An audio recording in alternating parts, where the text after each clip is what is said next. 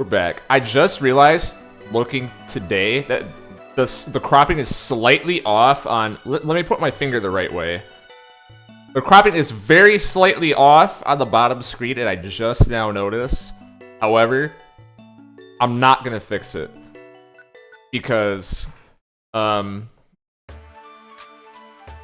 don't want to. So anyways, we're back.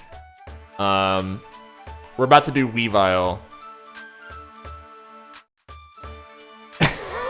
Emerged and ruined.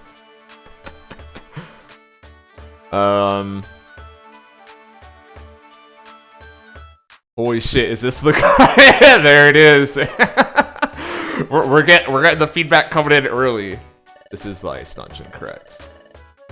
Change the cropping on my playthrough every second stream, TBH. Yeah, it's I don't know what it is about Melon DS here, but it's difficult for me to get it right. Okay. Take those. I know, magically it's always wrong somehow.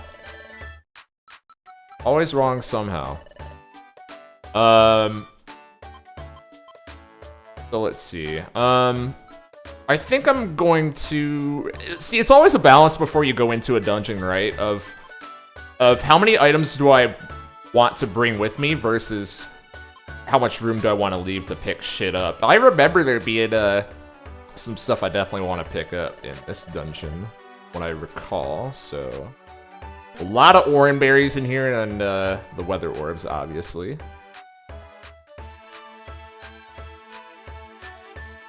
Dev cheats by knowing the dungeon in advance. I don't have a response to that. Oh, right. This message.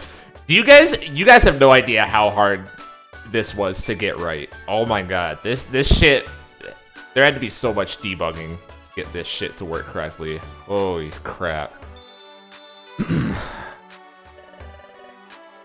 That was annoying as hell.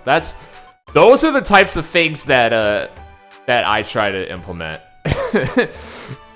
You know, I just go for the bare necessities. Yeah, exactly. The union all shit. Just digging through all the nonsense that they have. It's I mean, it's I don't know. I figured it out decently well eventually. You know, by the end of the game, I feel like it didn't take very long for me to just say, oh, well, it's probably at this part in Union All, stuff like that.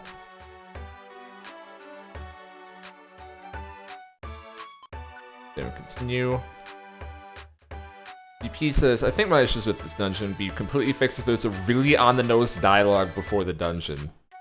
I've been thinking about this exact thing too, BP, especially going through the game, where I also think, as much as I personally hate that design decision, I personally dislike it, but sometimes I think maybe that would make the experience for the average player better. I think the reason why I'm so violently against it is, one, I like games that don't do that, and I'm very impressed by them. You know what I mean? I like games with very minimal tutorialization and minimal interruption, and they let you figure it out, but they lead you to it. So I wanted to challenge myself to do that. So that's one. Two, I'm of the age where I grew up during the 7th gen of games, right? If anyone knows anything about games on the PS3, 360, Wii era, that was the age of tutorials that never ended. So I kind of grew up hating tutorials, and I guess that's stuck with me over the years.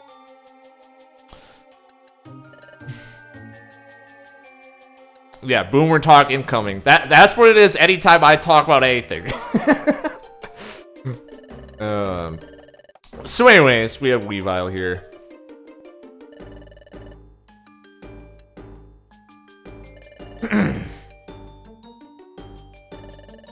Boomer talk grew up with the Wii. That shit was fucking 15 years ago or whatever. Was it? Was it more than that?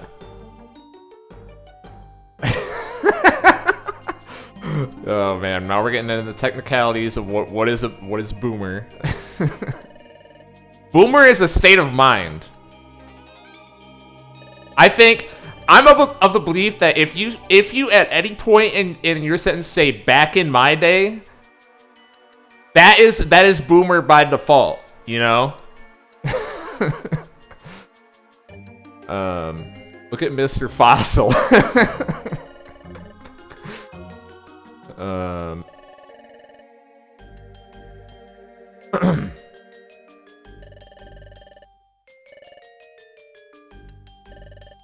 So I already talked a lot about all the ideas in this intro cutscene last stream. I know there's one thing that I'm forgetting, but it was at some point, there was a thought in my mind like, oh, I forgot to talk about that, but now I don't remember what it is, so must not have been that important. Or maybe it was and I forgot, I don't know.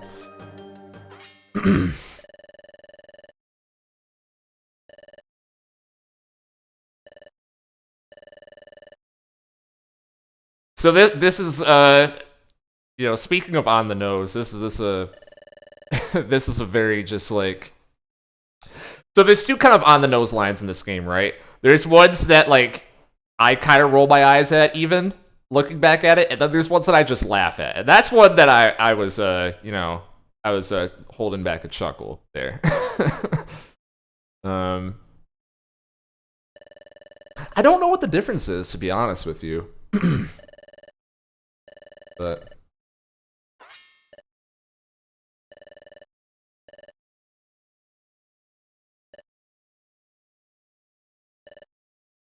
might want to talk about Weavile. That happened last stream. There's gonna be more of that once we get to the hideout cutscene. Yeah. I didn't name my teammate disrespectful. What can I say? I am a disrespectful, disrespectful, Pokemon Mystery Dungeon player.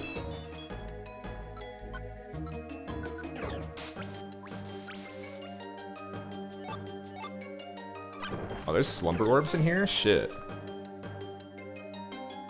Okay, yeah. That's all you have. So, little dungeon thing, everyone knows the, get rid of that fucking garbage. Fuck multi-hit moves. I hate them. We want to, talk a little bit about how, Breland was implemented as an ally in the dungeon and whatever. We wanted to have all three of them feel a little bit different, and the other one besides Weavile being Grovile, of course. Oh, good old Castform. What's he about to learn? Torment. I might want to learn that. I've been thinking if that's going to be a good move in this game or not. You know what I mean? I've been wondering if it's a good move, because there's sometimes that I feel like I would want to use it. But is that enough to carry it around all game just for like 2 boss fights, you know what I mean? So it's tough. It's tough. I might prefer it over Taunt. Might prefer it over Taunt.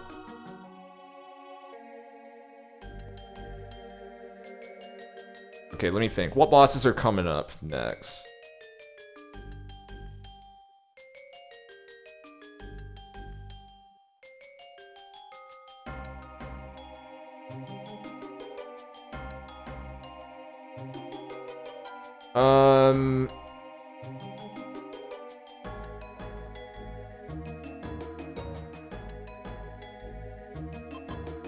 Yeah, I think the next time I'm thinking that I would want Taunt is like Team Charm, and that's a decent ways from now, so I'm probably good to get rid of it.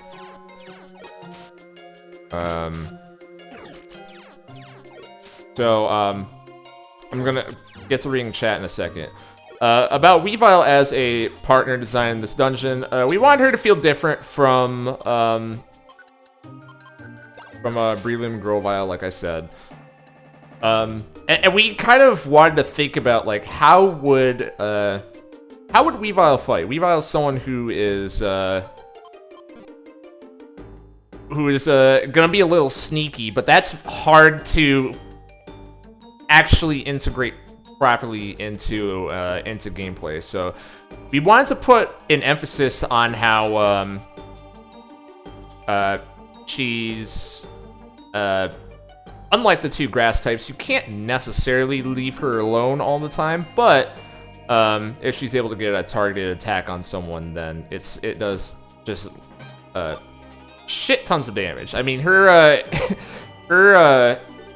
max rolls, and she has a lot of high crit rate moves and stuff like that. There's just a lot of, like, the number gets really high on the damage counter type stuff with her. Now, she's also got the range option as well. She's got Ice Shard. And the rest of the moves were to give her some coverage that just help out in this dungeon in particular. A little bit of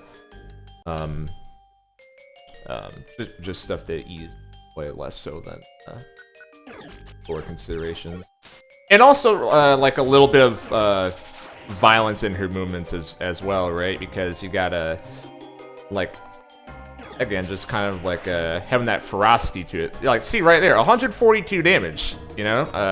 When she does get the attack off, look out for that one. So, I don't know. I mean, kind of basic when I think about it, but there was, when I say it out loud, rather, but there was thought that went into it. Since this came out, there's kind of been some, or rather, I've had some thoughts about, like, maybe other ways that you could do this type of moveset that I'm thinking of. Like, how could you emulate a like a stealthy type of kit? One other thing I want to point out, by the way, I'm not sure how many of y'all in chat noticed this, but notice how Weavile does not have the move Thief, and Drapion and Arbok do have that move. That is very much on purpose. And she does not have Thief in this dungeon either. That's not only for the final boss.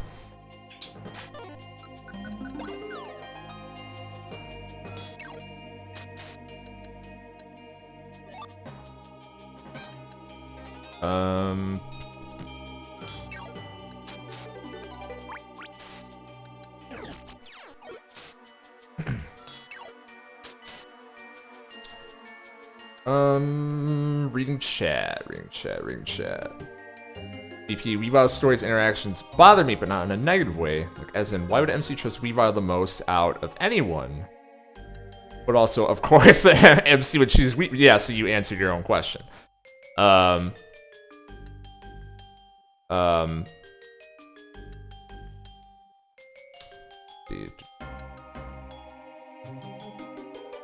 I remember using Weavile as sort of soft grind here. I planted myself in a dead end and let Weavile plug the hallway. Yeah, that's what we were talking about with, was that last stream or the one before? With, like, you can do the same thing with, Breloom, someone showed me in Mount Horn.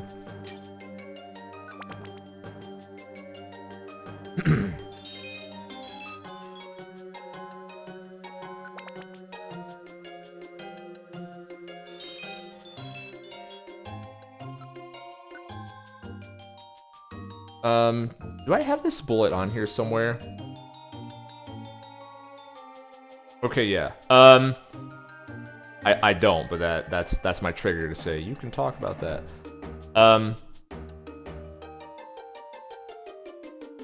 Let me the orb first. Do I want? I mean, sand. That doesn't. I'm not gonna choose sand first. So give me the sun.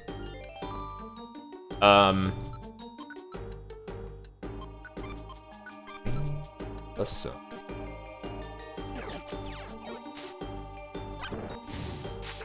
So when choosing some of these extra levels, right? I said before the idea was, oh, this is one thing I wanted to correct because I realized I said it, but that was wrong. Was that before for the Ant Plane segment, I said that the plan was always to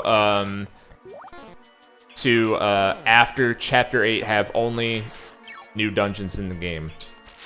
Well, that's not necessarily true, because we do use old dungeons during the dream sequence, and of course the game ends on the Trek Temporal Tower. Gonna talk more about that decision later, because that is one that was like thought through and on purpose. But yeah, I meant for like this part of the game in particular. Another thing, so the locations that we wanted to choose, we wanted to have all of them have some kind of like little loose tie-in to the Sky lore. Just because I think it's cool is kind of the answer, and I think it's something that can make it's just an easy way to make your world feel a little bit more lived in by kind of actually commenting on the map, right? I think it's easy enough when locations don't necessarily have close relationships to each other. You can just see it as, you know, dungeon number, whatever. I cannot tell what the weather is. I haven't been paying attention. I already used an orb at some point, right? Am I missing? I think I'm missing because he lowered my accuracy, not because of the weather. Okay.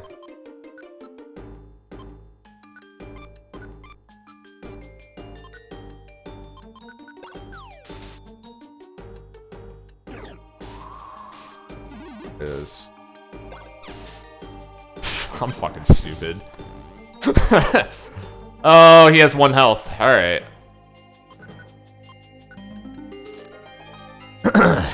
Well, that was almost epic. 196. Sheesh. All right.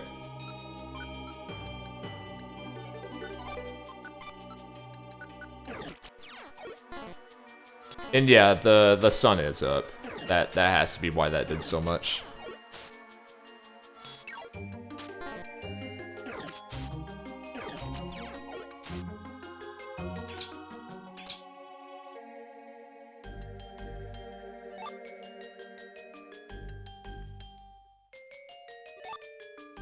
Seed. Orb. It shows in the menu. Does it? Oh my god, it does. What the fuck? I'm learning new things. I'm learning new things. Can use that. Did a shit ton. Did a shit ton. I'm gonna do this, and I'm gonna do that.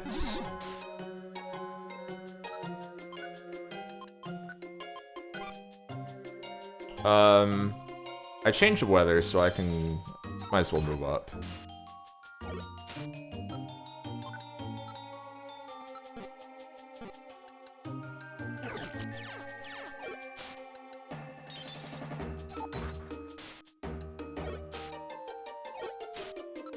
What? Oh, he got slowed. Okay.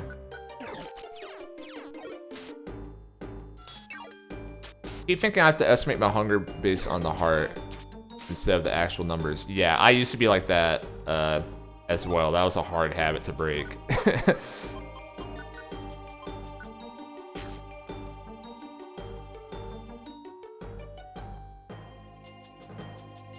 Am I winning? I am. I am so far.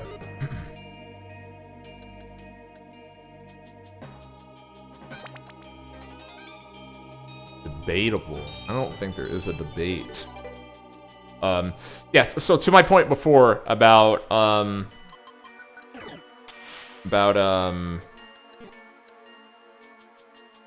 wanted to explicitly put the dungeons in kind of like adjacent places to locations in Sky.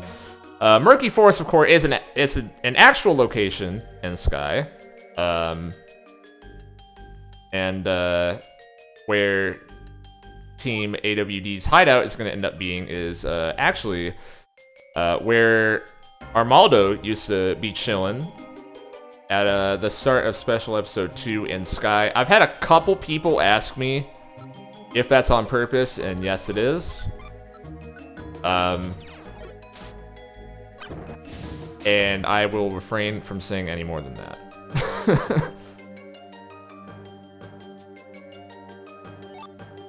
Drought Orb, nice. Kind of want to use it right now just so I can get some passive healing, but I don't think I need to.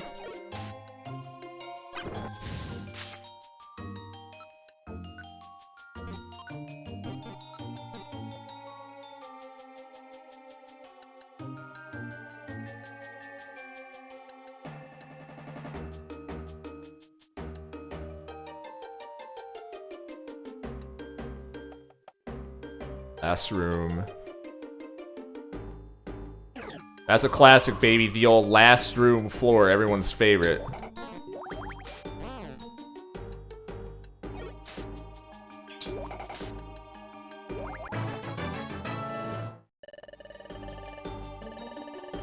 How's everyone doing this evening?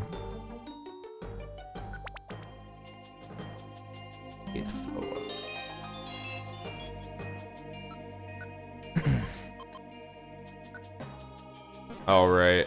Yeah, this is something that I meant to change. There's a Drought Orb and what's the other one? There's a like Rocky Orb in here.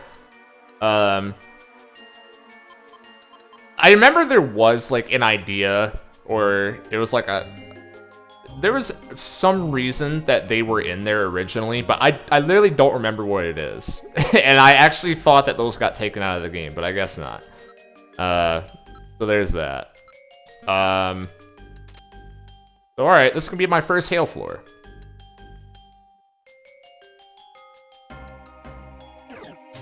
Uh-oh, we got Glaceon. The threat is here. I'm just gonna shoot and hopefully I get a hit. Damn. Tough.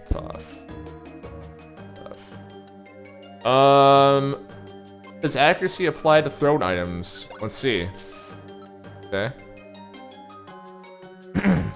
yeah, this is where it gets interesting for sure. It would be nice if I had a quick attack on this guy or something like that.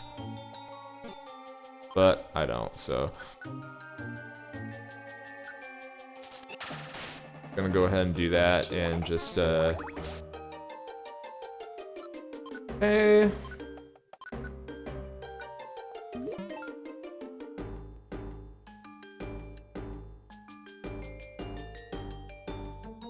Also, Ice, love to hear that. I'm a big nap person. I'm a nap truther.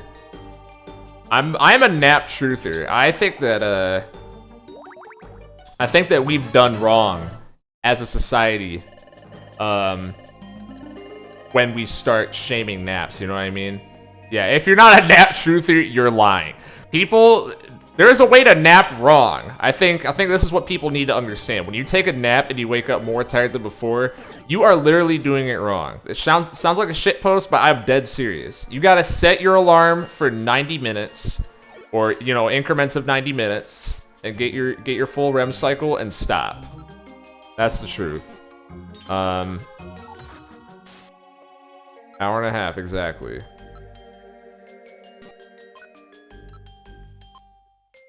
Parker, I hate to say it, but you're wrong. 113 big ones of Snover there.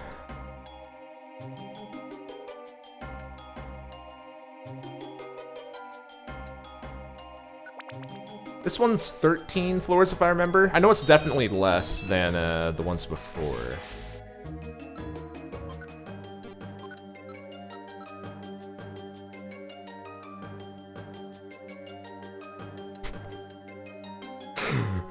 What do you mean I'm wrong? You're not my body.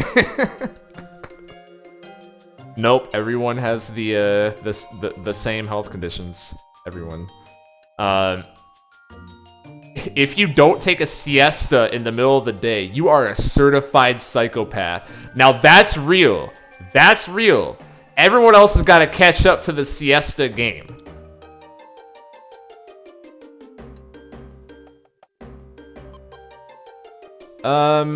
I think I'll heal here. I don't need to attack because cast form's gonna go after Weavile, and not getting any weather reprise. Maybe that's the bottom left there. That's gonna be a weather orb.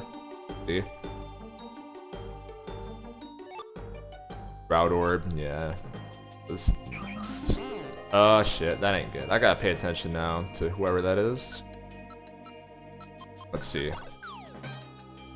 From downtown. Oh, he sniped across the whole damn room. Okay. I feel you. I want Weavile to take the lead, so I'm not gonna go any further than that. Oh shit, that ain't good actually. I kinda fucked up. I didn't expect that. Okay, let's see here. This could actually get bad.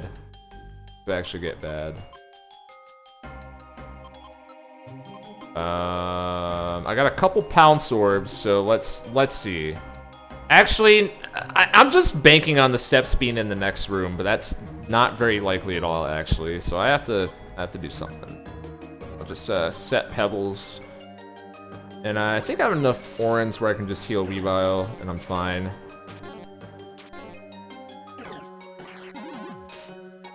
Okay. Okay, protect wore off there. He's slowed though. Now. Yep. Okay. College having a more flexible sleep schedule than high school is kind of criminal, TBH. Now I'm not gonna be ready when I have a real job. It's an adjustment.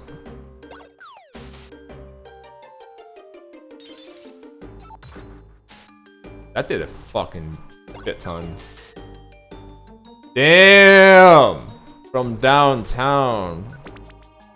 And the steps were in the next room, so I could have just fucking skipped that floor, but, you know the vibes. I should have went for that orb. Because what if that was a weather orb? Damn. Oh well. Even if it's not a weather orb, honestly, like, a lot of these shits are pretty good. Like, pounce orbs are, I think, incredibly good. That's just me.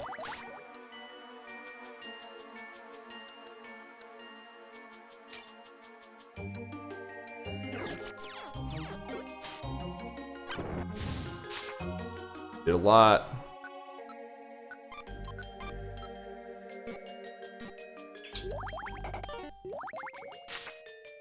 Fuck out of here. How do you make proper use of pounce orbs? Well, I think there's two main ways. One is, like, if the steps happen to be right there, you just kind of, you can just cheese past a couple enemies and get to the stairs early.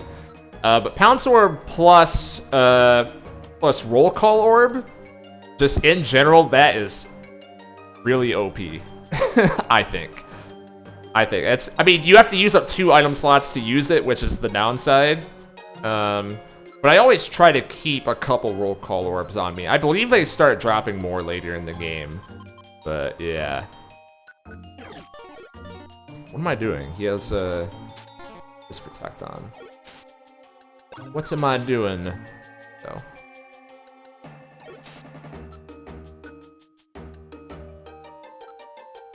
I know this guy has a way to put me to sleep. So I am going to do that. Item drop tables are fake information. They really are. Because if it's a good item, what you have to do is you automatically take whatever data the game gives you and just slash that spawn rate in half. Every time. Every time.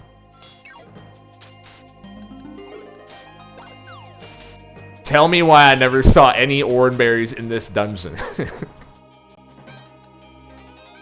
I don't know. Game hates you. Game hates you. Do I want that elixir? I don't really care. which is kind of wild to say because I don't have that many. I have 4. I think I'll be fine.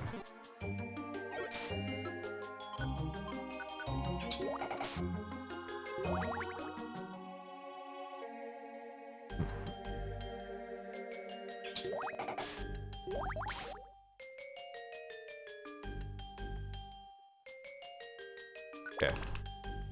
12th floor.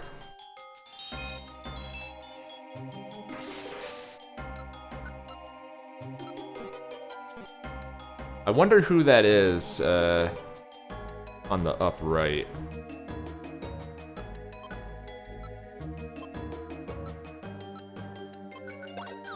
Running low on throwing items after last couple dungeons here.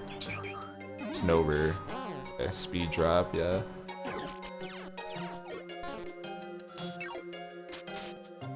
Get out of here.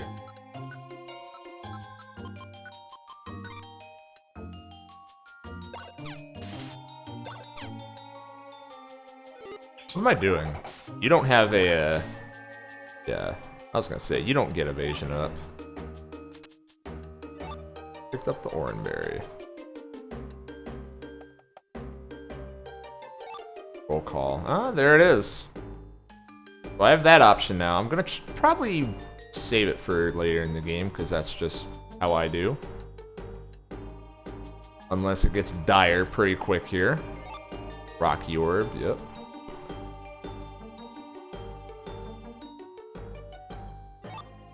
Sandy orb. 13.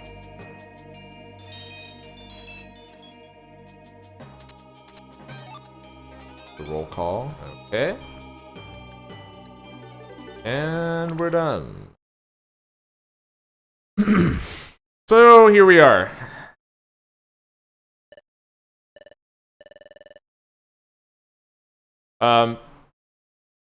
I don't know if I talked about this before, but we always try to do... I talked more about how it happens in like the meta-narrative sense and trying to like keep track of who's siding with what character, you know, who the player is more likely to be liking and not liking at a certain point in the game. We also try to throw these in there just as like these little like reassurance lines of like, hey, just so you know, the devs don't hate you. That we acknowledge that it's a tricky level and whatever. I think it's been the past couple levels. There's at least one offhand line where someone can be like, "Well, yeah, that really was a tough level," or whatever, if they think it is. Because to me, that's just an all-win situation. Because if you think it's easy and then they say I think that's just kind of like a who cares. But if it's hard and they say that, then it's like you feel validated. You know, because it's much better than the alternative of, you know, thinking the devs are assholes. Because again, you don't get the benefit of the doubt when you're making a ROM hack, right, or a fan game. People just assume that you're fucking evil and hate the player. So we have to prove otherwise.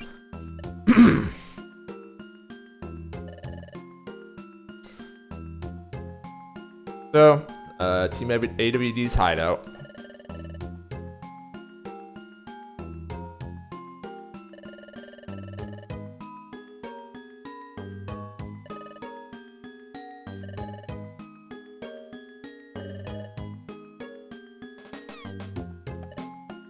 How to break my soul.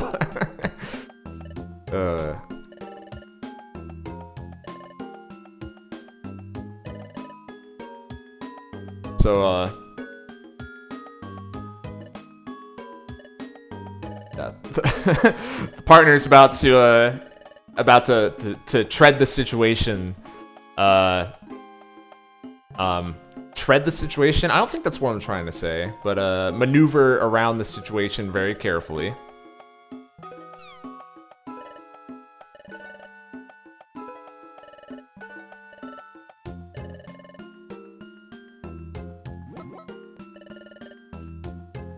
Tread lightly, yes, that's what I was trying to say. Thank you.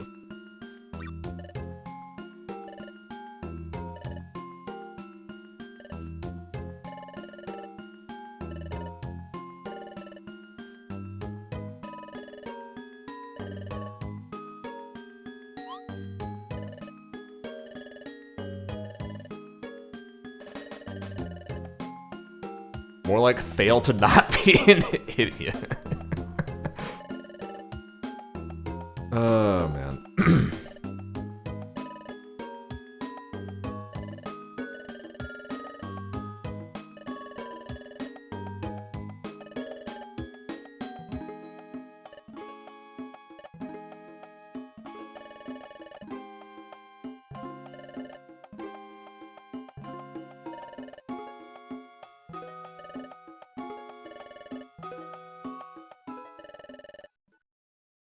Music fades out. We're still doing that shit. What's the difference between a thief and a treasure hunter? This is where I start to really like the scene. By the way, I didn't say this last stream, I don't think, but this is my favorite scene in the game. Definitely the right. I don't know if it's like the necessarily the most important one in the game. I wouldn't say that. You know, there's a lot of other scenes you could point at for something like that, but just writing it and especially seeing the response to this in general, I think has been really interesting. And I have like 10 bullets here, so I'm going to talk about this for a while once the scene gets closer to being done. But you know, I just like how for this line in particular, a lot of people will. I guess this leads into me talking about using text boxes, I guess, because I haven't brought that up yet.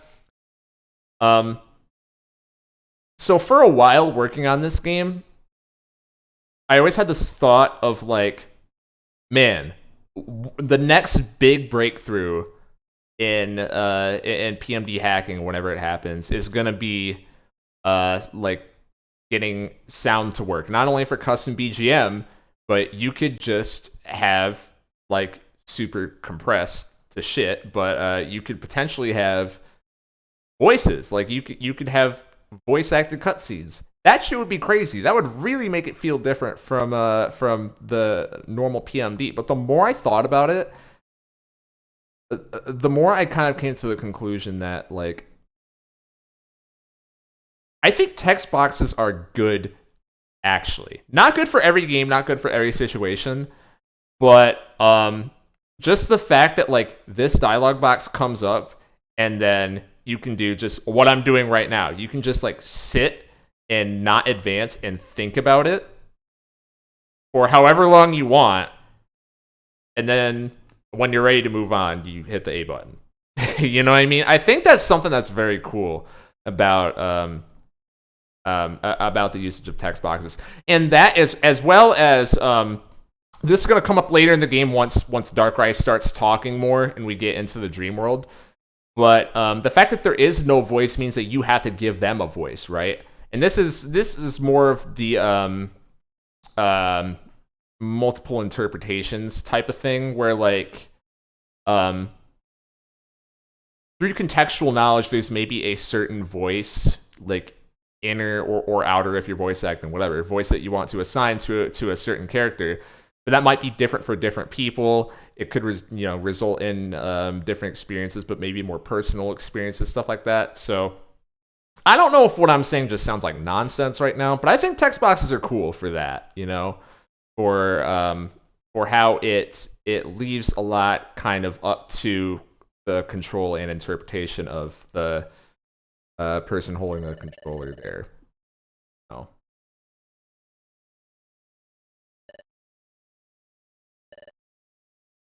Weevil's very blunt. Very blunt. Wrong. Try again.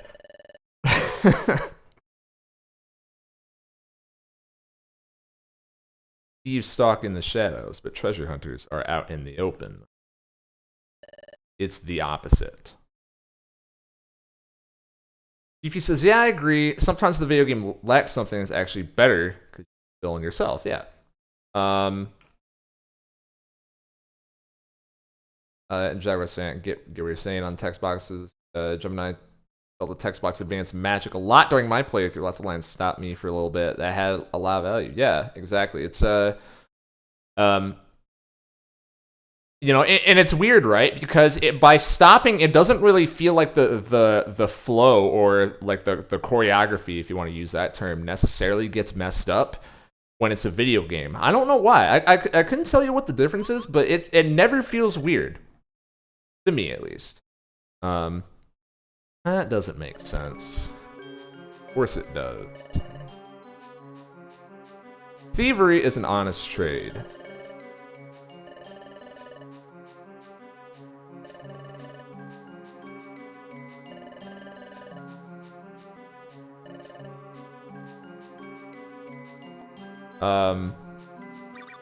I remember what I wanted to say earlier now that I said I forgot. So, Team AWD is this backstory is all made up. This is not canon to Explorers of Sky. This is one spot where we care a lot about tying stuff to establish lore in this game, like even down to like little tiny stupid details a lot of the time. This is one of the few times where we kind of break the rule a little bit and kind of switch things around just to make it more interesting. Like, we start with what the idea of Team AWD is and less so of the actual established details in Sky. Because, you know, AWD, let's be honest, they're very, very minor, basically do-nothing characters in the original game. Where they're most present is how they're portrayed as opposed to Team Charm, and I think that's what most people remember them for. It's not the only time they actually appear in Vanilla Sky. They're also just kind of like roaming NPCs that occasionally appear every once in a while and blah, blah, blah. So this is something where back to the thing about dichotomies discussed at the end of last stream. We just saw that opportunity, and like, we know we're putting Team Charm in, so we made all this shit up essentially. But I don't know. We thought it was more interesting, for sure. And yeah, and like Gemini is saying, it's stuff that, like, if you really want to stretch a little, you could tie it into Sky as well. Like, we try to keep it reasonable and something that like fits the tone, the idea of the characters, you know.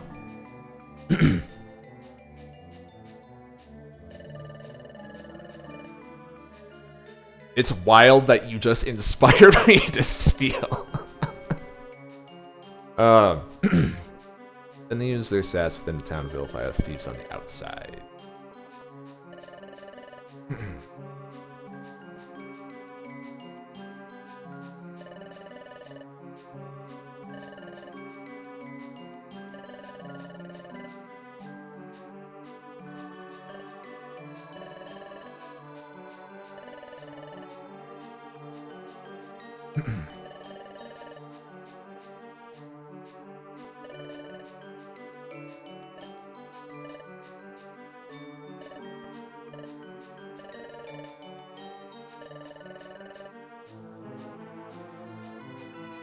By the way,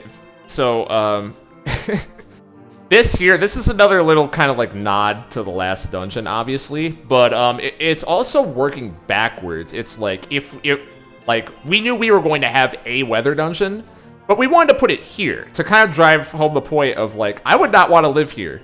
You know, that's what, like, after this line, that's what we want people to think, like, yeah, that would be kind of shitty having to you know, go through that dungeon every time you leave your house or whatever. So I don't know if that's a thought that anyone seriously had, but just kind of wanted to throw that in. A particular sticking point there, and then it gets elaborated on here.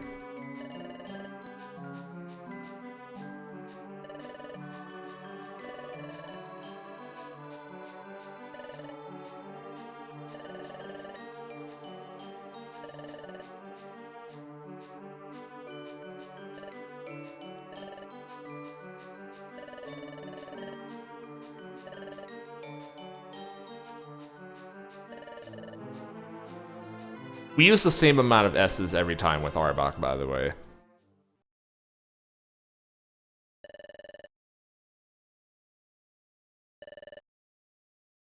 Yeah, so this line here, she's gonna say a couple more things before the music goes back in. But what I just have written down is so we all know how Team AWD ends up, right? Through the rest of this game. So you know that Weavile is in the plot, kind of her mission here is to do the deed and do some gaslighting, right? Do some gaslighting on someone with a vulnerable psyche and put some thoughts in their head.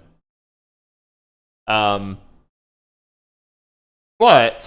at the same time, because of how Weavile in particular is going to end up, we also wanted to have moments like this, right? Where and this, you know, you might notice this happens with a lot of characters in this game, where you have a dishonest narrator, but for some of these lines, how much dishonesty is there, right? And it's left kind of ambiguous, right? Over you know, is this her actually getting mad, or is this still just like an extended part of the gaslighting procedure, right? And I'm not going to point out every other time it happens, because to me that kind of bleeds into explaining the scene and explaining away the themes of the game and stuff like that. But wanted to point out that one in particular, just because I think it's blatant, one of the more obvious examples. So.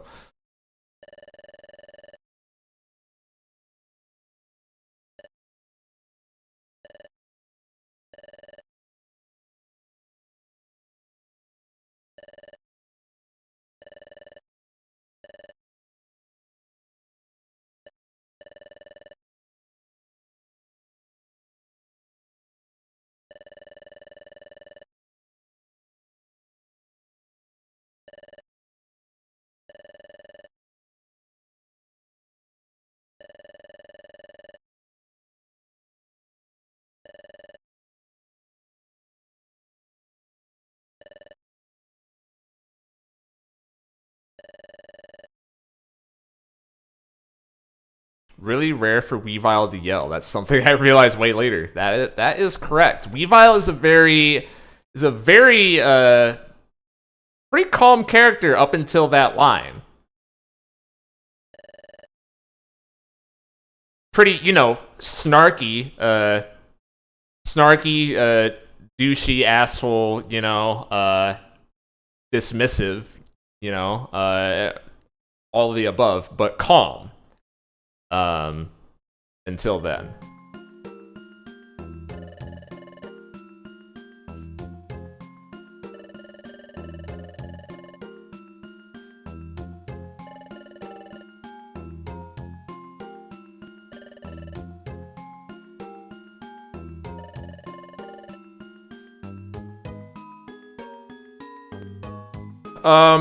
So this slide here, this is the part you were all dreading when you start to hear me talk about this.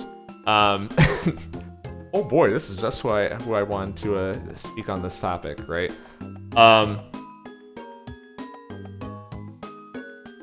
So here's the thing. Again, I'm trying so hard to not just explain everything that went into directly making this scene, but something that I hope got across with Team AWD. Let me start by saying with this, actually. I've seen other people play this game, and usually when they get to this scene, there is some moment where something will be said like, "This is a clear allegory for XYZ thing." And to me, what's funny is everyone that says this is a clear allegory for this, that this is a different thing. You know what I mean? So knowing what we know about the end of the game is that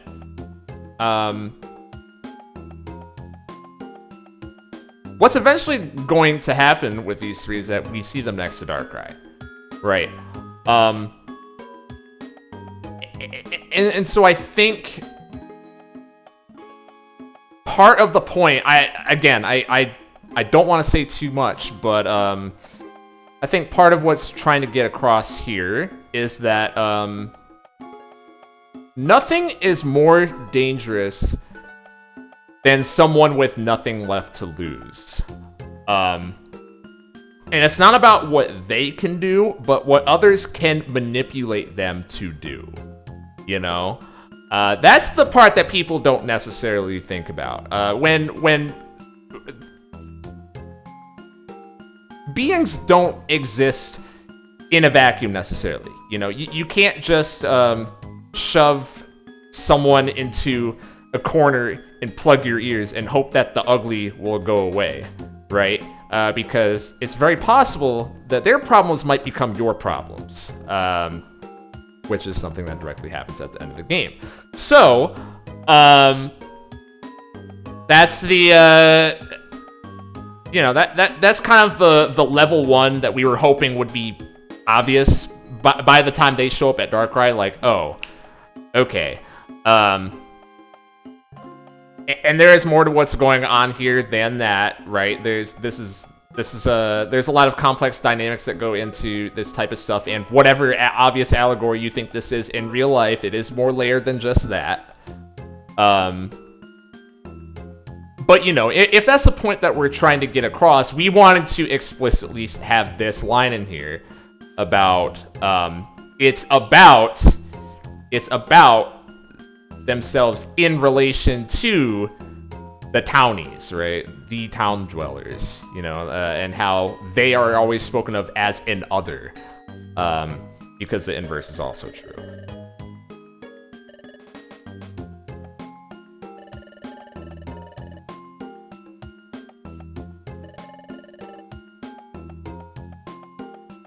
And then we get that line.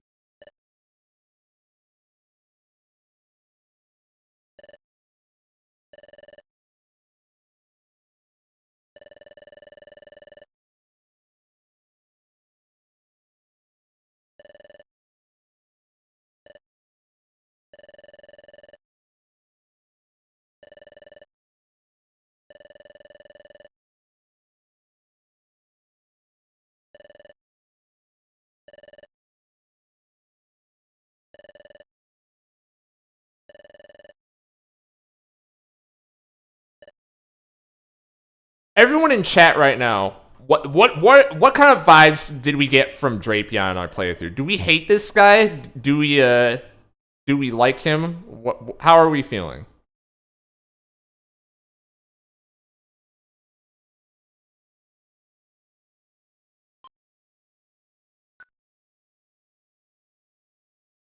Drapion doesn't get many lines in this game, but I think the ones that are there are pretty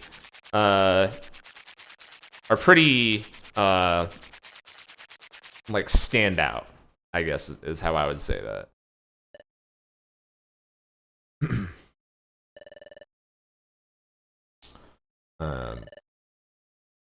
Oh, now we got a bed scene again.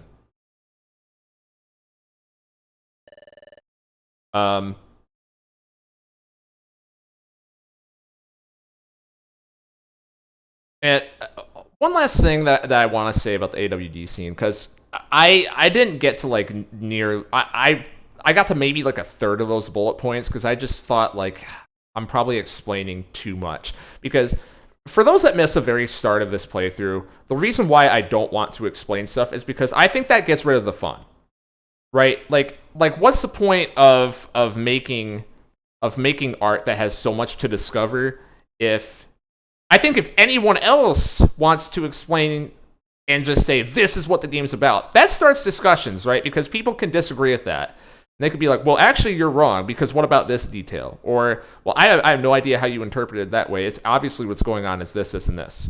But if I say it, I made the game. So people get this idea of like, oh, well, if that was the creator's intent, then that has to be the only meaning. So I'm trying to be very careful with what I say. I could talk about like my personal thoughts on like the actual real world event that directly inspired that scene. It's a very impactful um, moment in my life and whatever. I could talk about that for like a half hour straight easily. But I don't think it matters because I think the ideas are still there, right? There are certain ideas that are evoked by that scene, and it's enough to make people pause and think about that stuff. And this is going to be a pattern, especially later on, but that's really what we wanted. More than having the player feel a certain way in terms of like we're trying to, as this goes along, we're talking a lot about the meta narrative and stuff. We are trying to follow how the player would naturally feel, more so than like guiding them to feel a certain way most of this game. And if we're trying to guide them to do anything, it's to feel in general, to have a couple really like raw moments, I suppose. And again, definitely more later on in the game, but this is kind of where it starts. That's raw. Thank you. But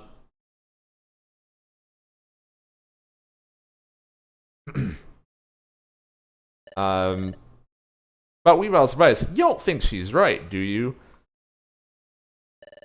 I don't know. and again, watching multiple people play this game, I've seen people say, obviously she is. Are you stupid? And obviously she isn't. Are you stupid? Which is to me that's just great. And that's the intention. That's the intention because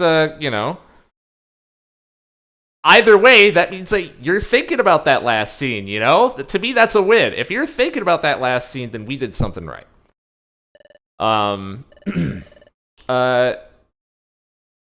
Gemini says from a while ago, makes me wonder how Weavile and Breland would have bounced off each other almost. Since arguably, Breland got kind of treated like crap by the town system too.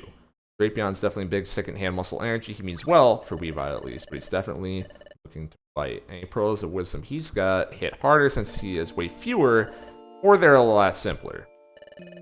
Drapion just has a strong sense of self, is all I can say. Can't really give a positive or negative judgment of him.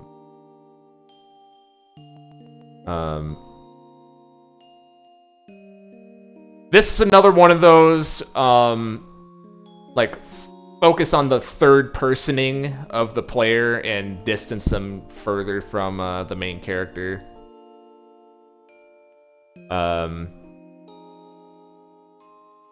Gemini says, always felt like the creator's view is just another angle. Maybe more informed one since they're intimately familiar with the story and characters, but I never thought that ended discussions. It was super interesting. If nothing else.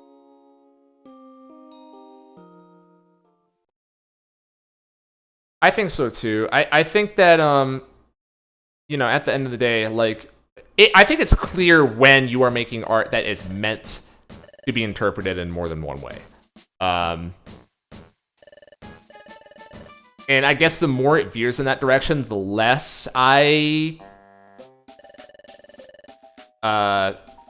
the more I am of the death of the author mindset, I guess, is how I want to word that. So, yeah. Anyways, we're here at Armaldo.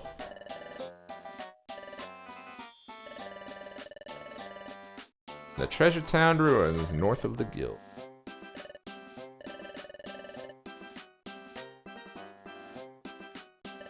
That's it. That's it.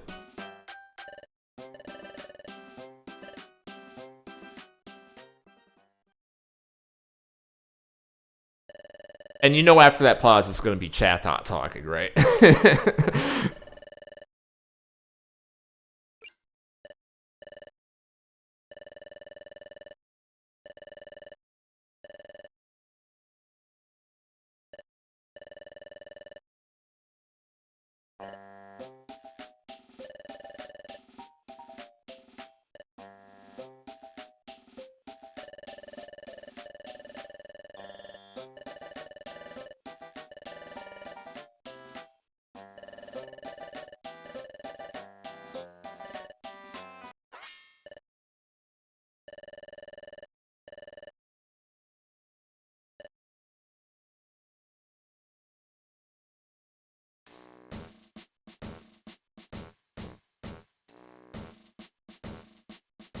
Classic Wigglytuff right there. Second music stop got me so hard.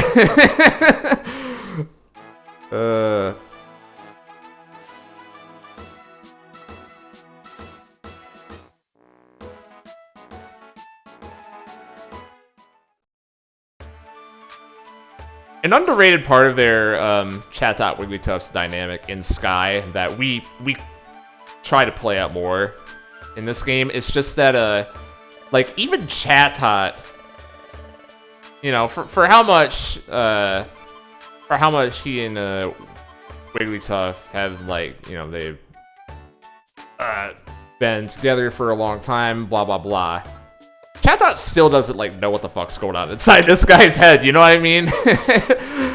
he just constantly, like, you know what? Fuck it, dude. It's just Wigglytuff. He's gonna do whatever he wants, and just gotta go with it. Yeah, if anyone knows that the music stopped, it's Wigglytuff. Exactly. He's the one that stopped the music, actually.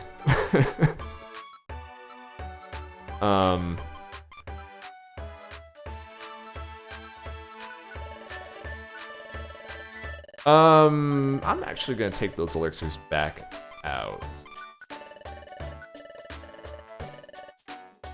Treasure Town Ruins coming up.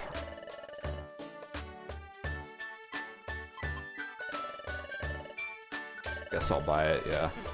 Why not? Got a whole bunch of money at this point. Nothing to spend it on, really. I'm waiting for a good TM. Waiting for a good TM.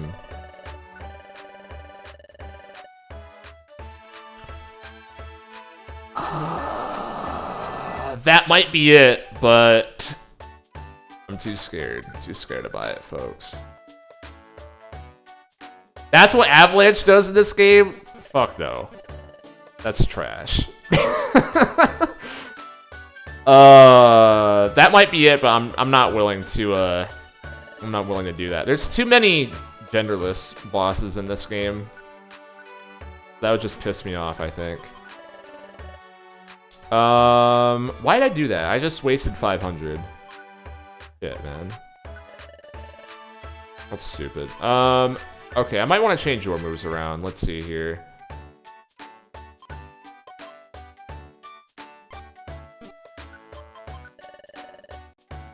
How many PP does Ember have in this game?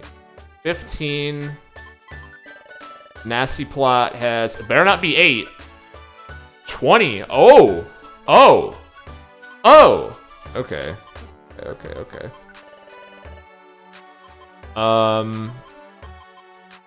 Okay, let's do that then. Any special defense walls are gonna fuck me up. Which is it's the sad truth. I'm gonna have to, you know, I'm gonna have to cope with that for sure. It's a sad truth. But I'm gonna have to do it. We're gonna have to run Nasty Plot plus Ember, I'm thinking. And Flame Wheel. We're running 3 Fire Move, Chimchar. Which is, might get a little dicey. I'm trying to think. Because this is a bug dungeon coming up here, so not a problem. Then after that, we've got... not a monotype. Ground. Poison. Ghost, Dark. So I'm good, I think.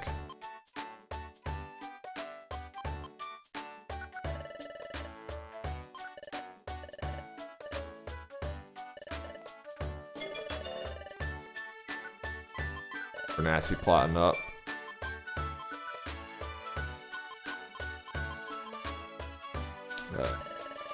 Stretch. BP, I'm hearing a lot of hater talk in the chat right now.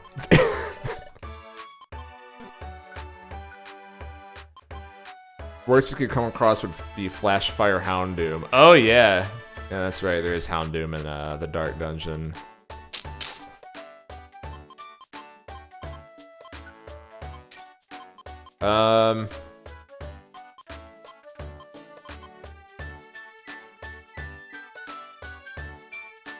I kind of don't like Torment. I kind of don't like Torment because because, like, that means they have to use the move first. So maybe I do want Taunt instead. Shit, dude.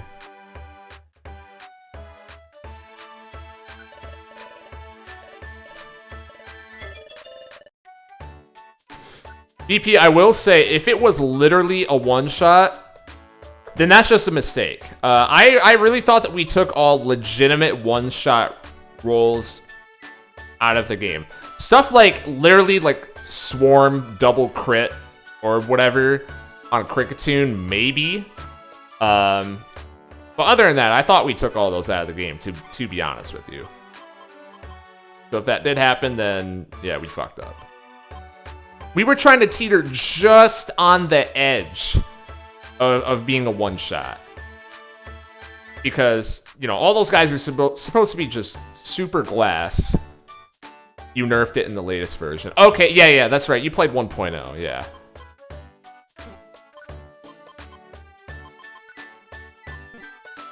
It all makes sense now. Yeah, we're running three... We're running 3 Fire Chimchar. I guess we'll see how it goes. I'm a little nervous about that. But we'll see. I almost want Taunt plus Torment. Maybe I'll try that another time. I kind of just want to start the dungeon at this point. I'm trying to think, what moves does Chimchar get later?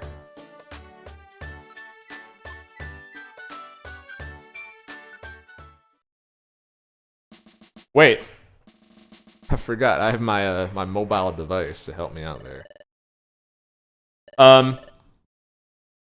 This level here, Treasure Town Ruins. Bum, bum, bum,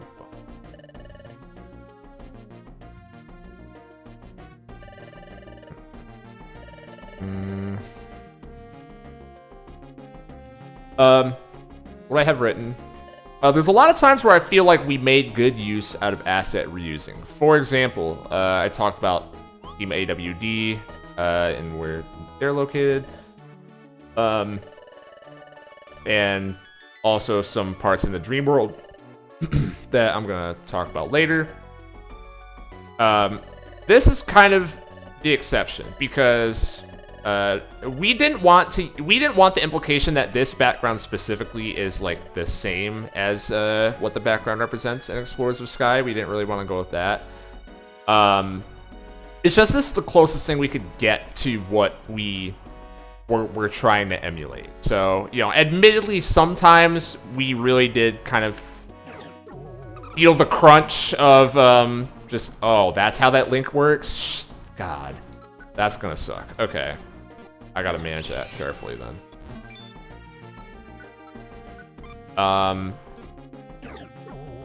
But yeah, we try to make the best of it, but one of those times where we were not specifically trying to do that.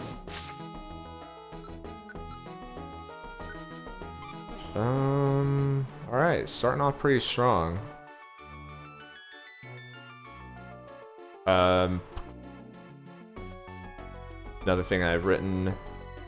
We wanted Armaldo to be deep in some place where everyone would leave him alone.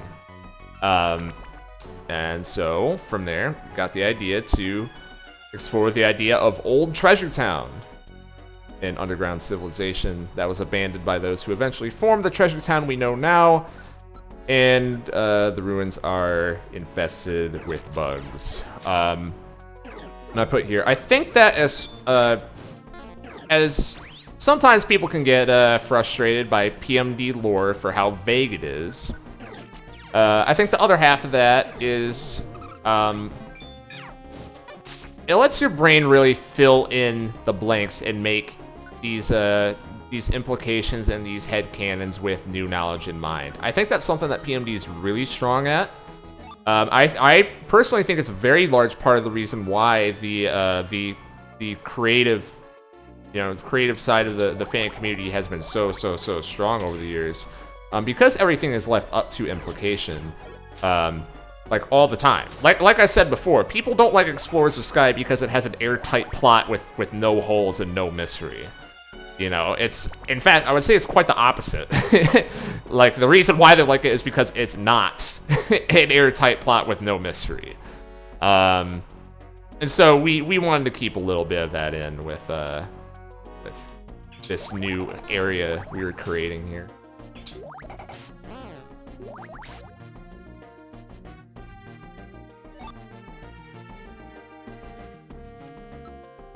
Imagine if it was just Pokemon Dungeon. Exactly! That shit would be ass. See, you get it. Shit would be ass. No one wants to play Pokemon Dungeon without the mystery. I don't have Growl Rocks. That's interesting. Come on, hit him.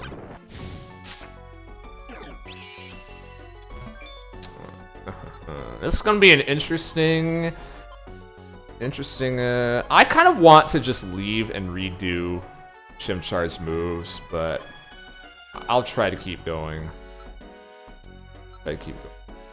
Actually, it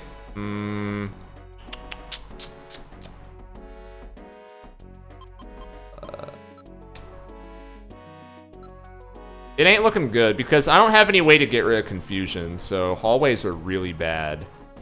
Really bad. Okay, let's do this.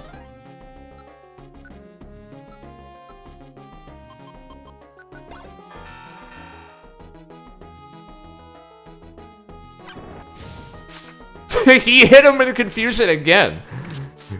Actually hit the correct person while confused. Folks, tell me you have ever seen a luckier player in your life.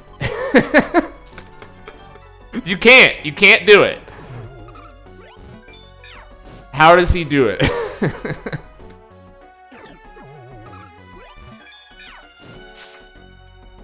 I got rewarded for making that goat play eating the warp seed. I think that's what happened. Get over here.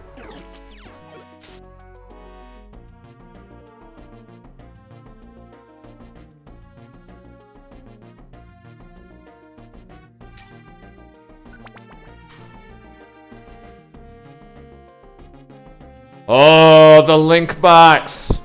Oh my goodness, this is my chance. This is my chance. To do what? I don't know. Maybe Chimchar learns another move in this dungeon. Oh, fuck. Okay. I'm gonna do that just to hit Volbeat, because I think I'm gonna have to fight him. Well, I am gonna have to fight him, but I think I'm at the 2v1. Thankfully, I don't. Wow. Never mind. Chimchar does shit tons of damage. Okay. Alright, I'm cool with that. I'm cool with that.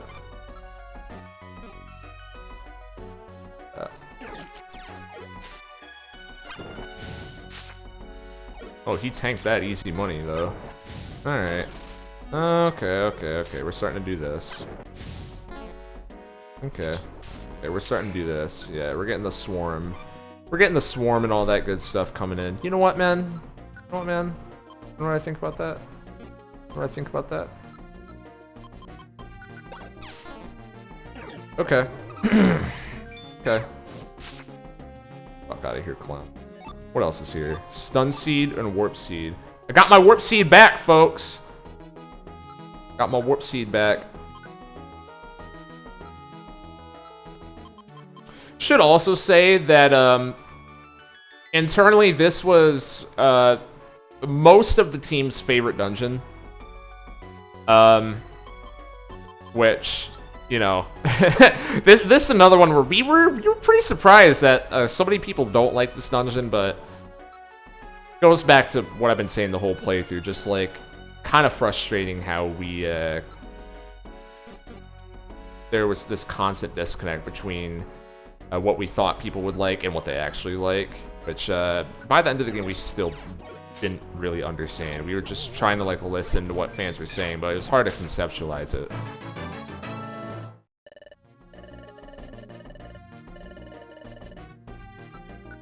But regardless, I think this one's fun. We'll see what I think by the end. But I do remember it being fun. Kricketune gonna get fucking smoked here. Goodbye.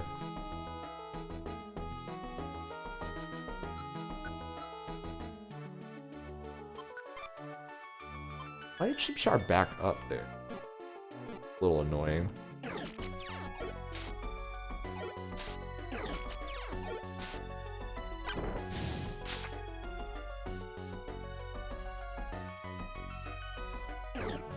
Alright.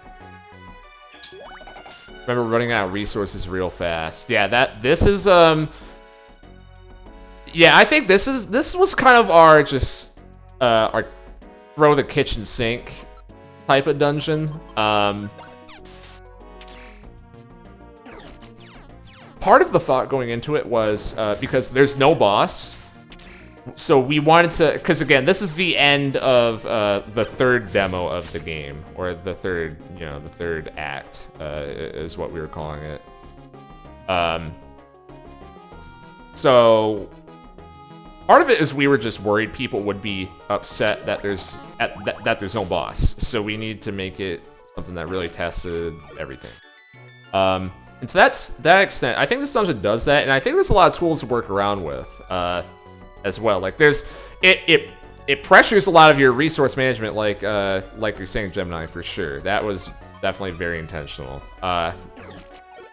Something that I probably should have done is brought Elekid with me. What am I doing? Where is Elekid? I forgot all about him. But you have the chance to do that and get some teammates in here if you want. And this is after the last couple dungeons, like really showing you the power of stuff like throwing items. So giving you the opportunity to really. There's a lot of like these rooms are big, if you notice. So there's a lot of opportunity to make use of throwing items, like the past couple. I think there's a decent, like, healthy balance of different stuff in the spawn table here. It doesn't really trend one way or the other, so you can play it differently depending on what you bring. And I think the enemies all have their little quirks as well, which sometimes we get a little homogenous in these dungeons because we're trying to go for a certain idea. But I think this is just a generalized dungeon. And like I said before, this is also one of the, along with Mount Horn, and a couple others later, too. Just, you kill them quick, they kill you quick type of thing, which I do think generally is the most fun to play. Using that very broad strokes approach.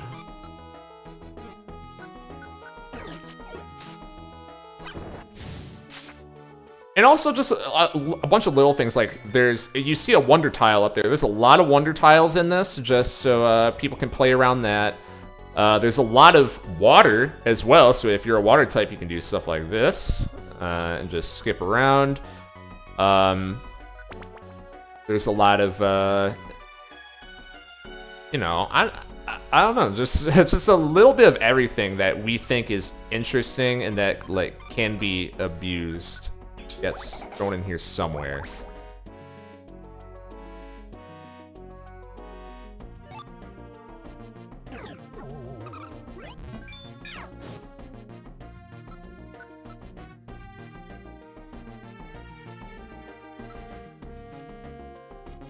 I'll keep that on it.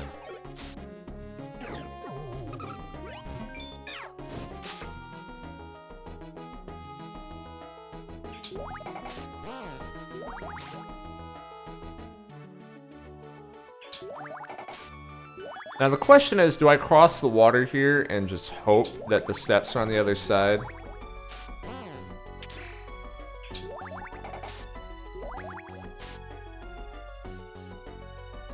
I will not, actually. Got Ariados.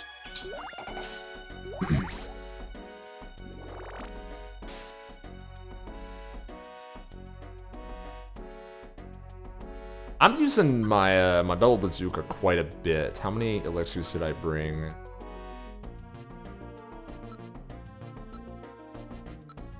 Not too many. I guess I'll Guess I'll save. Save a little bit of PowerPoints.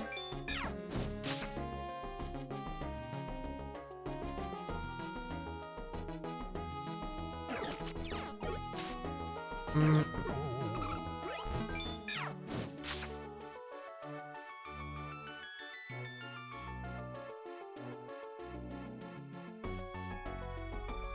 guess another thing to say, while there's a little bit of downtime, in chat, were you caught off guard by there being a monster house here?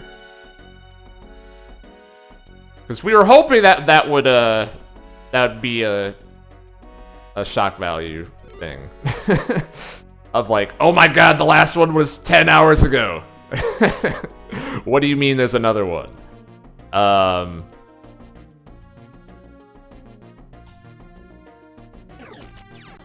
was caught off guard, but it wasn't an issue. Perfect. That's the goal.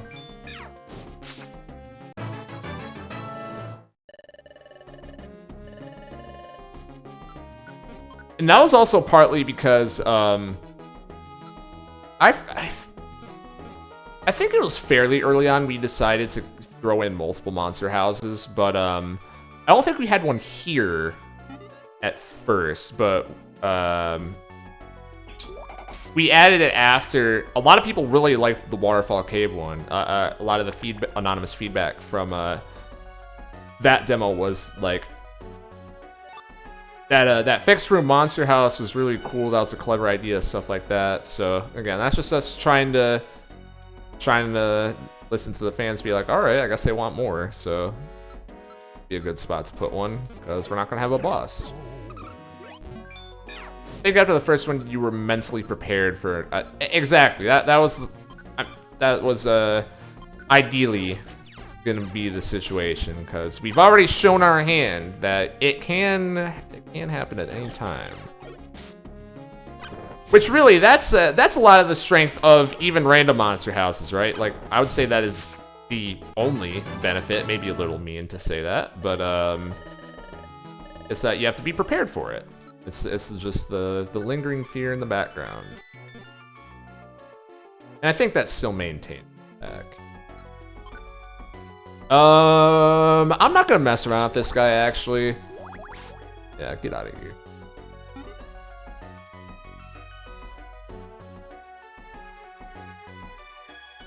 Getting hungry already.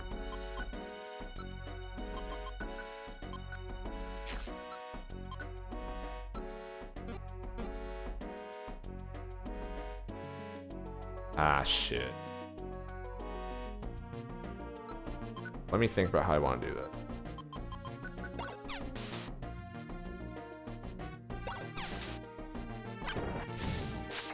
Too easy. Too easy. Oh, shit. I messed up. Alright, you got solo Ariados.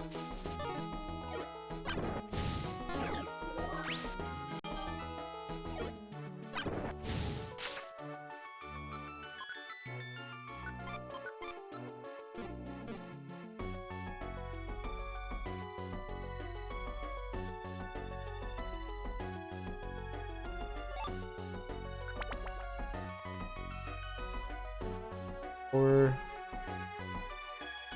this one I think's 15 probably before the midpoint. We really like that number is why I say that. It's like we started at 15 and then kind of adjust accordingly. Like the amount of floors per dungeon escalates throughout the game, but in terms of like our median to the start of the game, like what should an average dungeon be? 15 was kind of our magic number there before a midpoint, of course.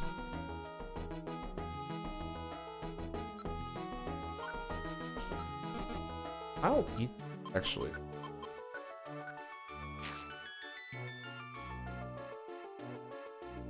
Just long enough to make resource allocation matter, but not long enough for people to get bored, hopefully. Damn. I don't want the zinc band that bad. I answered my own question. I don't want it. I don't want it. I don't have the will to win. like that. Oh my god. You know what? Good. Good. Game good for not letting that go off. Game good.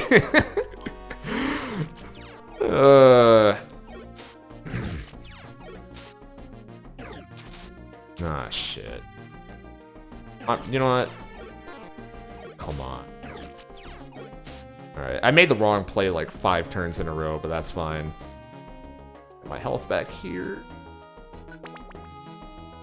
11. Another part of, like, going back to the point of this implementing kind of every skill. We wanted the floors to be big as well. Just because I do think that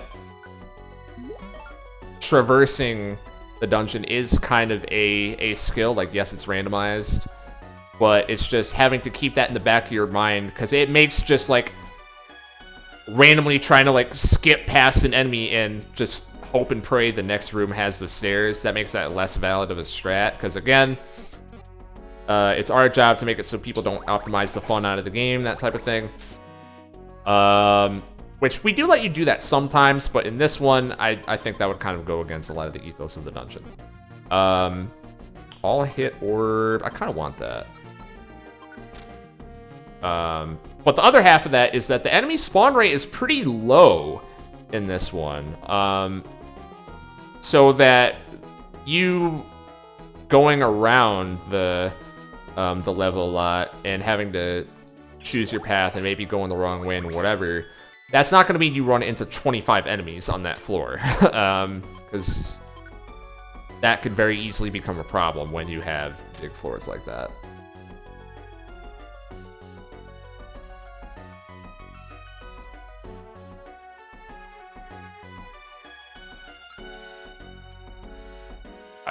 I want to... No, I don't. I guess I'll take it just to sell later. I was thinking, like, do I want to give that to the Chimchar instead of the Zinc Band? But no, I don't. I don't. Give me the special defense all day. Every day.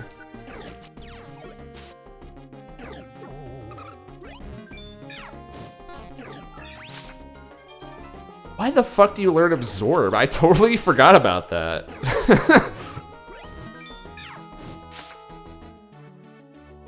Why does the butterfly learn Absorb? Can any biologist in the chat tell me why? Tell me why they did that?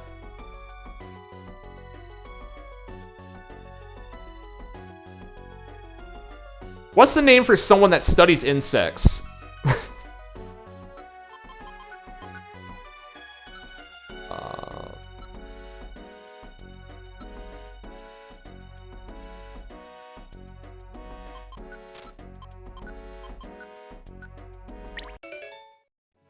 Hey, there we go. Got an IQ scope that not gonna use. Because that doesn't do anything for me. Because they suck up nectar with their proboscis. I hope I'm saying that right. Entomology. Entomologist, okay. We're learning stuff on the stream.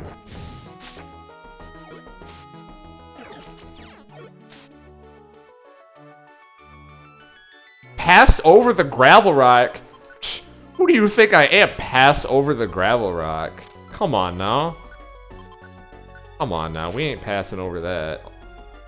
Fuck. Pass over the gravel rock. Who do you think I am?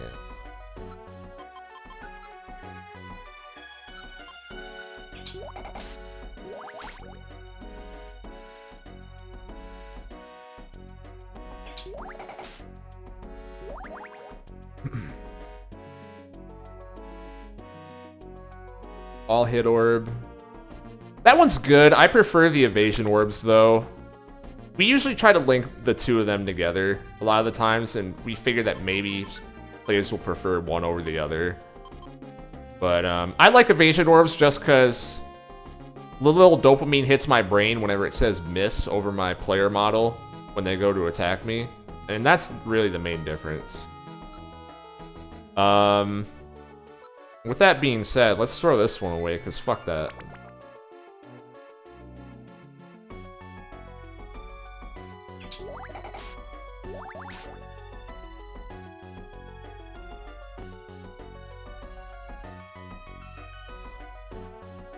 The one-shot orb.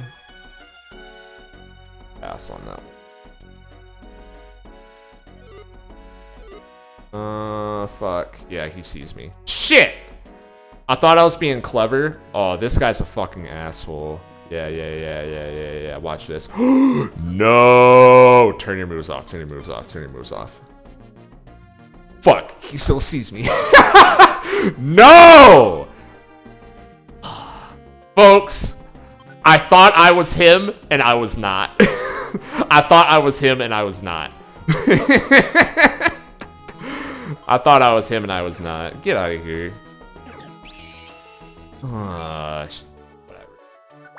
Gives a fuck. Alright. 16th floor. Oh, man.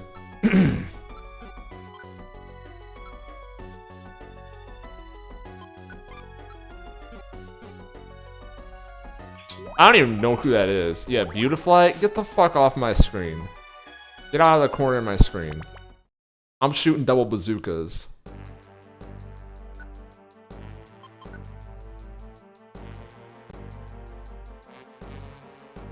Your bad habit was to hang on to orbs for random monster houses not in the game, and bosses, they fail. Yeah.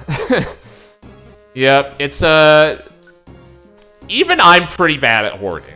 You know, I think it's natural for people to hoard in item hoard in these types of games, especially because the resource allocation is a part of the game and a part of this dungeon especially. But we try to like drop enough. What I thought was that if we drop enough stuff, it'll get to the point where you have to like pass over like, oh, look at this good item I can't pick up. Look at this good item. I have no space for it in my inventory. Look at this good item. We thought that would be enough to encourage people to like, okay, maybe I can use one of my good items here because I'm gonna pick up another good one.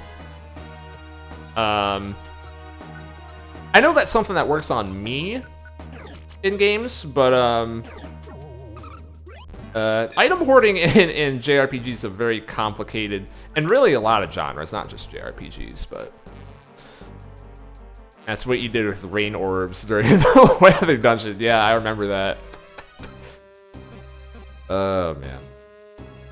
Good time. Build a spike.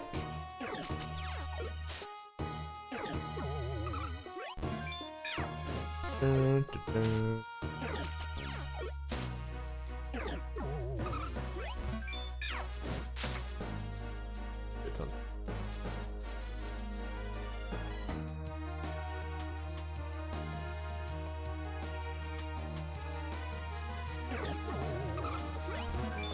Shimcha, what do you do?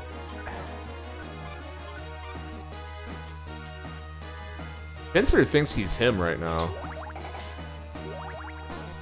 I don't know what he's looking at.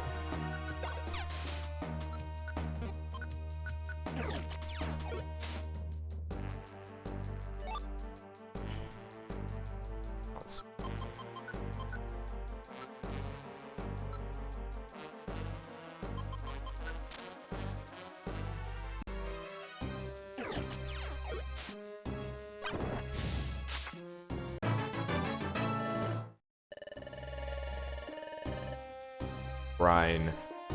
Yep, I'm gonna learn that. I'm gonna learn that for sure. Growl is very good, folks. Don't get it twisted. Growl is very good. And it's gonna be real interesting trying to manage my PP now that I did that in this dungeon. But Brine is just too good. It's too good.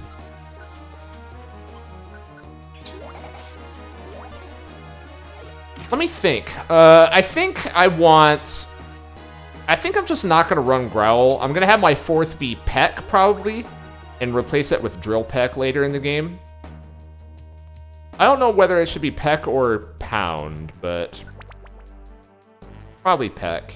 It's just nice to be able to hit grasses and fighting types, I guess. Green. That would just be the Cell. If I were to pick it up. I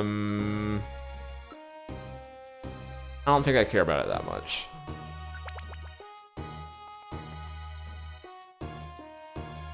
This is quickly turning into a double, just all special attacker build. I'm kind of worried. Kind of worried. Because I know we do have some enemies that are skewed more towards physical or special defense.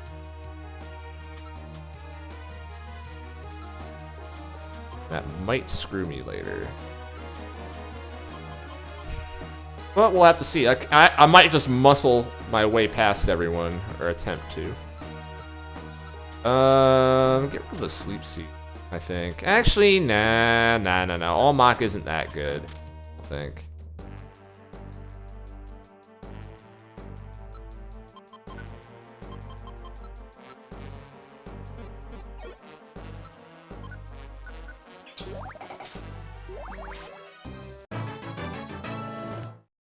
Yeah, Growl would be quite good for the monster house, but I'm thinking if I'm lucky, I can just pound sword my way through it. So might not even have to worry about that. That was stupid.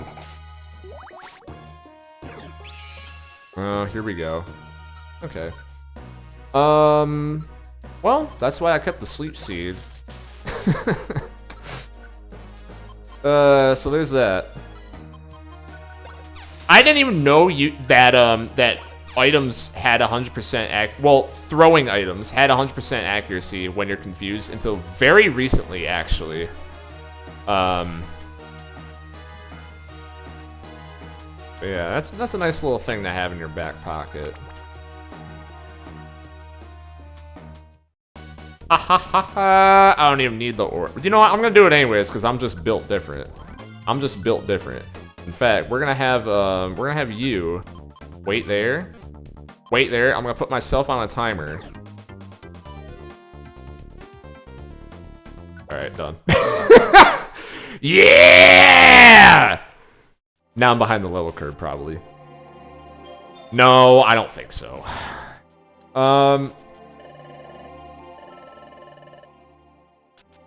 Again, I can see why they built the new treasure town far away from here. Little thing can draw implications from. So here's Armaldo.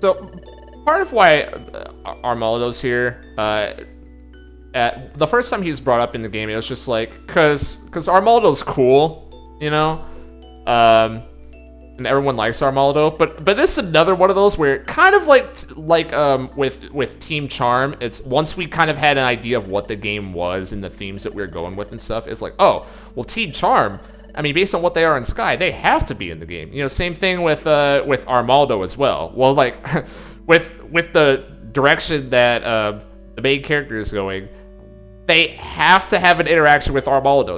That's so obvious. That's a slam dunk. Like, the game just sets that up for us. that type of thing. It's just so obvious.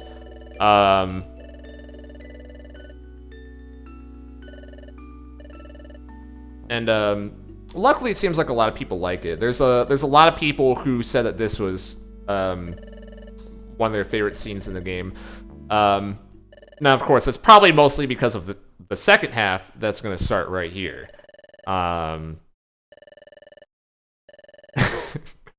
The reason why, ... and you just don't want to hit the A button, because you know he's going to say some fuck shit in that next text box. you know the main character's about to say some fuck shit. And he does.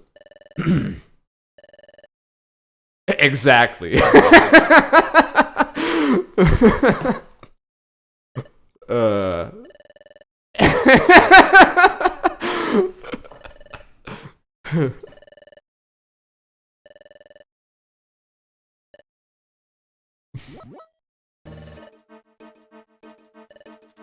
And then we play the boss theme because at this point we wanted to kind of like, the boss was already the monster house, so we kind of played our hand already, but we wanted people to piss their pants and be like, oh my god, there's gonna be 2 bosses in a row.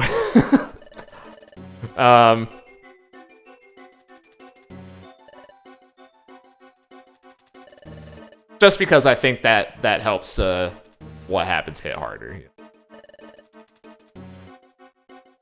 It's, again, all 3 axes always have to hit.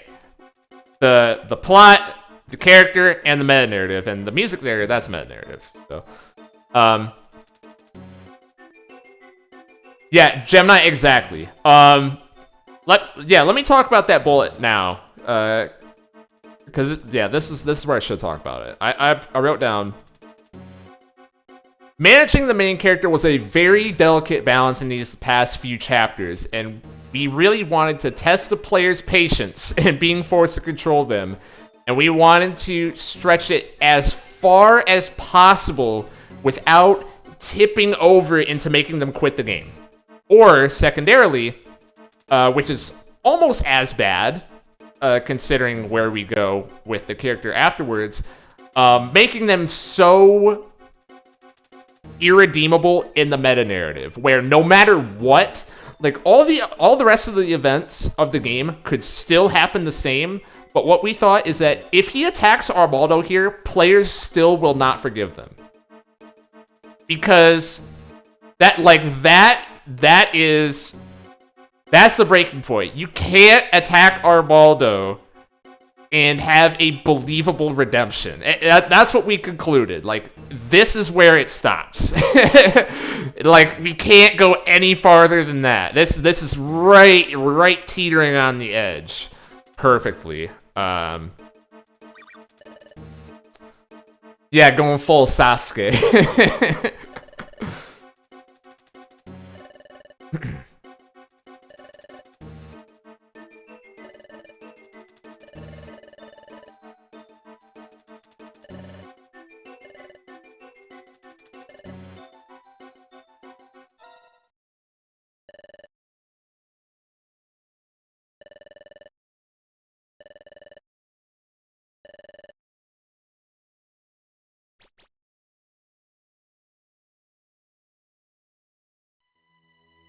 Get his ass. I think this is the first time we use this track in the game. We use it later in the dream sequence, obviously. Yeah, exactly, Gemini. I was about to say, we taught the assertiveness too well. Yeah, that's something that gets teased and teased and teased and teased and teased throughout the game. Not just because the one half of it that's like very obviously there is the party is sick of them being an asshole, but like, you know, think about why they are like starting to get more vocal later into the game, you know. So I'm glad that that got across.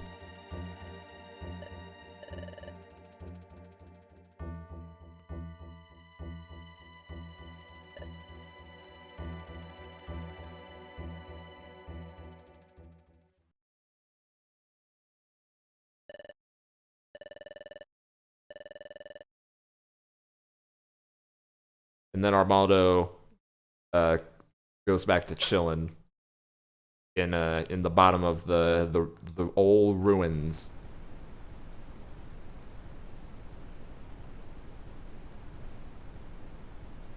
And we have the rain in the background for this one.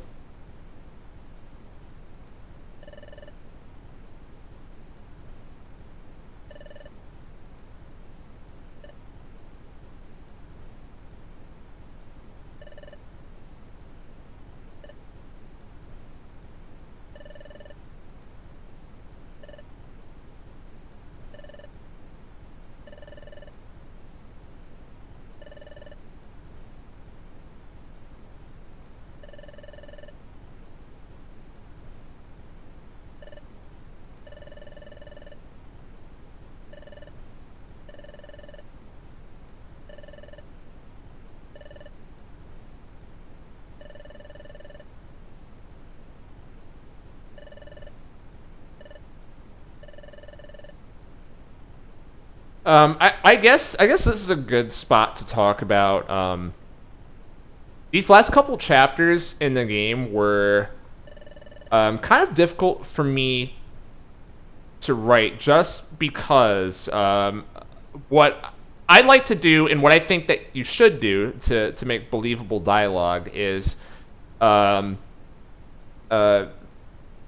method act in a way, like really try and get in that character's headspace before you start writing, and just have it kind of be like their thoughts that come out and their thoughts that they say, starting from a certain frame and, like, you know, things that we need to accomplish in the scene and all that, obviously.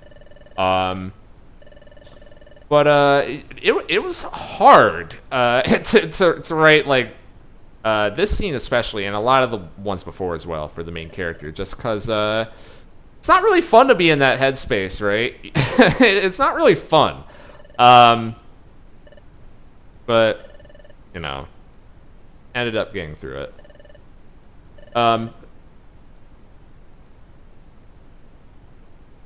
Right, yes. In reference to, yeah, you're talking about, I was saying, like, part of the reason why I can't see myself ever doing, like, a sequel or something similar that uses these same characters is because it'd be difficult for me to really like enter that headspace the exact way that I did again, because again, I like to method act, you know, like have all the different characters like lodging in this certain section of my brain. I don't know how else to word that. And just being away from writing these characters for so long, I would need to really, like, refresh myself quite a bit in order to try and get back to there. And even then, I don't feel like it'd be the same, just because that's not how it works. I think a lot of the times when doing this type of writing, it has to, like... This is also part of the reason why the production of this game was so go, instead of extended over, like, 5 years or whatever the fuck. Because, like... me writing stuff in 2020 when this began versus like 2024, 25. I mean, I am literally not even the same person at all. So it's dumb, right? Like, I would get to that point and I would just like hate the shit that I wrote 5 years ago. So, you know, I thought it'd just be more cohesive if it was more like a certain point in time. That goes for both the characters and like the my particular style, just in how everything's structured and whatever, everything else.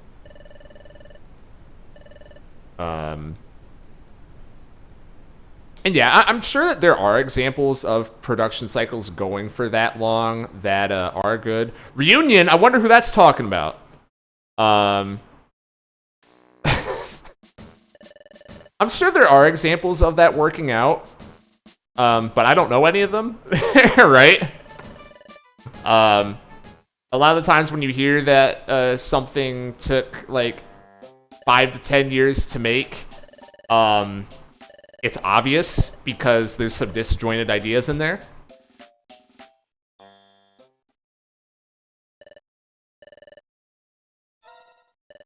It's a really interesting way of doing things. It must be a hell of a challenge with characters who have limited dialogue or seeds to pull full personality from, like training a model off of only a couple samples. Yeah, yeah, and it's like before any dialogue is written for any characters, because of this headspace thing. Like, step one is trying to do a character analysis based off the limited data, and like for like what I was saying for AWD, for example, what are the things that we're gonna throw in to make the characters more interesting?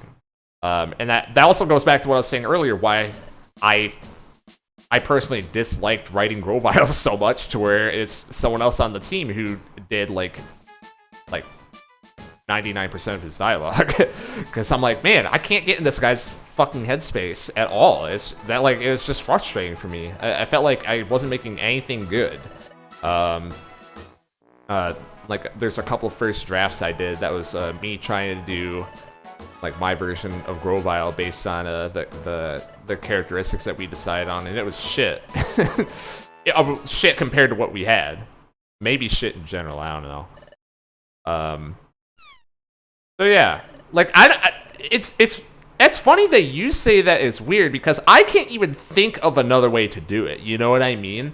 Like if there's not that kind of personal element to it, I don't even know how you'd write dialogue without it feeling very, very sterile, very tropey, and just plastic, I guess is the word I'm gonna use. I don't know how. Again, I'm sure there is a way. I don't know what it is. I'm not trained. I have no education in this stuff. Something I probably should look up, but I don't know. I never did.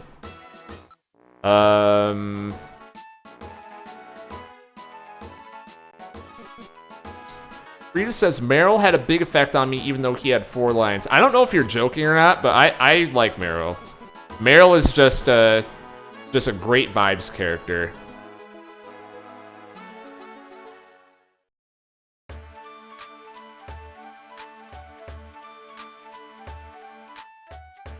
Oh, there's this. I'm gonna get to that in a second.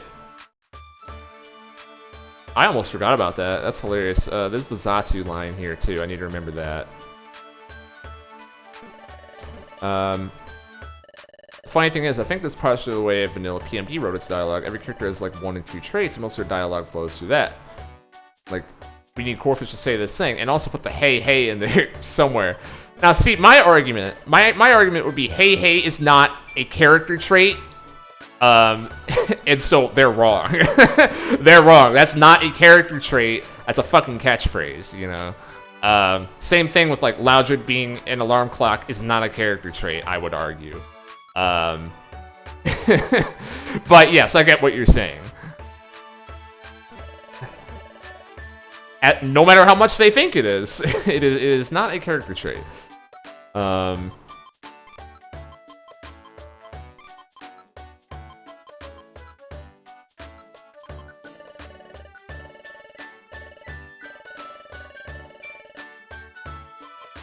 town circle, yeah, gonna get to that in a second.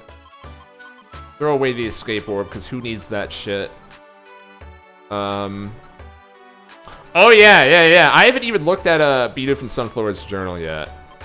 I will read that right now because it changes quite a bit after the dream sequence. I think there's multiple entries that go in the diary, journal, whatever. Beatu has a what? Oh, Jaguar, you don't know? Oh shit, we're about to find out. We're about to find out live on stream what I'm talking about there. Doesn't know. Does he know? So first we're gonna talk Zatu here. I asked earlier, did anyone catch this line their first time playing through the game? We all have a purpose, one that is unique to each of us. But what if we are unaware of our purpose? Can it then shift over time? One must still serve that purpose the best they can. This is Zatu appraisal. I don't think he says that again after the first time. Nope. And that's the only time in the game that he's gonna say that, which is this is the night before you enter the dream. Draw whatever conclusions from that you wish, but you know, we put it at this part of the game for a reason. Doug Trio's not there. Very unfortunate. Haven't been talking to him this game. Who talks this? Shut up. We're gonna read the journal and then get to that crowd in the middle of town.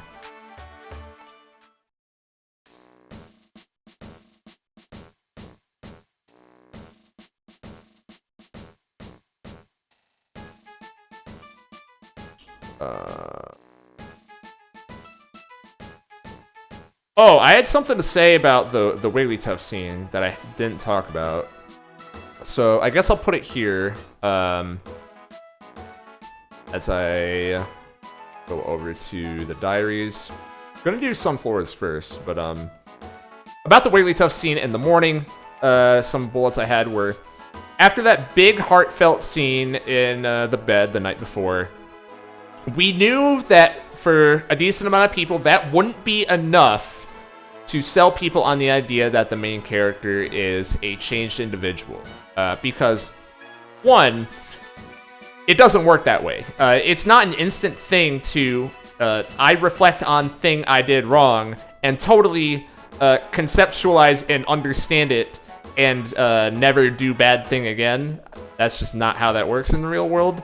And two, there's established reason in the game to not believe them and think that those are crocodile tears, right? If you're taking a more cynical outlook, you could say that Darkrai, which, you know, he is Darkrai, and the main character also demonstrates this. Both of them have been established to be very manipulative people. And a lot of the early portion of the game is made up of the MC being a strong influence on the partner's behavior, and to the point where it is highlighted, like Gemini points out, in the Armaldo scene. So he had to account for players who would be thinking that way, and try to ease into the redemption that's coming up. And so our solution to that was, for these next couple chapters, mostly have the main character shut up. You know, just shut up. So much of this game has just been them talking a lot, and a lot of the intrigue of the game is them talking a lot. They're going to shut up for the next couple chapters.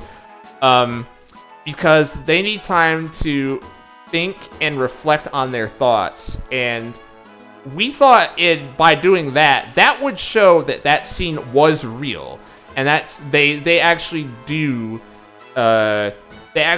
mean what they said. Actions speak louder than words, that type of thing. So he's gonna shut up for a little bit. Not totally, of course, but definitely more so than the beginning of the game. If you're looking for it, I think it'll be obvious going forward. Here's Sunflora's diary. I think this is the first new one, maybe?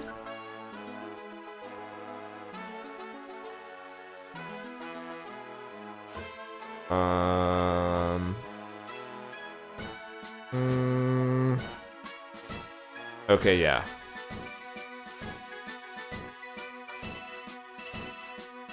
Oh my gosh.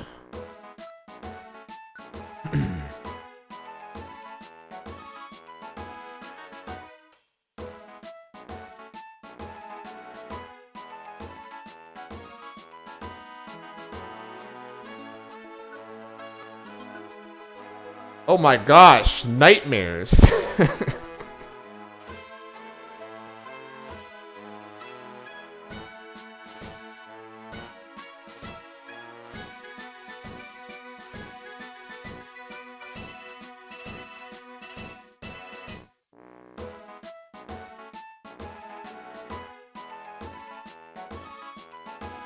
I like that little bit. We like changing some of these diary entries, like that they're saying, you know, Sunflora has, you know, she has a brain, you know, she's able to come to her own conclusion of not just immediately react to what's going on. Add in that little bit of like, does Chatot think Cresselia is gone, you know, like taking the next step further of like, he's pale, he has to mean this.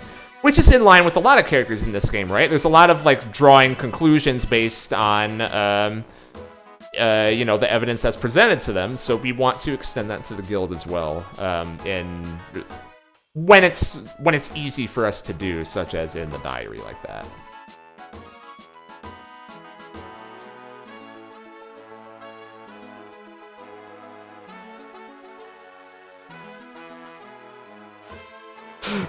I've said that in this stream like 2 or 3 times already.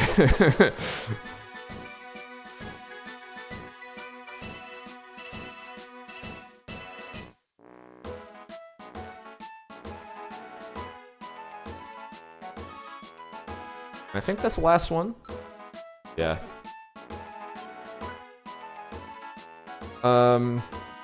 Gemini says, I'll say now, I really appreciate how what the main character was upset about is centered around loss of control. It's easy on first blush to think the heartfelt scene's just frustration with their situation.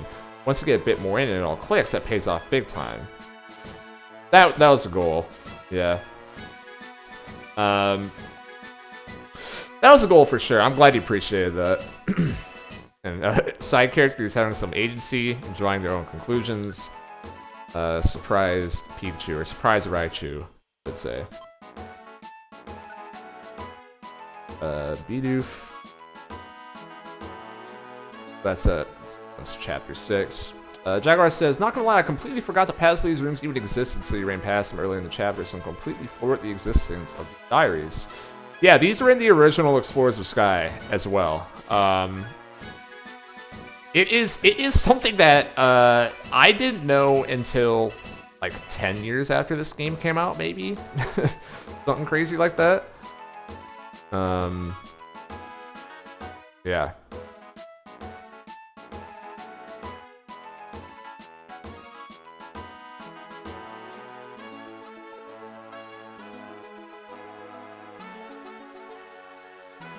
The diaries may be the source of some of the rabid Bidoof hate that I've heard about. Yeah, yeah, there are some people who do not like Bidoof because of this. Check him every time when you played the originals, though. Nice. What's up, Blue Moon Kraken?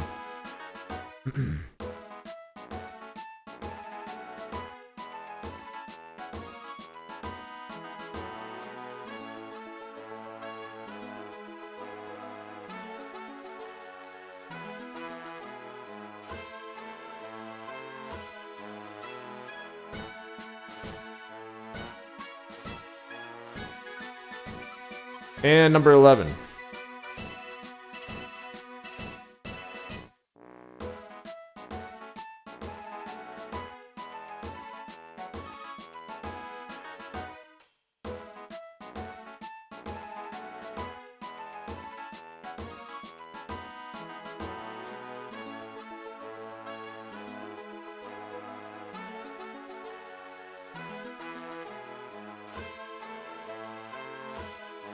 But we keep searching on.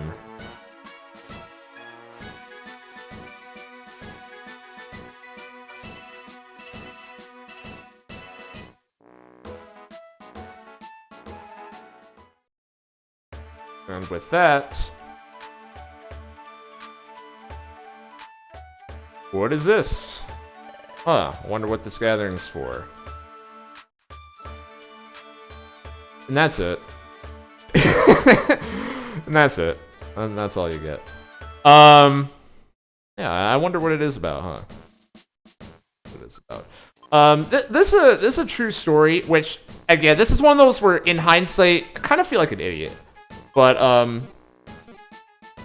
I just assumed a lot of people weren't going to see that or care about that.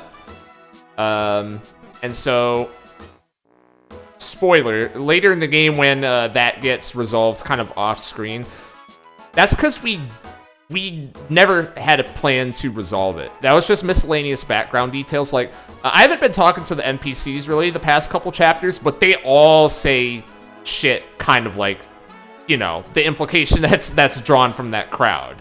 So to us, making that, it's like, oh, this is just another one of those random NPCs. It's just that we had the presentation be a little different this time. But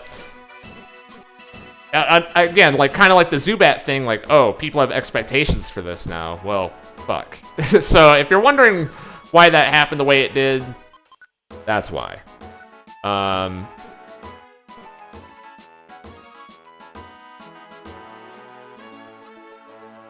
Because all the other random NPC interactions, from what we saw, like, people weren't getting that invested in it. But when it came to that, it was all like, oh, what's going on with that crowd? Lessons learned, I guess. It's where, that should have been obvious, that people would want a resolution to that. expecting them to kick the MC out of town and start the fugitive segment. Well, of course, of course.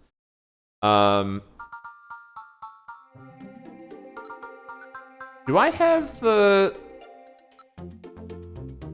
Shit, I stored away my escape orb. I was gonna use that because I don't know if this is the layout I want for the start of the dream, but whatever, I'll have to deal with it. Well, there is a Kangaskhan rock, so I think I'm fine either way. Oh, I forgot to link my moves. No. We're leaving. We're leaving. I saved my game, right? Oh fuck. We're leaving. We're leaving. I'm resetting the game if it advances the story. Oh shit.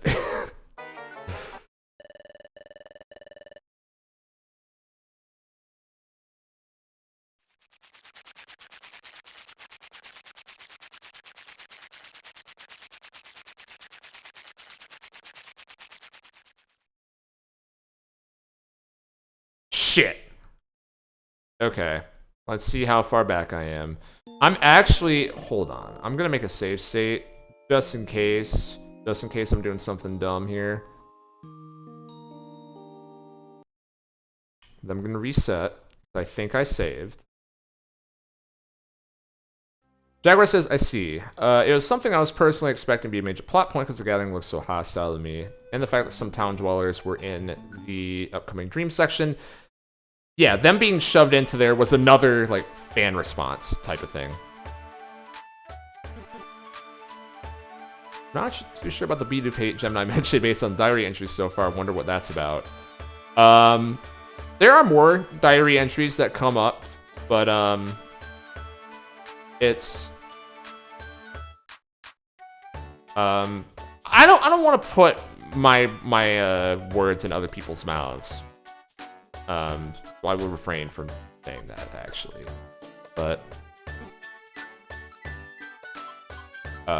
there are people who said that they really dislike Bidoof after like chapter 17 or so. What was I doing? Linking moves.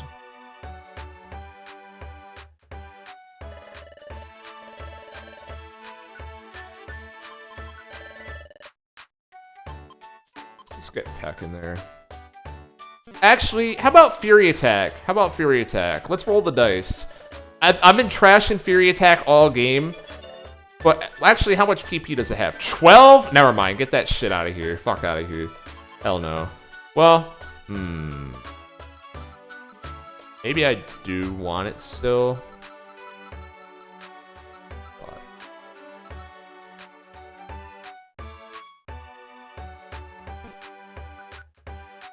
26 versus 12. I mean, math is math. You know, math is math. So...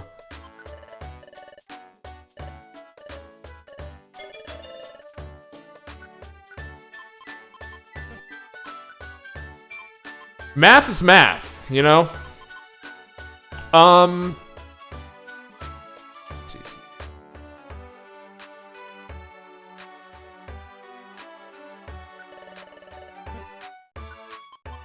What moves do you have again? I will keep what I have. Oh, yeah. I was gonna look up Chimchar's moveset an hour ago. Okay, yeah, I have it up. Next move he learns is going to be Facade at level 31. I might want that, to be honest. Well,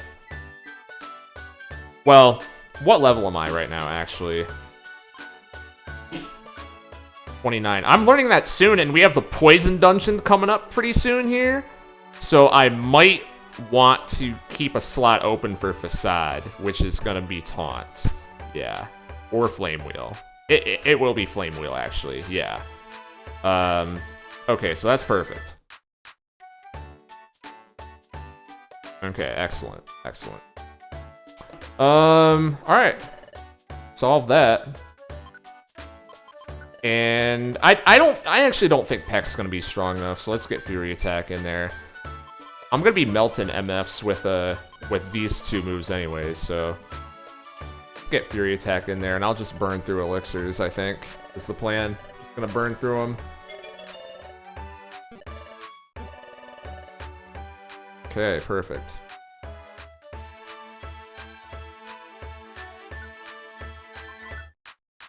I'm sorry I'm wasting so much time getting my movesets ready, but that's fun! This is a fun part. This is a fun part of JRPGs, all the setup, you know? I love it. There's a reason why I like Final Fantasy XII so much, because the entire game is set up.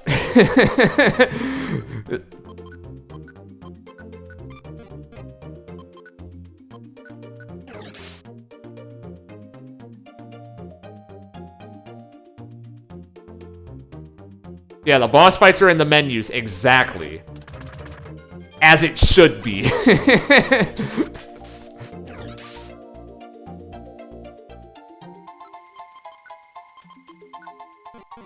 Arrest Chinchou.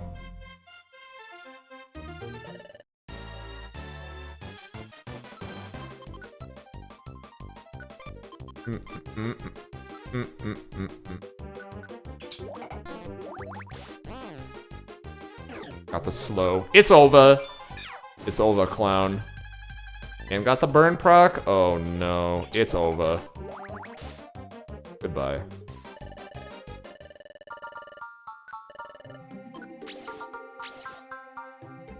This is really hard for me, because I had to go between my two stances of never do an outlaw mission and always do Beach Cave Drench Bluff, but, you know, that outlaw wasn't too painful, so I think it all worked out.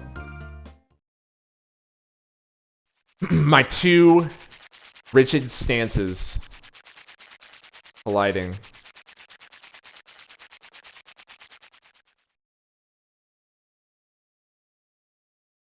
Alright, so now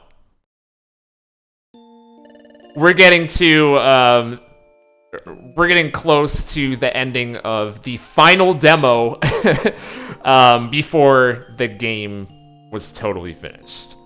After the drowsy mission, you took nothing but outlaw missions because that felt the most in character. You know what? That is certainly more in character, yes.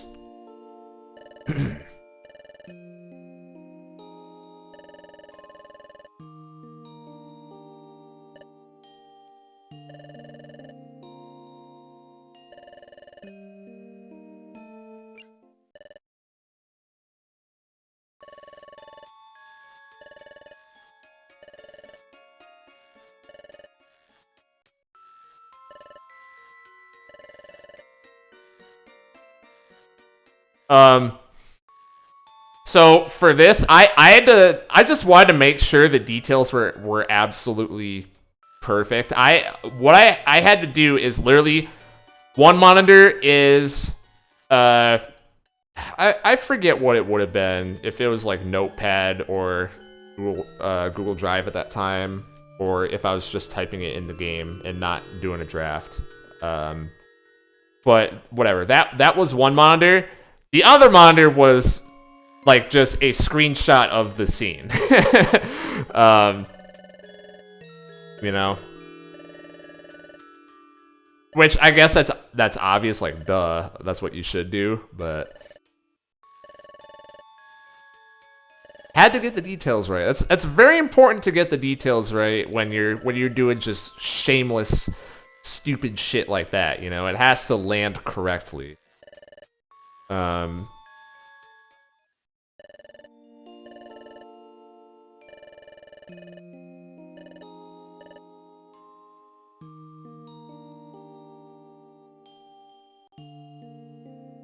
Good night.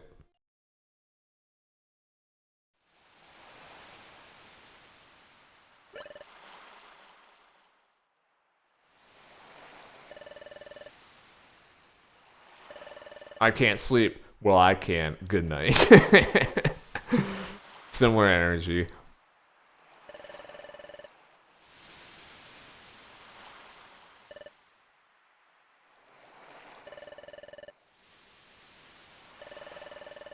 Notice how Grovile says, fulfill my role. That's the way he words that in that last sentence. On purpose.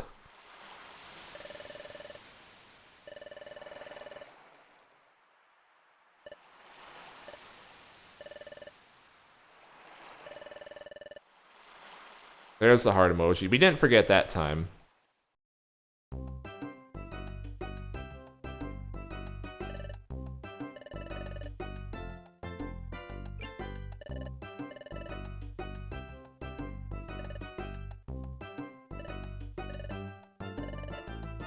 Oh yeah, yeah. Brelam stop. Oh, I forgot to show off the dialogue with those three as well. We threw in something in there. I think they have different dialogue every day too. Shit, I really should have shown that off.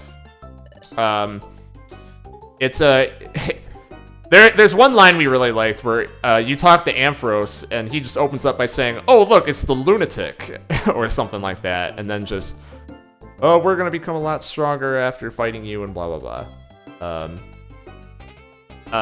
And you talk to Mawile and she explains that, like, no, it actually was genuinely just a mistake, and Ampharos just got ahead of himself. We didn't actually want to fight you. And then there's a time later when she starts talking about the nightmares a little bit, and she just says something like, "Be careful out there," something along those lines. I know we put some foreshadowing in the details, so I'm kind of disappointed that I forgot to go over it, because it's a cool detail, but what are you gonna do, right?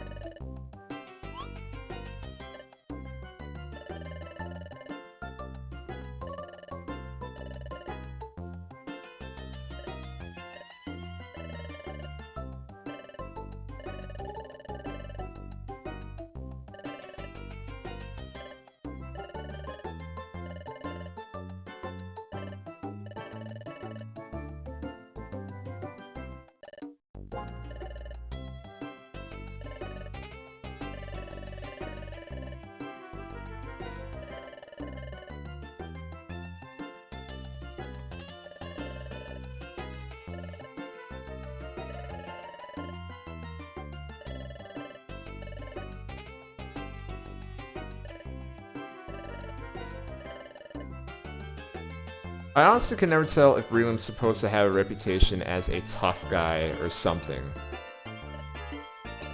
I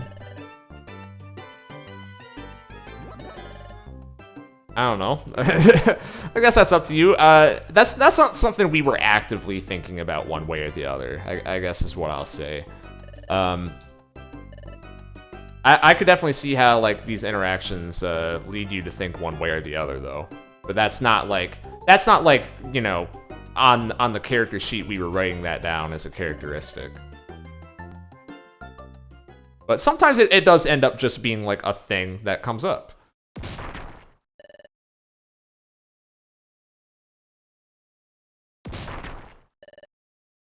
Stupid rocks. You gotta love Lopunny. Came a long way.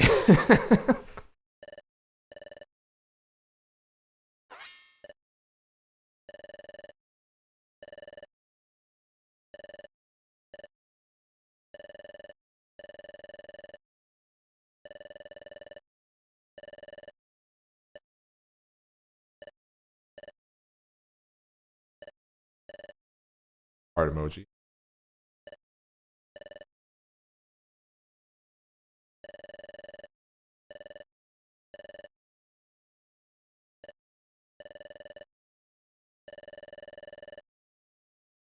Not wrong, Chimchar.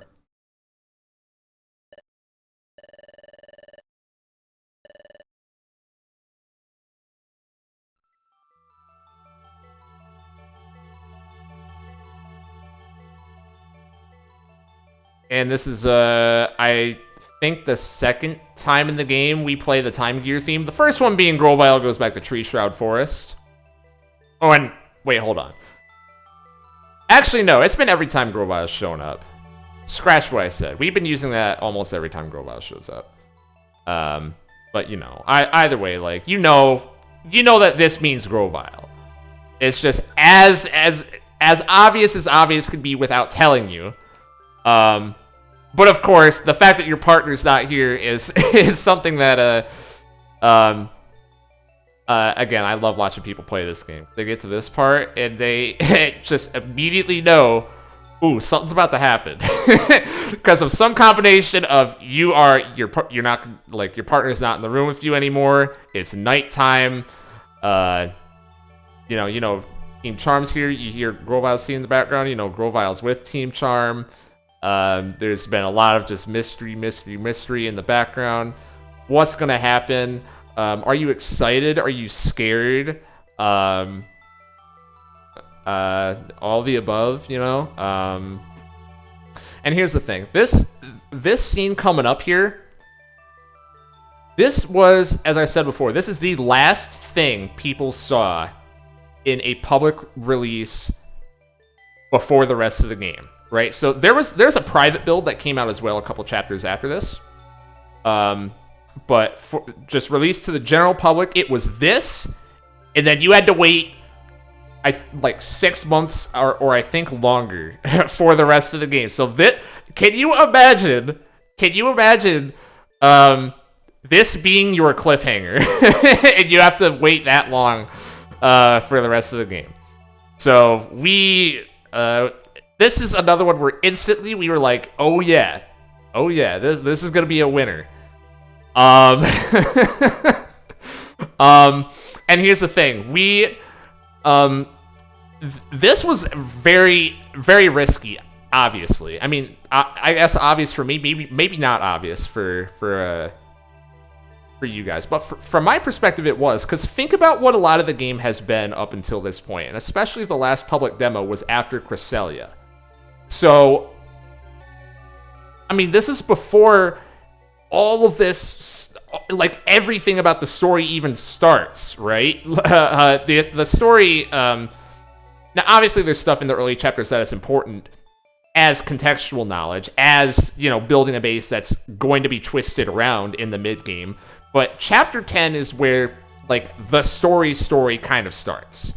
So we had no idea what anyone was going to think about any of this, but we were just, at this point, we were like, fuck it. We were feeling kind of cocky because of the positive reception to the Cresselia thing. To us, that was like, this is a green light to try and get really, really crazy. Because we thought not only were people going to be ready for this scene when it happened, but they would hope that something like this was going to happen, you know? And they weren't going to snide at it and just, you know, dismiss it as fucking stupid fan fiction, which it is, don't get me wrong, which it is. But they will accept that and not dismiss it. So, what else do I have on here?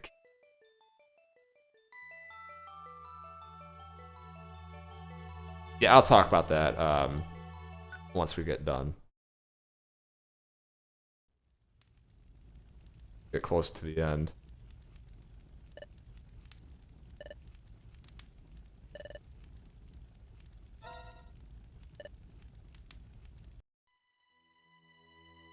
And of course, you see Grovile in the background.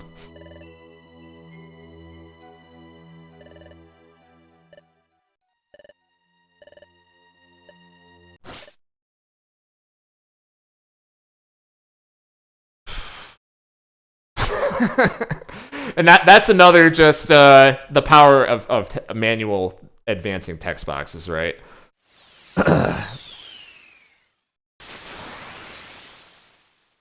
There was someone who told us we should have Grovile doing that slash be somewhere in the trailer. And I was like, man, no way, no fucking way we're going to give that away. Are you crazy? Now, again, with a chat here, you tell me, do you think that would have been a good idea?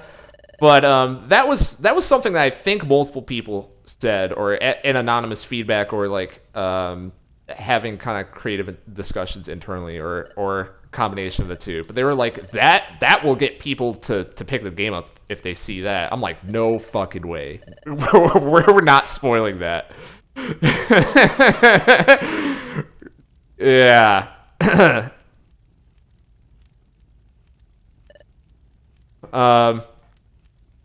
Oh yeah, remember that Bream just left the cafe? And then just heard some rocks falling earlier?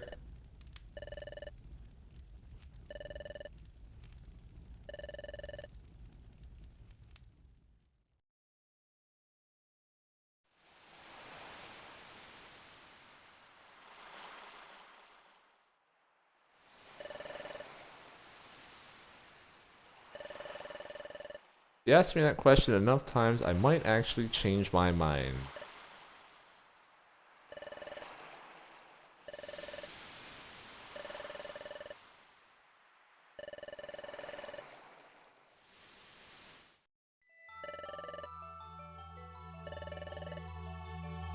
Okay, this is going to be the last line before chapter 14 starts. So a couple more things I want to say. So this right here is where the demo ended. And so coming out of this, because as with the other demos, we had our plan for the rest of the game, but we're willing to adjust based on feedback.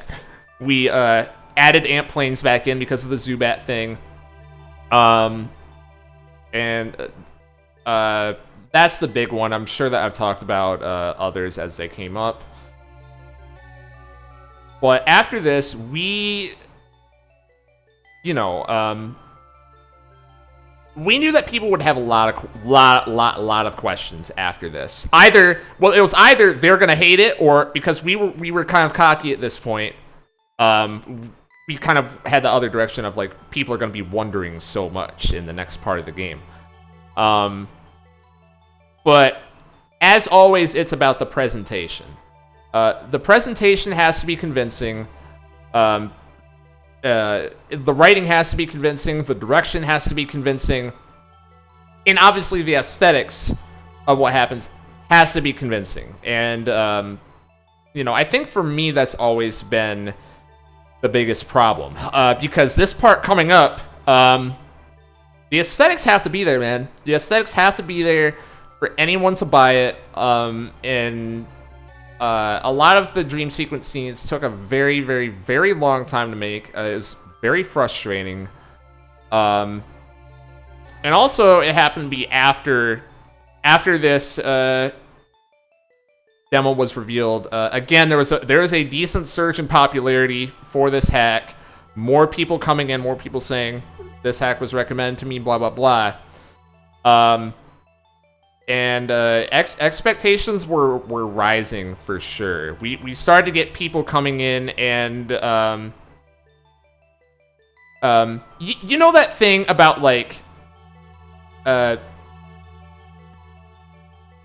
when you make something that no one cares about, you don't get any feedback. You make something that people do care about, people are going to give you feedback, but on average, you're more inclined to get negative feedback, right? So what we saw is there were a lot of people saying stuff along the lines of like, this was good, but, and then like 3 paragraphs of things that they didn't like and whatever. So, sorry for the downer moment, but this is important to contextualize the rest of the game, because once that started happening, the game started becoming a little more stressful to make, because again, all of us are amateurs. We had no background. We didn't expect to even get as much attention as we had at the time. So we were like, we didn't really know how to necessarily handle all of this flooding in at once, especially because before we were struggling to get any kind of like feedback at all, and then it almost felt like everything kind of ballooned beyond our control a little bit. Haha, funny, fits with the game, right? And so the result there was a lot of ramped up perfectionism on my end, a lot of second guessing myself, and like I said before, a lot of grinding to make the next couple chapters work. because they have to fucking work. If there's any part in the whole game that has to work, this is it. It's these next couple chapters. So, all right. With that being said, let's get started. And it is a part of the game that I'm most proud of, for sure. Let me just make that clear.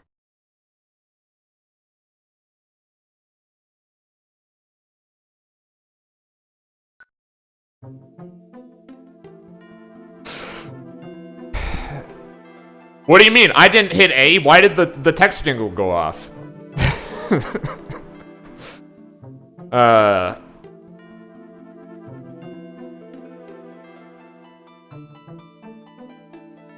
Yeah, exactly. This is where we just go full hack job fanfic writer. Exactly. Oh man.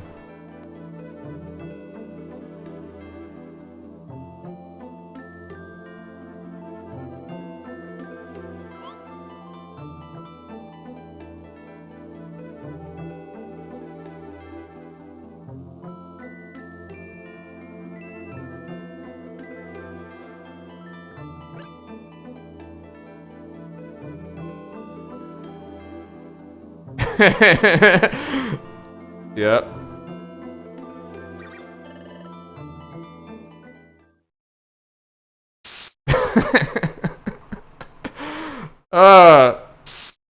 I figured out that effect on accident, and that was another just like striking gold. So obviously I didn't have the sound effect in there when I found it out on accident, but I found out the visual effect, and I was like, oh my fucking god, I know exactly where this is going. You know? Another one of those happy accidents, just figuring out how that works.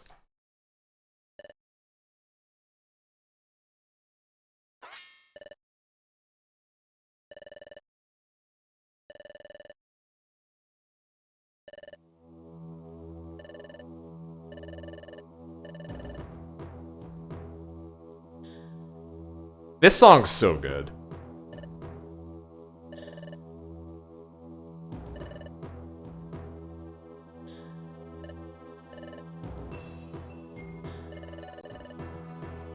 This is another one where, you know, the talk from a couple streams ago about how, like, there's certain tracks you can only use at certain parts. I wanted to use this song earlier so bad, because it's great. But you have to use it when it's the future backdrop and at no other point, you know? You have to.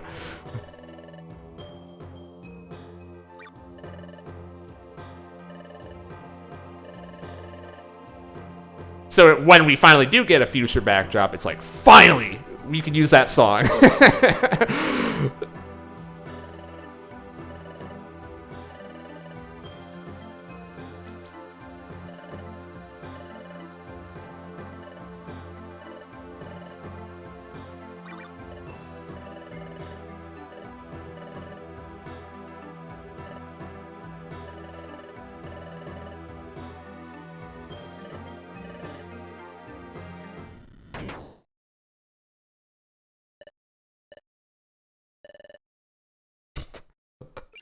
Hello. He is the dream guide.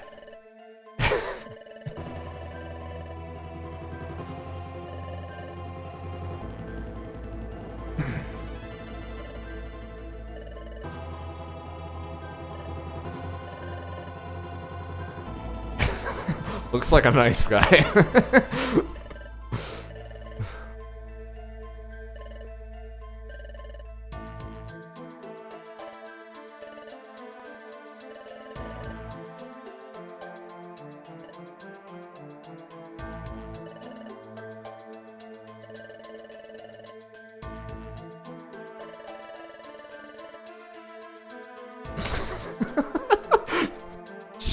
Shut up, Ice. Oh man, that fucking got me. Just glancing over at chat and seeing that.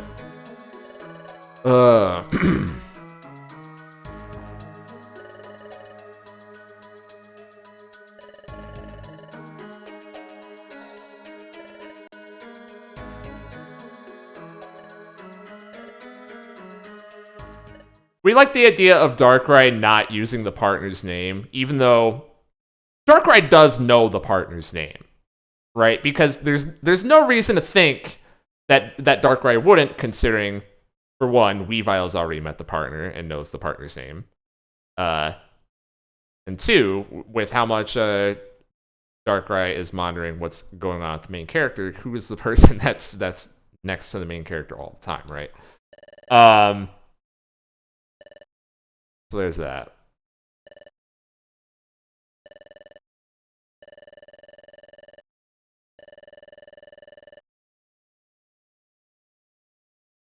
Darkrai's trying to always get to the point as well.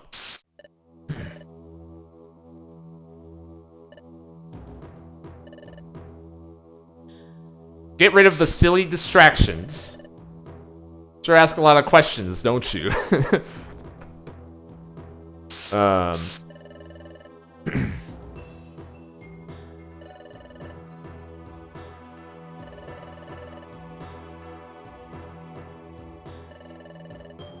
Ice, he doesn't have to worry about anything, that's the thing.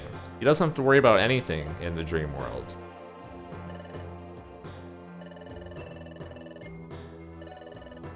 Scrolling you at 24 frames per second. That is the maximum that the human eye can see. So I've been told. Or is that 27?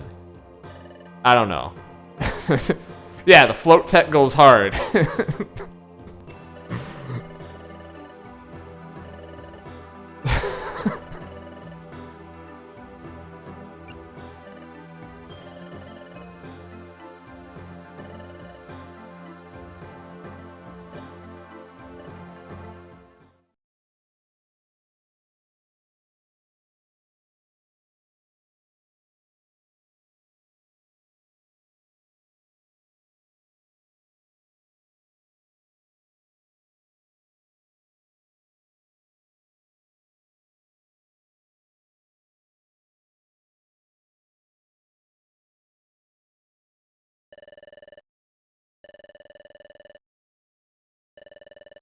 Yeah, the no sound text box, yeah.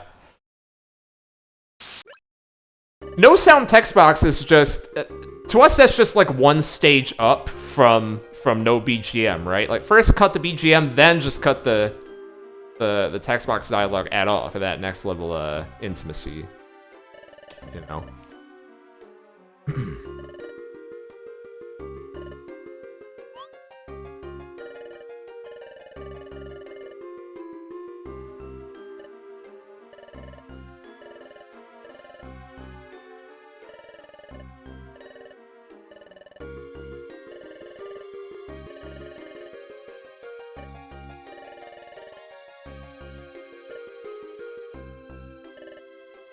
I couldn't have worded that better myself. God.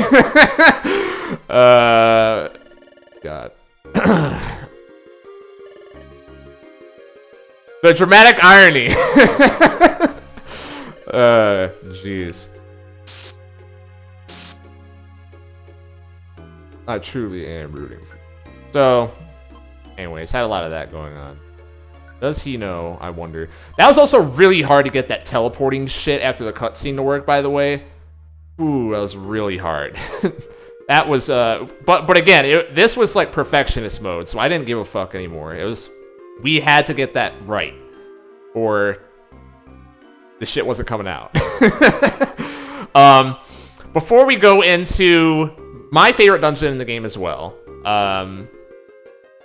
so that opening cutscene. So as a hack writer, right? You know, I identify as a hack writer, okay? And as a hack writer, like all great video games, I wanted to do my version of Magicant from Earthbound, okay?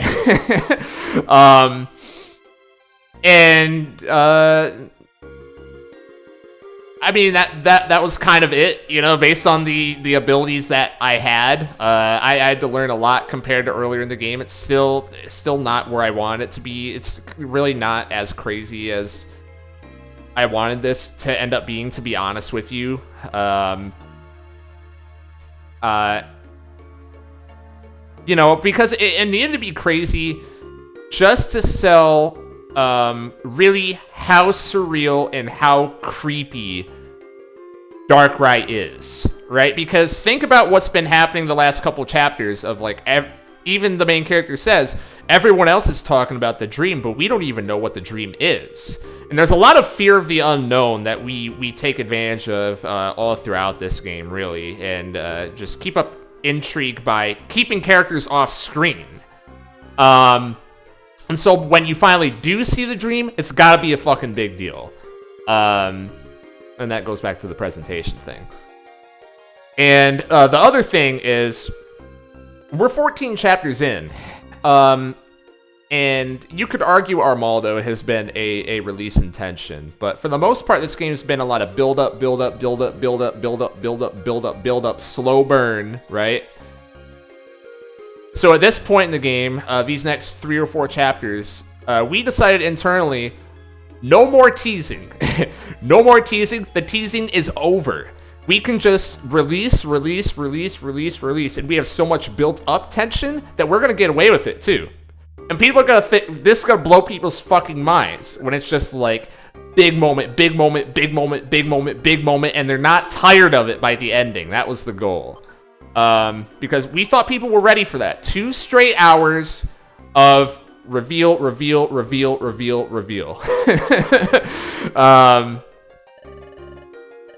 So yeah.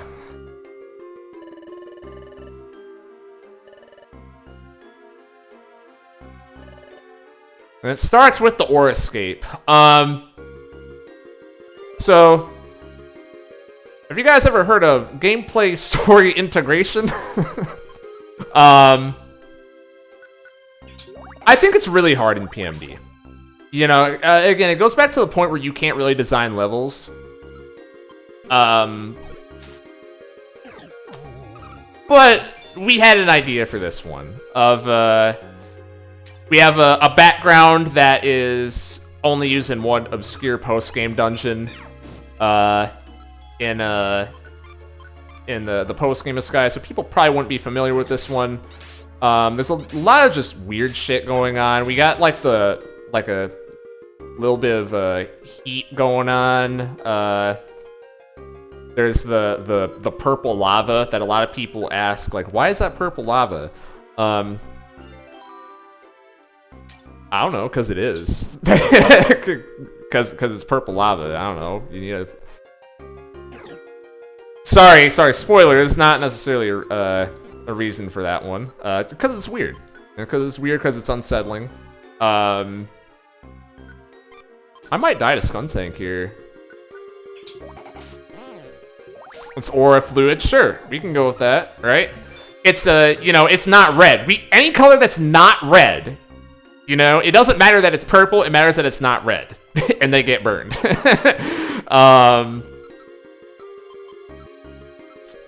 I'm gonna heal myself here. I only have 1 berry actually, so I'm gonna save it. Fuck, I'm stupid. I keep. My God. Kill him. Kill him.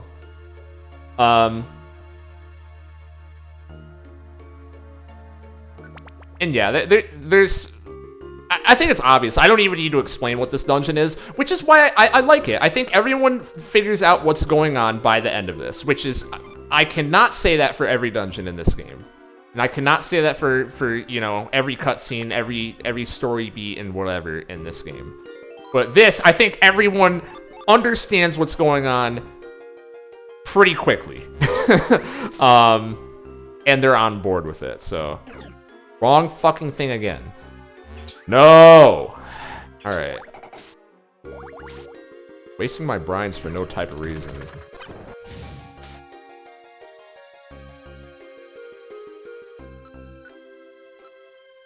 I understood it. It was actually more interesting to see who doesn't appear in this dungeon than who does. I agree. Yes, correct. Meryl and Azrael do not show up. These are things that we thought about. Not only who's going to show up, who's not going to show up. Because we could have shoved more mons into here. Like, for example, this floor, we only have 1 enemy, right? If we wanted to just put everyone in the game in here, we didn't need to have Cresselia be her own floor. We didn't need to have Chatot be his own floor necessarily. Just up the spawn rate enough so that it's likely for players to see them. But not everyone is included. Yeah.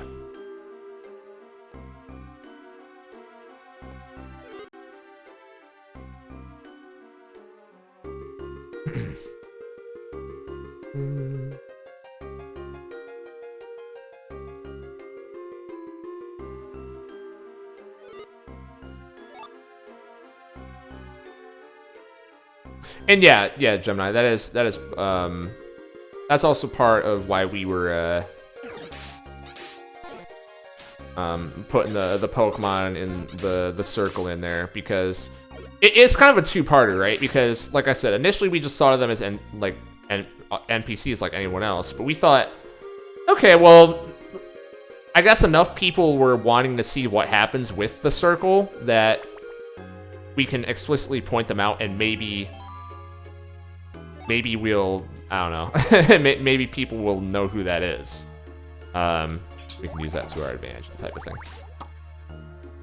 Favorite dungeons either this or Mount Horn, since it has a banger. Don't sleep on how much the music matters, you know. Mount Horn, that song is pretty good.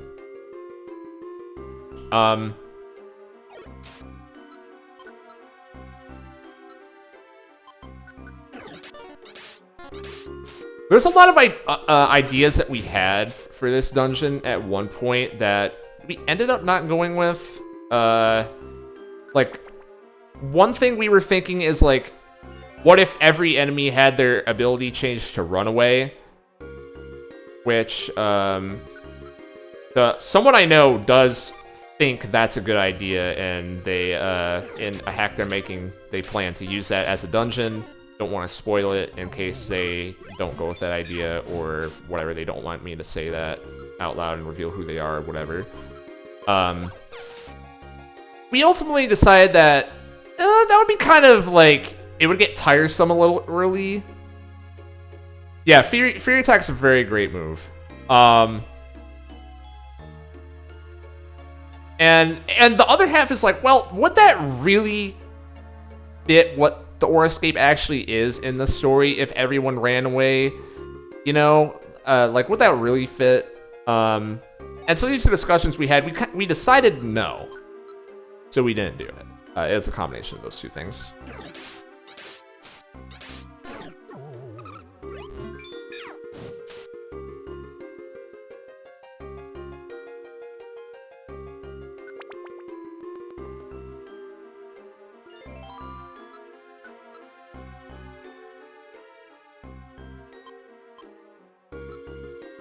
I don't even think I've talked about this yet somehow, but as with every other dungeon in the game, we had to make very, very significant balance changes to all the mons in the game. Like,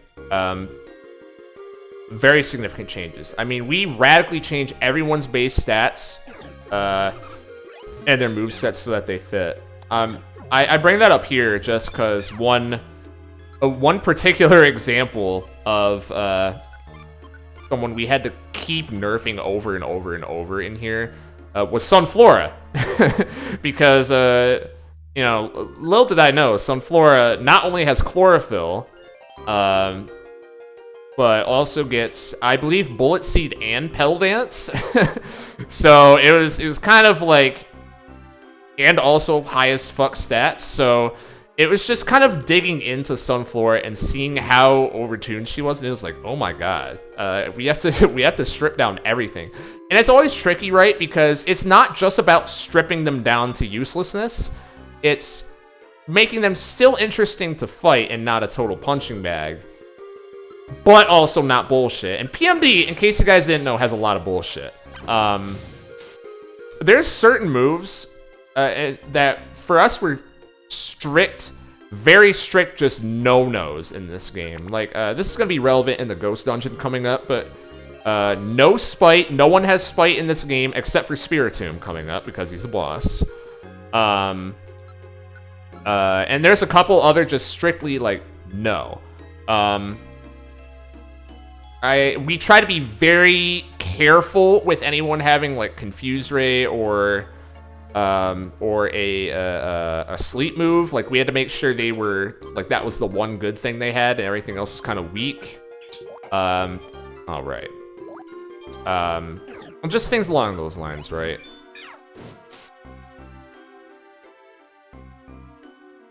That's another one of those like hidden things that I feel like for a lot of people it might be they don't notice getting hit by bullshit until it happens. Same like principle with getting rid of random traps. It's something you don't actively notice while playing because that's how it's supposed to be. You know, it's supposed to not be distracting. Kind of the same general principle.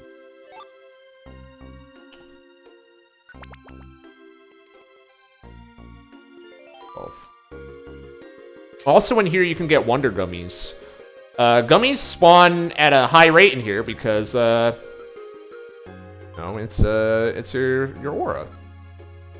So,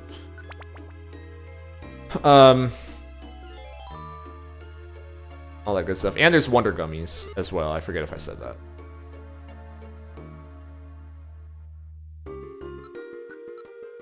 Only spot in the game where you can get them.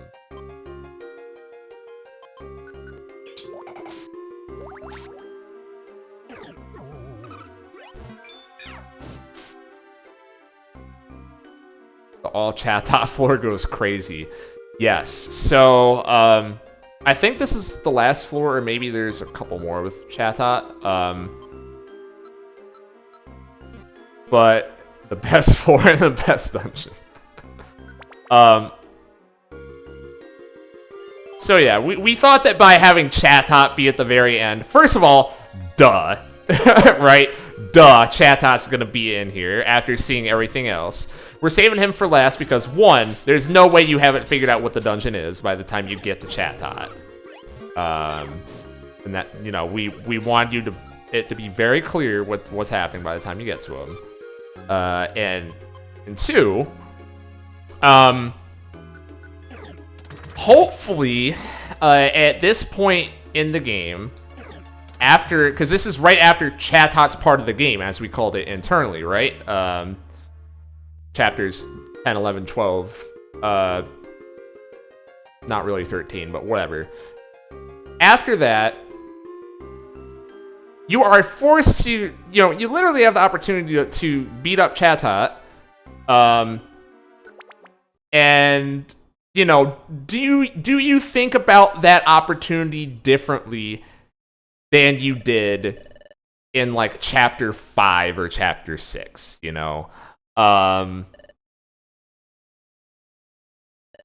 Because, again, all this is building up to Shaman.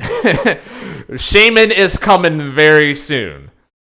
It's all building up to that moment. So it's just...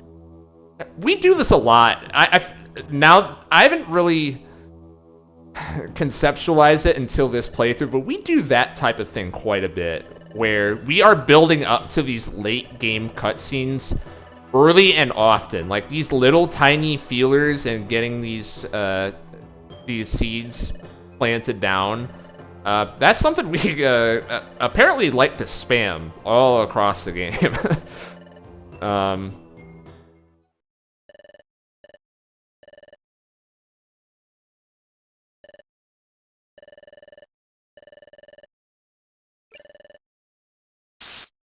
And I don't know what to think about it. I don't know if it's good or if it's bad, or if it's just a stylistic choice.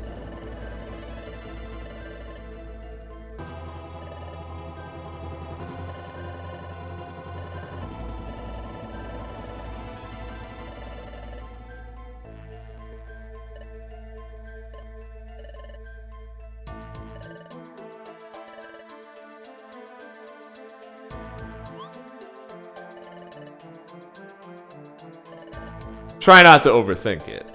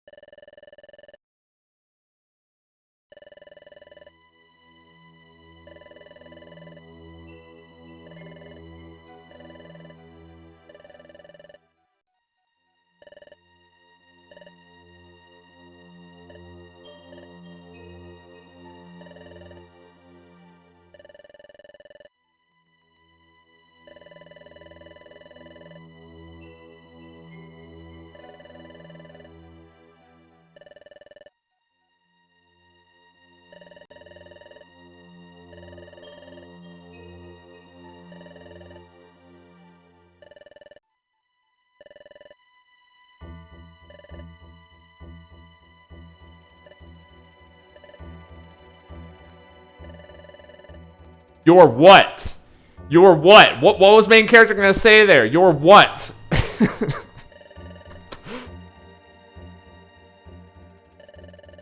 Your balls.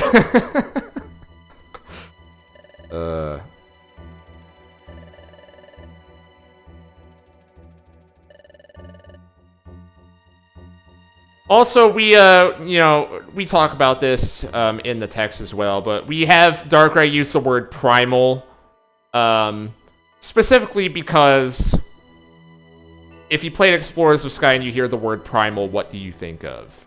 And that's another one of those where, yeah, that's on purpose. And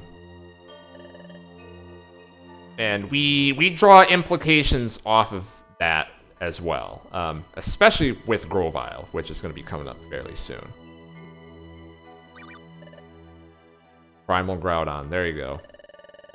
Must be Primate.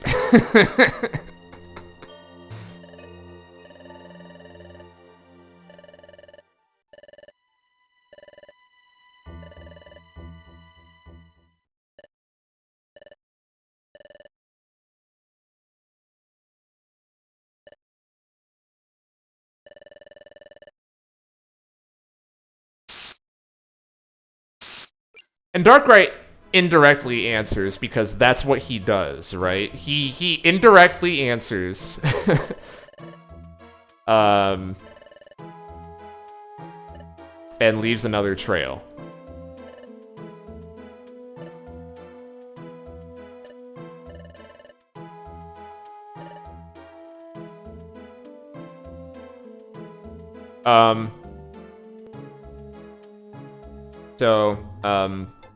Yeah, this is more like hack writer shit. This is the debug map. This is give it a year. Give it a year or two, and every single hack that you see in Sky Temple is going to be using this map. If you know, a decent amount are already. This was already like not new when this came out. But yeah, this is the debug map. Luckily, Explorers of the Spirit here has the advantage of being a lot of people's first hack they ever play. And I knew that. Because, again, at this point, it was like, this is probably the biggest PMD hack out there right now. A lot of people don't even know about hacks besides this one. So we can get away with using the debug map. and throwing in Pokemon Square here.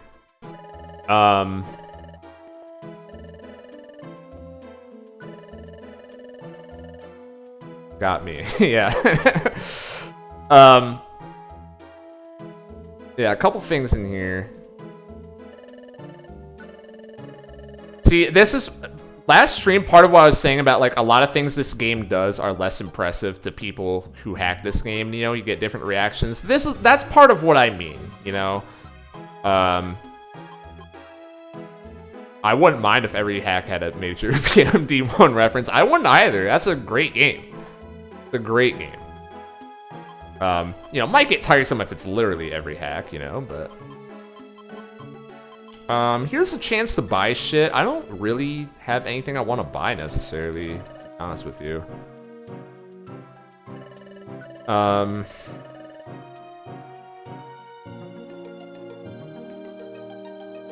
Do I want to swallow my pride and buy Reviver Seeds? I don't know. That would be a bad look. That'd be a bad look doing that. I'm gonna refrain from buying those. And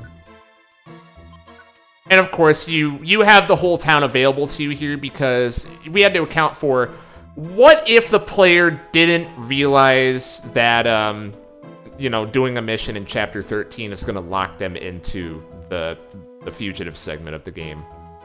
So you go through Orascape, which is an easier dungeon, for sure. It's easier than, like, the last 3 dungeons you've done. And then you get access to all of your facilities with the implicit understanding of, like, hey, you got about, like, 5 more dungeons to go. I don't know if that's actually true. 1, 2... Yeah, 5 dungeons to go. So, you better stock up. This is your chance. And, you know, if we're using the debug map, we want to have some fun with it, right? So here's a golem here. Did you know that Xatu is gonna be at the end of the dungeon? Don't stare into the sun, kids.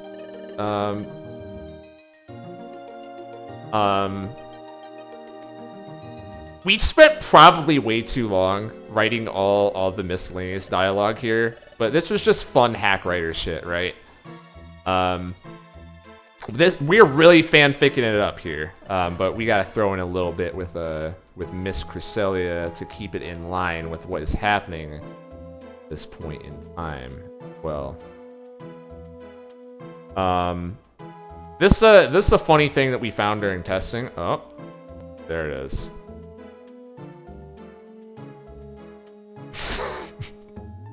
Found that out, and I decided to not try to get rid of that bug because I think it's funny. And I think that's the exact words that I use in the README as well.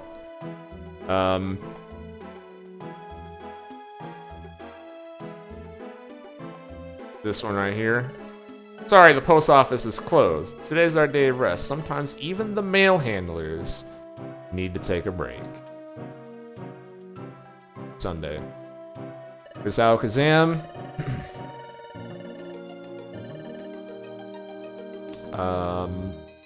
The legendary rescuer Lucario, admiring him, because of course he would. This is one of my favorite conversations in the whole game right here. Especially after beating the game, this is can't help but smile. It's not really fair, you know. I'm more than just my head. Why can't anyone else see that? That does seem frustrating. I sympathize with your situation, dude.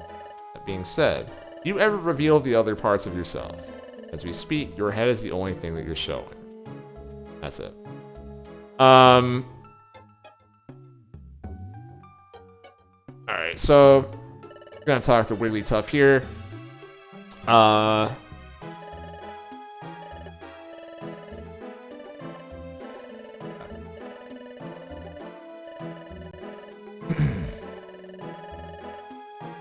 Talk about the Hill of the Ancients.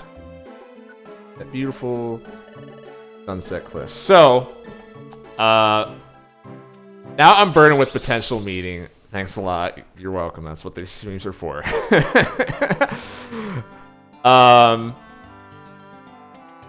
So, we don't call it Great Canyon because, short answer is because of Super Mystery Dungeon. Super Mystery Dungeon doesn't call it Great Canyon, so we were thinking like, you know, maybe it's a place that has changed names over the years or something like that. So we do our own name here, Sunset Cliffs. Sunset Cliffs does also mean something else as well, but you know, whatever. That nothing that you really have to stew over, but it's not a name that was pulled from nowhere, I guess is what I'll say. Do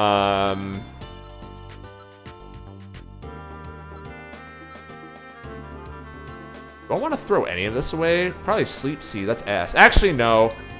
I'll swap. And yes, speaking of bangers, if we couldn't get Great Canyon, the best song in PMD history, obviously. This was our Great Canyon substitute, which is hard to do, but kind of carries a similar cadence, similar vibes. So whatever, we went with it. Another thing, why did we choose this dungeon? Besides the fact that Xatu's just cool, that's the most important reason. And also, Xatu fits laughably well for the scene that's gonna come up, right? Another one of these we kind of just lucked into having the perfect character for the perfect situation.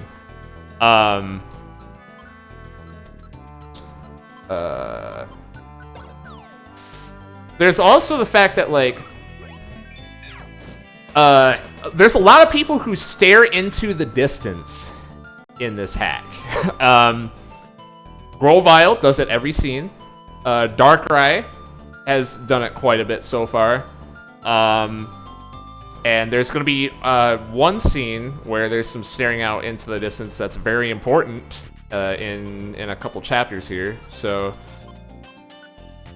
you know, if we're having that be a thing, then who stares better than Xatu? No one. He is the starer in PMD. He is the starer. Staring from his devil platform. Come over here. Come over here, Goofy. Fuck out of here.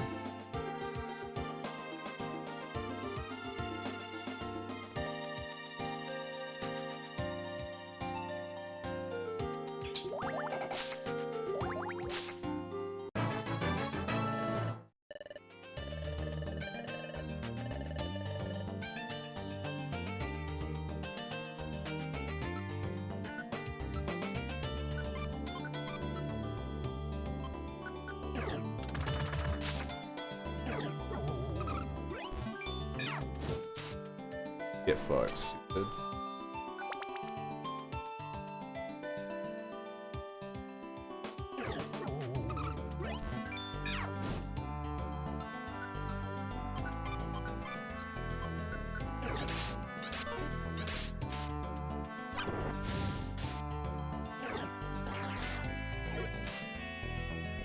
Quagsire is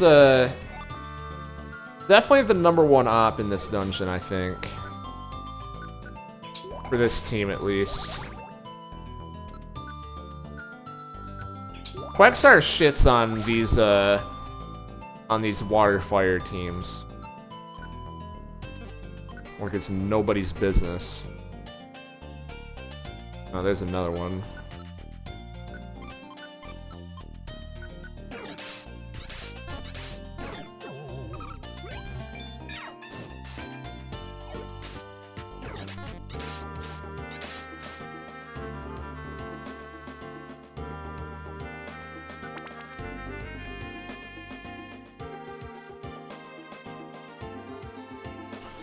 Trying to remember. I should be the one who knows this, but what is the name of this song in Sky? I believe this is another like special episode 5-1, if I recall correctly. Northern Desert. Is it really?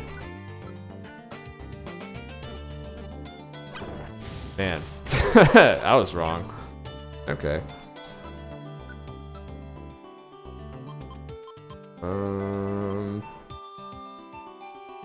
That's not a very good situation. I think it's time to run and get into a room.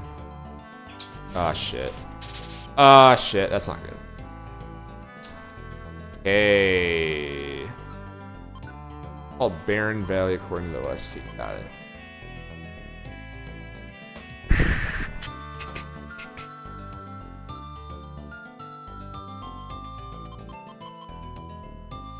Alright, watch this tech right here. Watch this tech right here. Y'all weren't ready for that one, but watch this. Watch this. Now, we're gonna do the tech of look over to see where he is. Okay, he's safe. He's safe.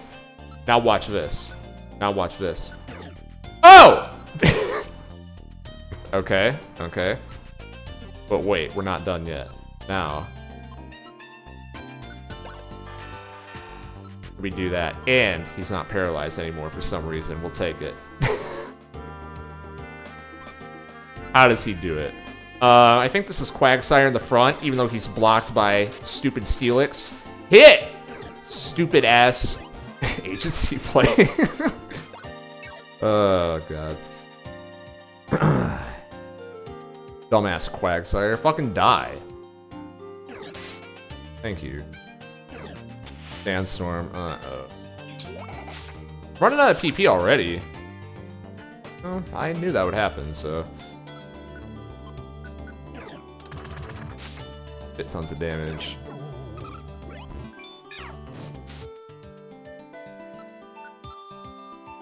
Nasty Plot is a pretty good move.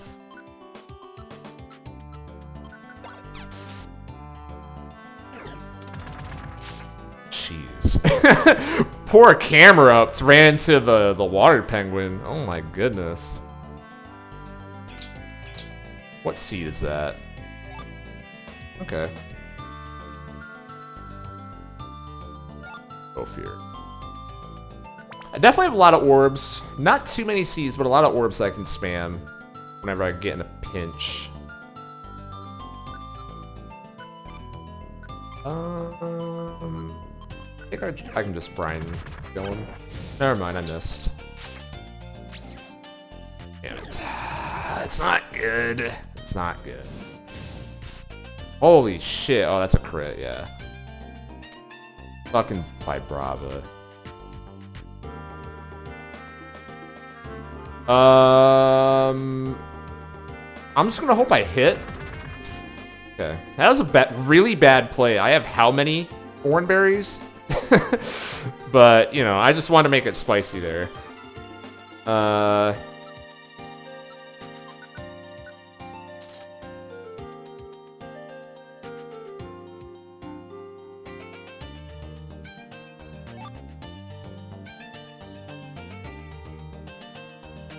Can I juke him? No. Guys throws up an SD like he's gonna be able to get a hit on me. It's crazy, but it's true. Half full views, that's more bag space. True. True, it is.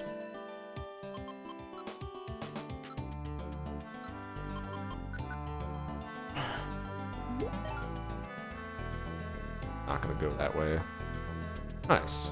That worked out. 6F.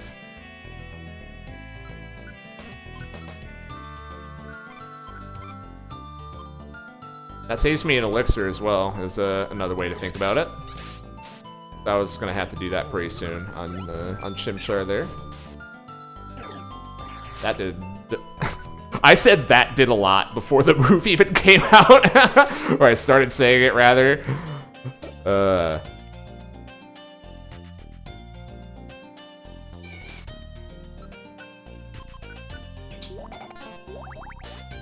the fuck out of here, Vibrava. Goofy ass.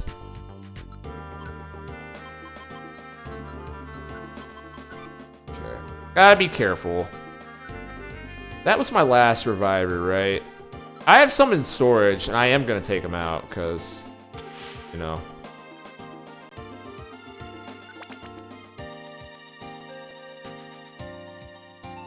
F.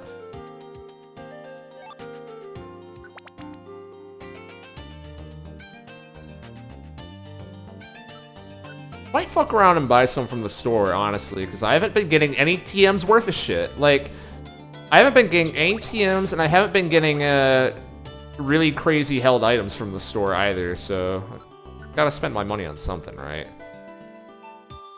Might start doing that. I have how much on me? 8,000? Yeah. Might as well. No, keep hoarding. And there's the devil on my shoulder right there.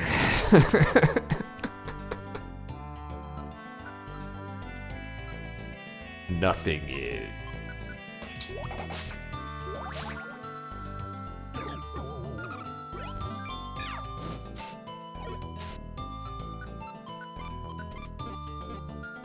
What I want, ideally, what I'm looking for in the shop is like something like Protect.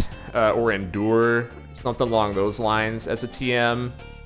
Or maybe like, you know, I would take like Hydro Pump or Flamethrower, obviously, as well. But yeah, that's the stuff I was hoping for. I think Protect is like easily one of the most broken moves.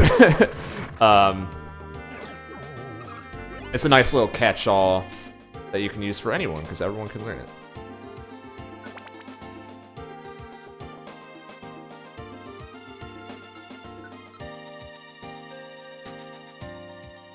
Fits on basically anyone's moveset.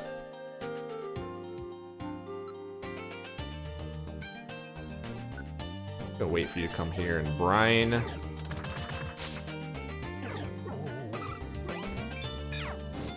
Okay. 31.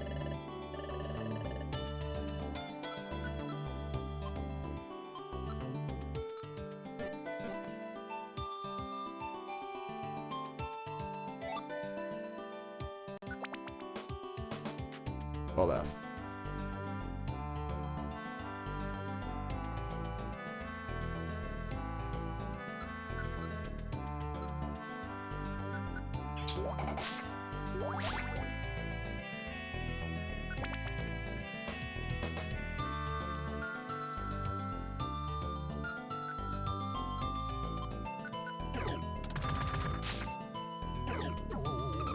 I think we're pretty close to the end.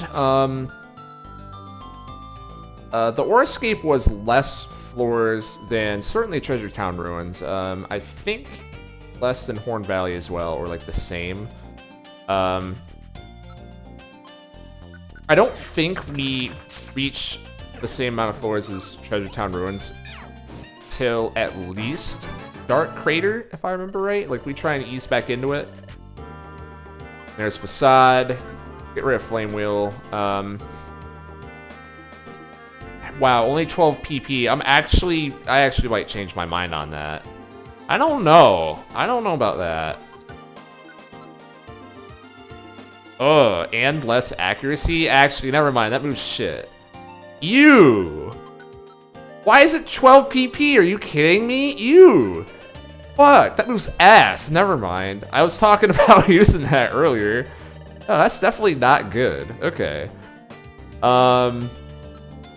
Ew. What the fuck? I can't believe that. That was very disappointing. I wanted to use Facade with the Poison Dungeon coming up, but that's not worth it.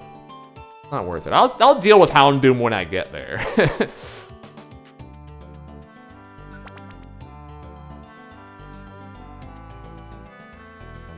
15.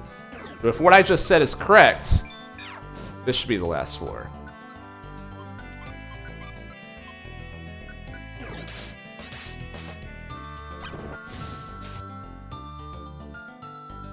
Oh, come on, man. Get out of here.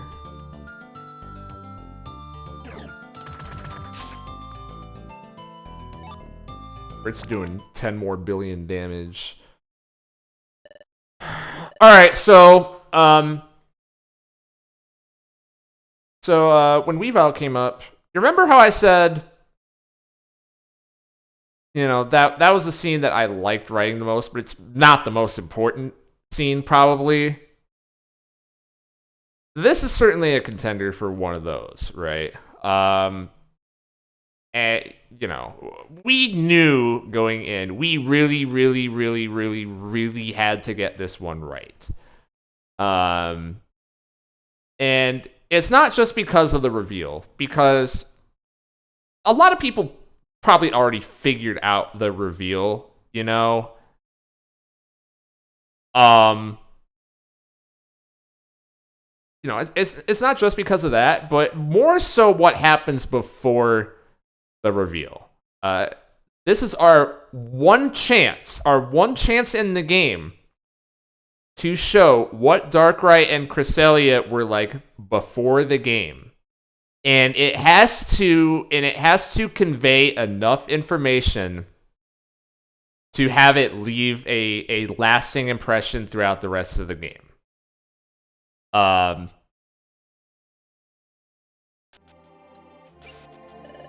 That's what we had to get right, more than anything.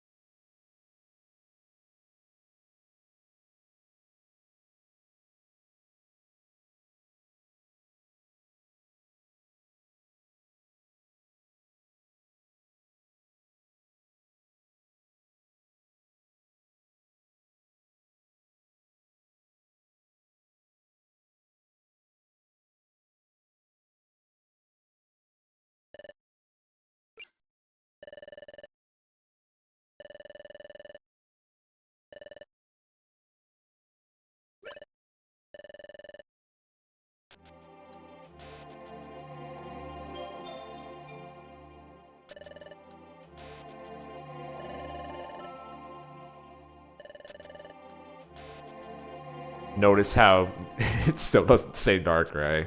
And we're just fucking cracking up. We're cracking up. Remembering that, like, oh yeah, that still hasn't actually been revealed to the characters yet.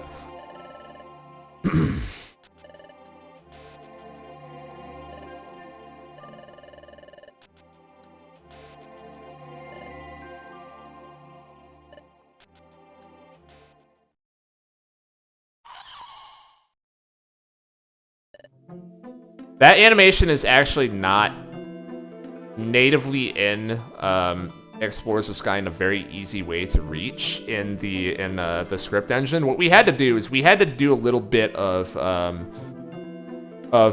debugging the opening up treasure boxes sequence, and I don't want to say reverse engineer because that's overstating what it was, but work backwards from what's happening in the files during that point to find out how we could call that animation in a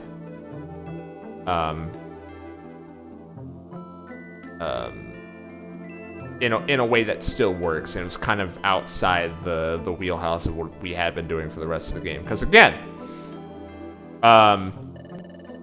we had to get the scene right. You know, it's kind of a common theme for this part of the game, I think.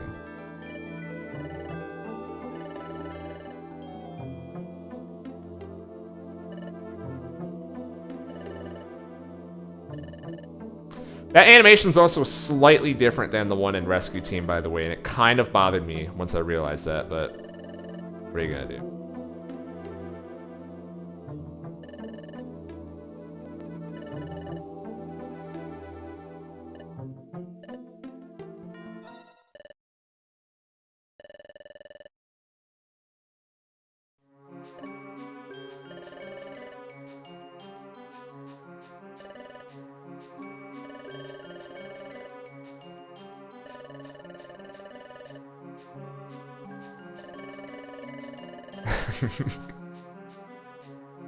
It's true, Ice. What a reveal.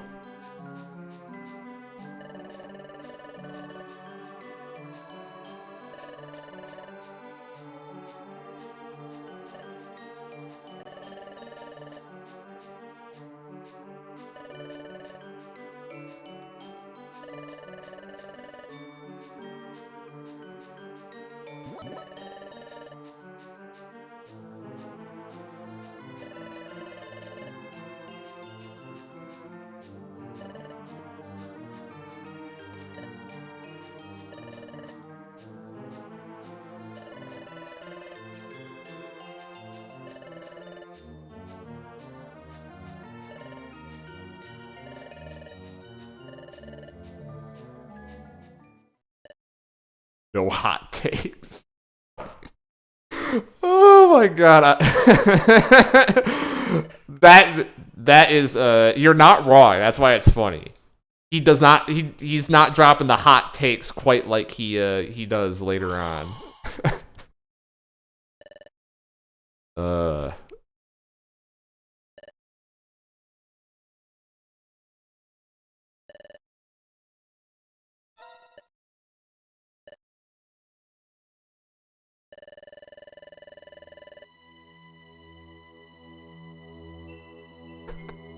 fucking BP.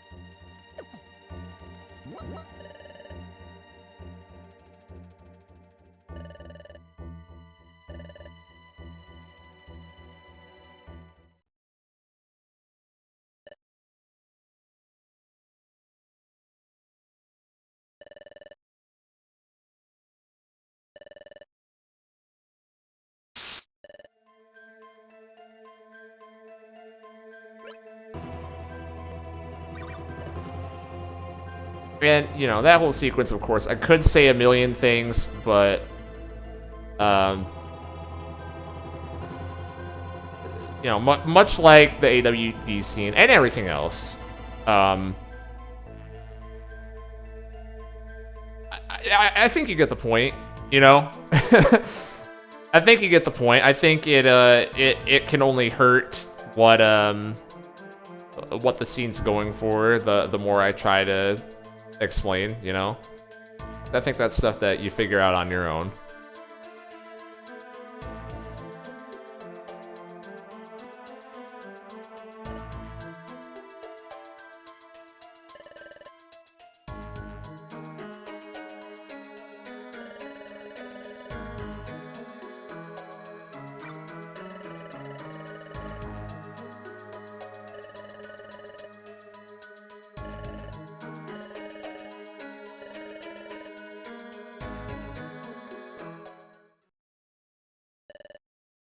Are you finished?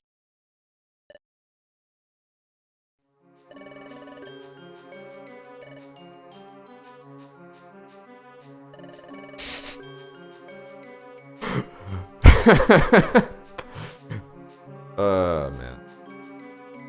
You guys are cracking me up in chat.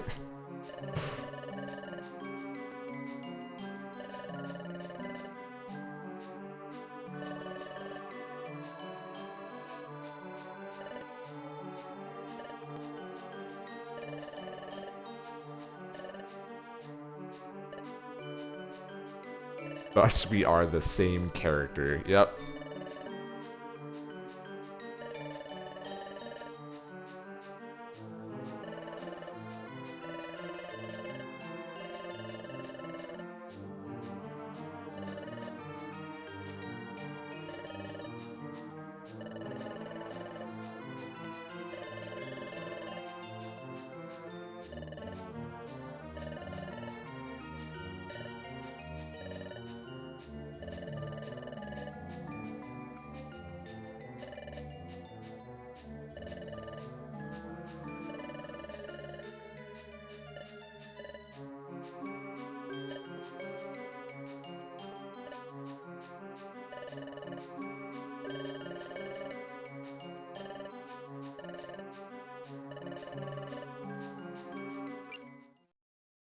Takes a step back.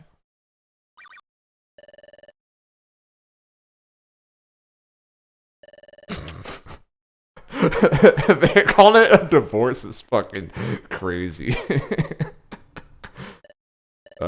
Shit.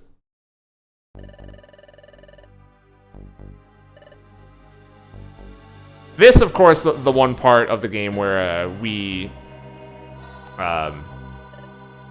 do not let you advance attacks, just because we had to sync it up to the music kicking in right as he says the line. Dun dun dun.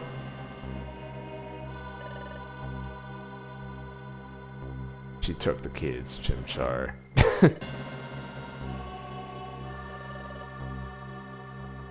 Yeah, so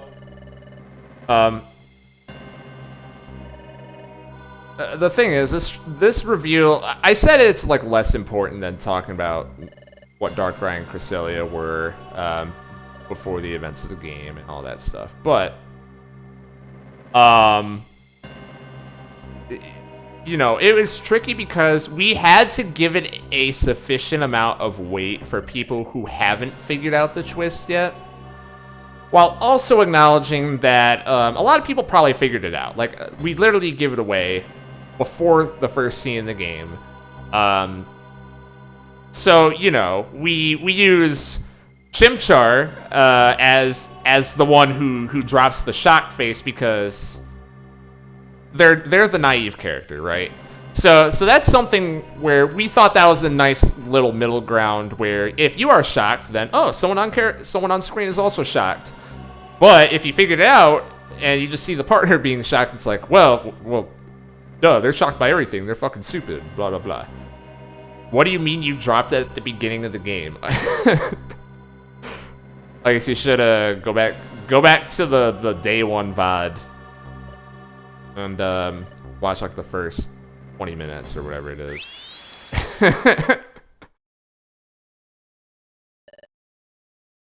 So, anyways,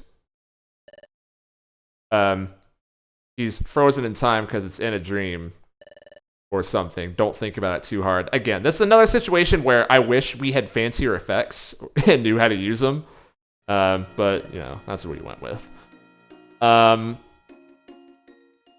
he Badused him.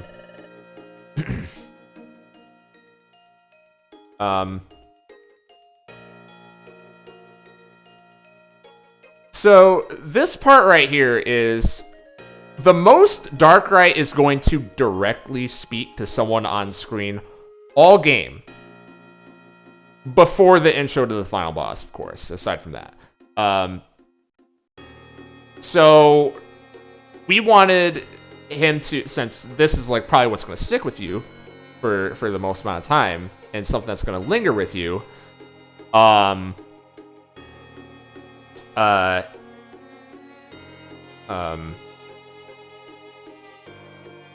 was I going to say? Had to make sure that he was being calm and asserting what he says with confidence. This is a true story. There was someone on the team who they were very busy, so they haven't really been, they've been out of the project for quite a while, to the point where they hadn't seen any of Darkrai's previous scenes where he's actually speaking. Like, the last thing they saw of Darkrai was the taking control of Giratina bit. So they were shown this scene out of context, and because they were just out of the loop for the last 6 chapters, they after reading all of this, they came back to me and they said, "So, are you changing the script from what we said before? Is Darkrai not the antagonist anymore?"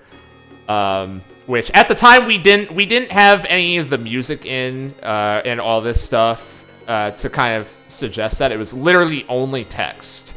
And looking at that, they came away with that. And when I got that response, I thought, okay, we found our Darkrai cadence, right? And in fact, after this, I'm pretty sure we went back and redid some of Darkrai's dialogue from some of that older scenes to kind of fit in with more of like how he's talking here. Because, I mean, that's perfect. You know, that's that's a, you know, he's I'm gonna refrain from saying too much again, like giving away the intention, blah blah blah blah blah. But yeah, it's and this goes back to kind of the strength of text boxes and different voices you can have type of thing. Like for Darkrai's text, we want it to be like he could be genuinely saying this all just on the straight and narrow. He could. You know, and again, it's mostly like the musical cues and stuff, and obviously how Darkrai's been framed earlier in the game, that gives you and all the dramatic irony, blah, blah, blah. That gives you the indication that, you know, he's probably not saying this 100% honestly. But if you were to only read what he's saying and that's it, you could think that way. You know, that was very important for us to maintain.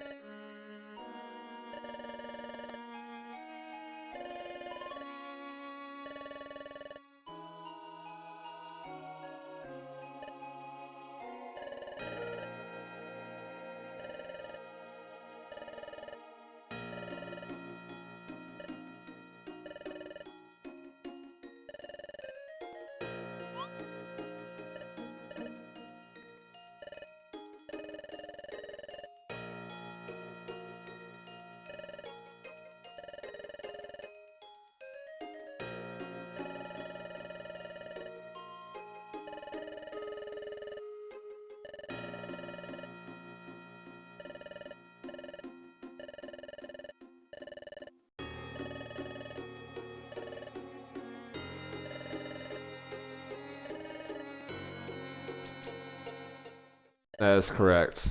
That's correct, Jaguar.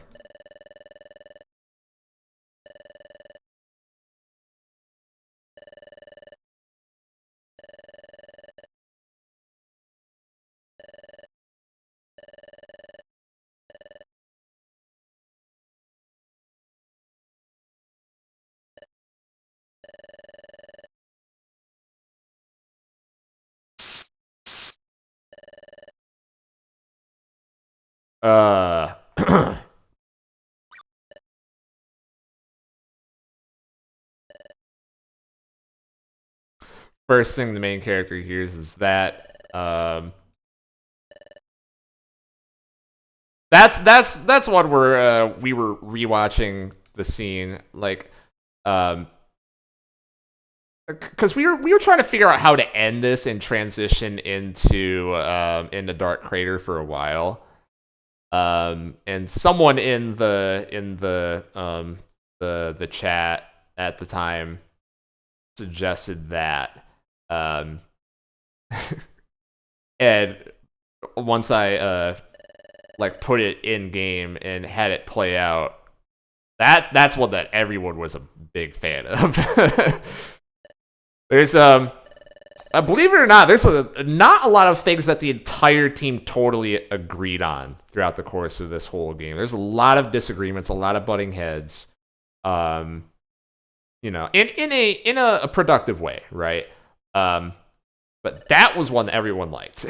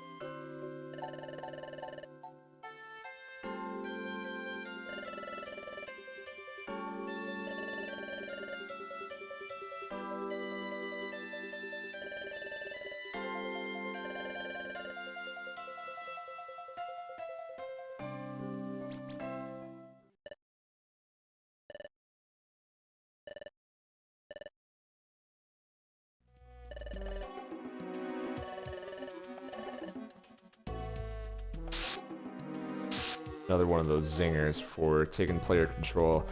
And so, of course, the reason why that conversation is placed there is because Darkrai and Cresselia is fresh in your mind. So, that highlights kind of both halves of the partner, like two of their aspects that show up the most during this story. That those being their empathy, and their naivete. So, and you're not getting one without the other, right? But it's that, and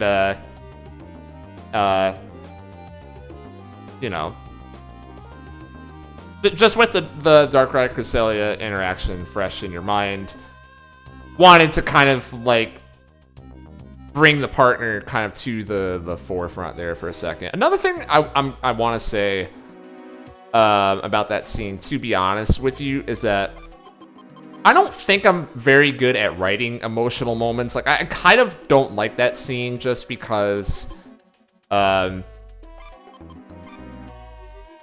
don't think the emotional bit is particularly convincing, It was like how the scene had to end, which is why it happened. By the way, first time that I'm going to be talking about the ending during this playthrough, but one reason of many, and there are many, and I am going to talk about them, why the ending is what it is because I don't think I'm very good at writing like big crying emotional parts like that. Because, again, to go back to the method acting thing, might sound like a goddamn psychopath saying this, but I don't. Yeah, because I have no soul. I don't really ever cry like that. I've never cried like that in my life. So I don't know. I think trying to convey an experience that you have never had is lame, and I don't think it's ever going to be convincing. You know, and it's just something that I don't think that I'm ever going to write correctly. That's just not the way that I've ever really processed my emotions. So I tend to not go in that direction, and or I tend to not go in that direction in writing.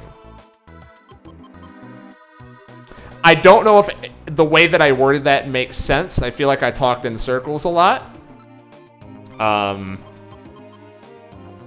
But hopefully I got my point across there. And if you did like it, then that works out as well, I guess, because it was quite hard. I mean, I literally felt like a fucking idiot. I had to ask, like, hey, is this crying part, like, is this convincing enough to other people on the team? It's just such a weird, uncomfortable question to ask, but, you know, I had to do it. Build your bottomless pit of no motion. Now, don't get me wrong. This is gonna be a little personal talk on the stream. Don't get me wrong. I do feel like I definitely express my emotions, but in different ways. And there's a pretty large portion of my life where I did the not to use a buzz term, but the toxic masculinity thing of like repressing emotions and not doing that and whatever. And that's how I was raised, how I was taught. That's how you're supposed to live. Is that maybe a reason why I don't know what it's like to have a good cry? Possibly. Maybe it's a part of it. I don't know. But you know, I think over the years I've made it a priority to kind of learn how to express my emotions in a positive manner. And honestly, I think I've made progress on it over the years. And I don't think that a lot of these scenes could have been written if I didn't have, emotional capacity, right?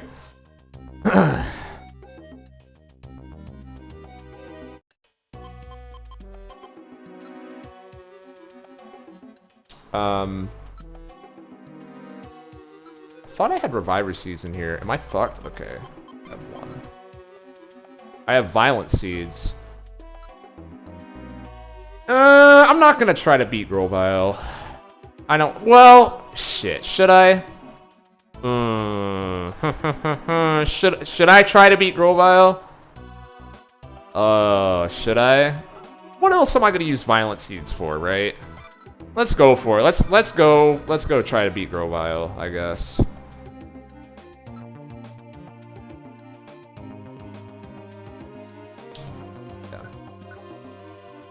Gemini says, dramatic crying scenes are a fair bit removed from real ones. If real ones get that intense, they're just unintelligible. Like, man, how do I put it? I'm guessing a second message is coming. Like I says, it's probably 80% of the reason. Unintelligible is a great word for real crying. Right. And that is something where, like, the scene right after Armaldo, where, like, the main character is just stumbling over their words and stuff like that. I believe they are crying in that scene as well. And that one, yeah, that's...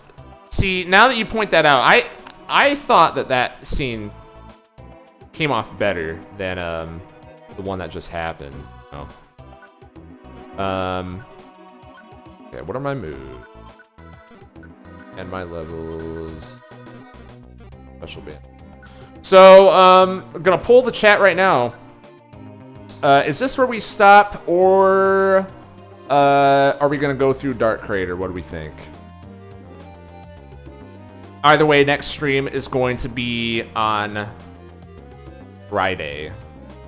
And then Friday and Saturday should be finishing up the game. Gemini says, especially in anime and games, dialogue tends to be like theater. It's less real than it is exaggerated on purpose to emphasize how something feels. Right. That makes sense when you put it like that. That makes sense. You know, the theatrics of it, and I can't say that this game doesn't do that, because it certainly does. You know, it's stupid tropey fanfic shit. Like, characters dramatically yell or soliloquy because that's how it feels more than how it would really be, if that makes sense. Right? Yeah. Yeah, it's just like really super playing up that that aspect of their character, making them larger than life, that type of thing. So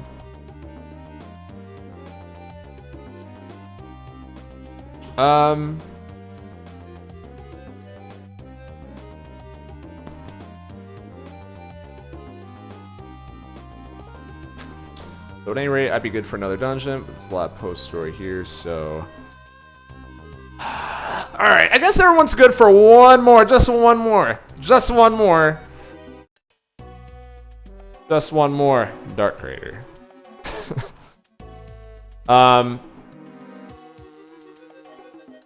So let's see. A couple things that I did not say before, forgot to say. Beetle Seed, fuck yeah.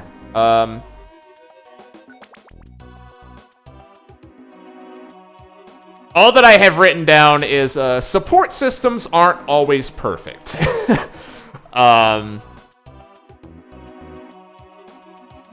actually did write more, but that's more like explaining the scene type of shit. Support systems aren't always perfect. I'll just say that, I guess. Then next up is Dark Crater. The main character being Darkrai is a popular enough theory if you get deep enough into the Pokemon Mystery Dungeon fandom. I hate that word, but you know, it's accurate here, right? You get into the community enough, you will hear about the main character is actually Darkrai type of theory, which how the theory is commonly presented isn't exactly how it's portrayed in this game, and that's because the popular theory is debunked by information that's already in Explorers of Sky, so we couldn't just copy that theory, right? We had to do it a little differently.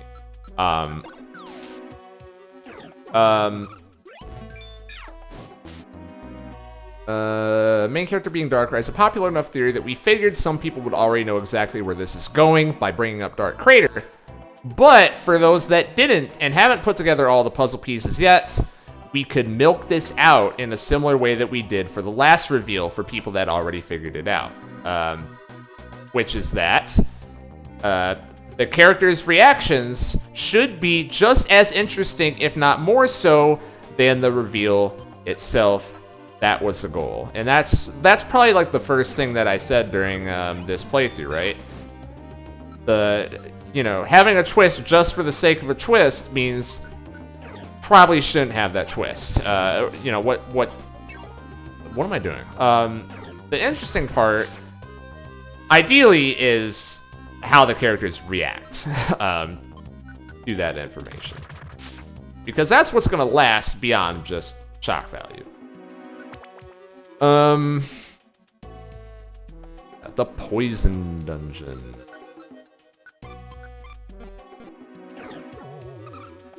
This is a nasty one. I remember this is a dungeon we had to overhaul pretty dramatically. At one point, the gimmick of this one is that it was mostly corridors, I think. Which, in hindsight, what a terrible idea. Does anyone like fighting in hallways? Well, fucking Paz said he liked that on the first stream, but he's a weirdo. He's a weirdo sicko. I don't trust him.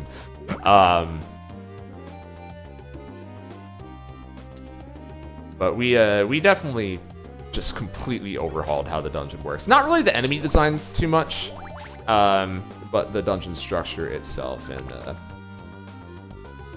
generation variables.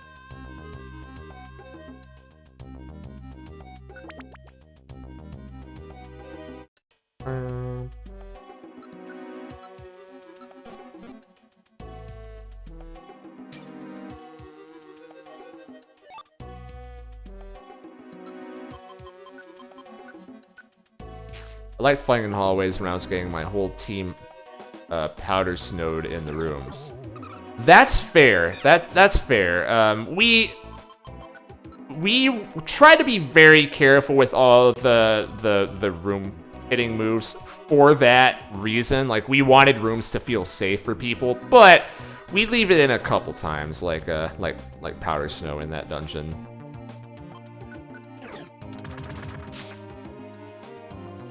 Also, you played on 1.0, and the mon that uses that, they had their I remember they had their special attack nerfed. I believe Powder Snow is a special move, but their physical or special, whichever one uses Powder Snow, that got nerfed a lot. So that's another one of those where, like, yeah, we knew that was a problem.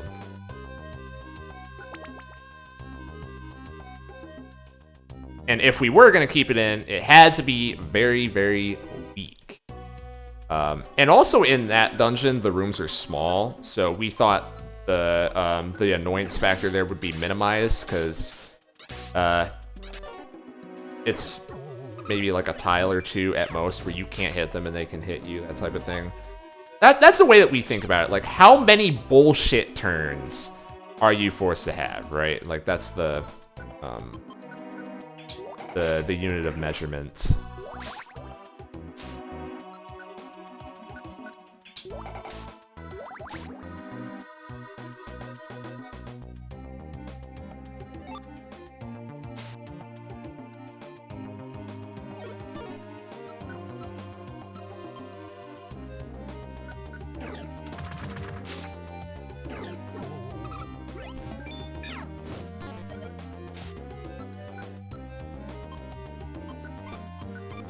Okay, so we learned earlier why Butterfree can use Absorb. Anyone want to tell me why Nidoking can use Peck? You got a good Pokemon reason for that one?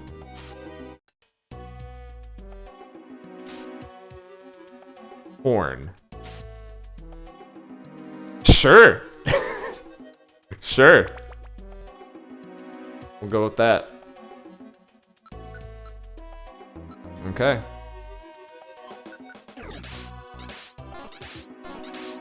Speaking of weird moves, we're about to get one coming up with, I guess I'll talk about it now.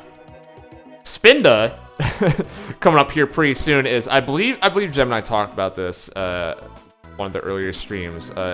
Spinda's about to reveal the sick backstory of having some dream therapy experience. I cannot tell you how many times people immediately try to fact check me and then realize, yes, Spinda can indeed learn Dream Eater in Pokemon. Why did they do that? Because she does dream therapy on the side. I'm telling you, we did not pull that out of nowhere. I'm an expert on Nidokings. I'm a real Zygardeologist. Thank you for that one. Nidoologist. Oh, Nidologist, I'm sorry. Which is what they call the Nidoking. Shit, man. I might be in trouble in this room. Vileplume's a fucking threat. I'm not gonna give this shitter chance to kill me. I might have to, though, which is unfortunate. I'm gonna do that. Okay, nice. That works. Okay, nice.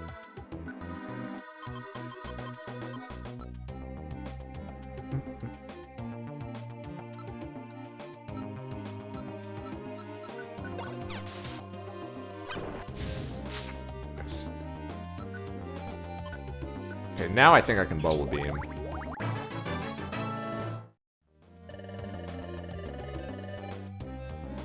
Whirlpool, pretty much a garbage-ass move.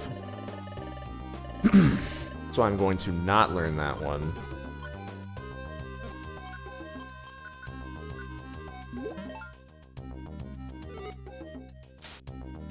A lot of enemies inflict poison this one.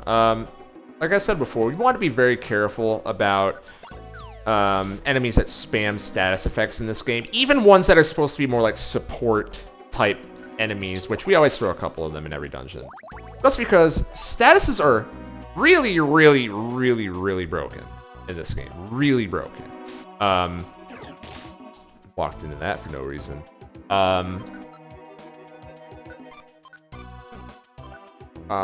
But we thought we could be a little more liberal with the usage of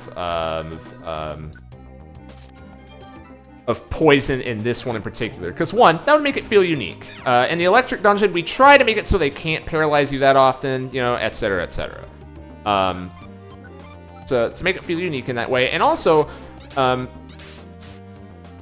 poison is not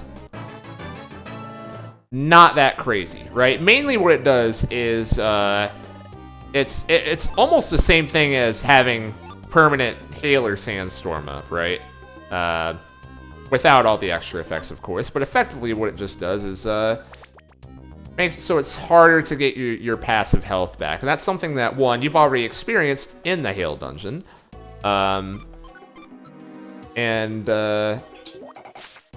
You know, two, it is something that is just, it is easier to work around. By playing carefully, you know, by keeping your distance, which is another reason why a lot of throwing items spawn in this one.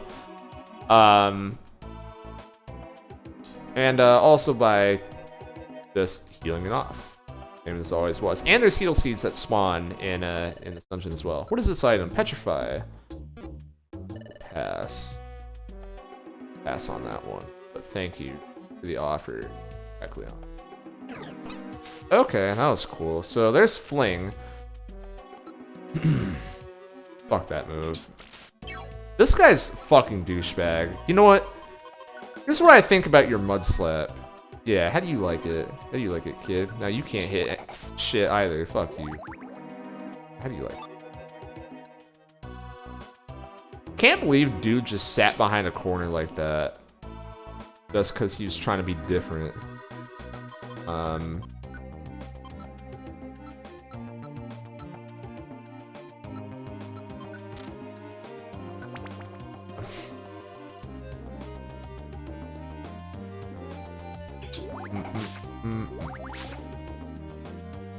Song's great. It's songs like this that make, like, just because of how up in the mix all the layers are, it really gets you thinking, like, damn, the DS sound chip is you can do some shit with it, you know? You can do some shit with it. You can get a lot of layers going. Do I want to fight these guys? I have a Totter Orb. I don't think the Viper is that crazy, I say as he paralyzes me. I deserve that. Yeah, if that was a double para, that could have been bad.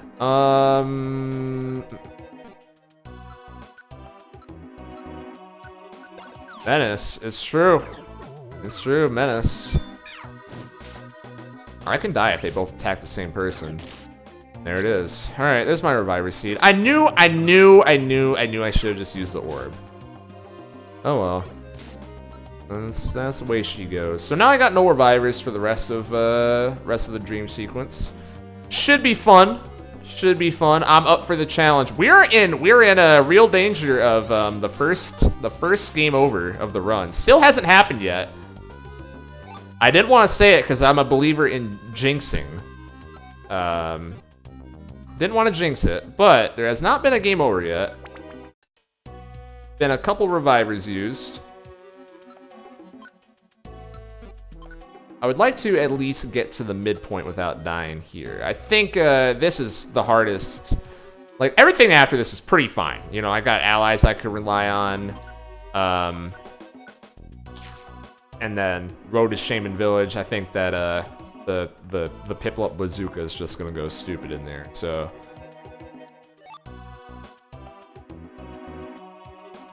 just gotta get through a couple floors here.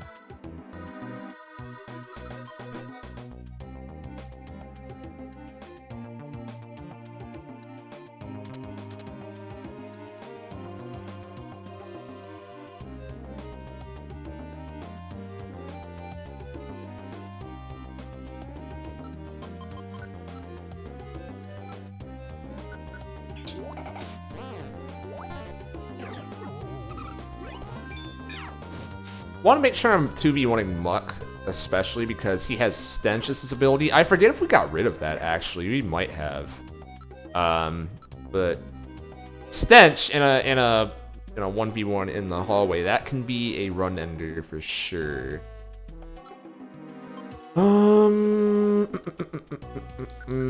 Yeah. I'm just gonna hit you. Okay, cool. I didn't even need the fire move. That works.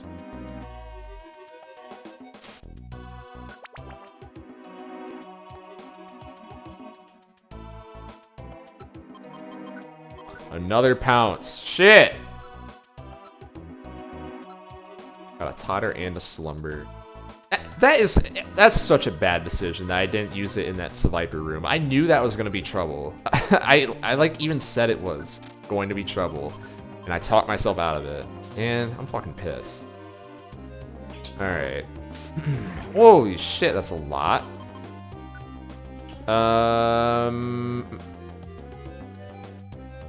He crits me, I die. So I'm gonna just I'm gonna pounce because I'm getting a lot of them in here.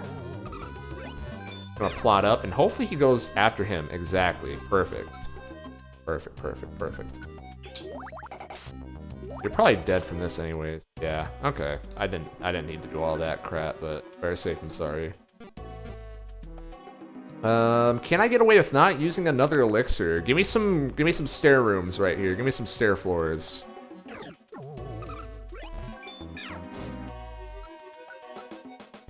What's funny is I keep forgetting to turn it off, but it doesn't really bite me, you know? It doesn't really bite me. Ember has a decent enough amount of PP where I'm not feeling the crunch that hard, which is weird. In my head, I always think like you have to have 20 PP or close to that, or the crunch will be happening. That answers my question, by the way. We kept Stench in, so basically just have to fuck off. Oh, very cool. Very cool. I like this strat right here that he's doing. I like this strat. There's a lot of creativity with that one.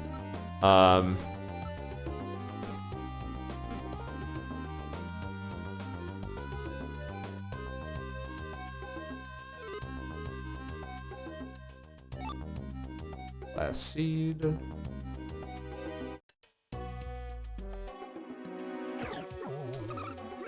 Oh god. Well, I can't get stenched if I don't attack him, so that's fine actually. But yeah, put on Flame Wheel. I'm going to Bubble Beam. Did a lot, nice. I'm just gonna brine and kill him. Yep.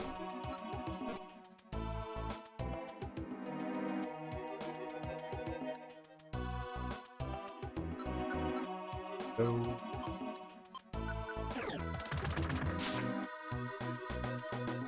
Did tons of damage.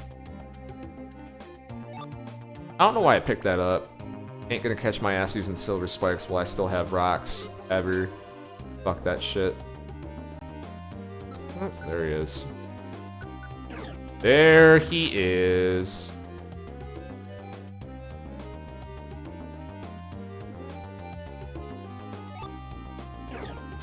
Ah, fuck me. That's not what we like to see. Not what we like. Okay, you're what?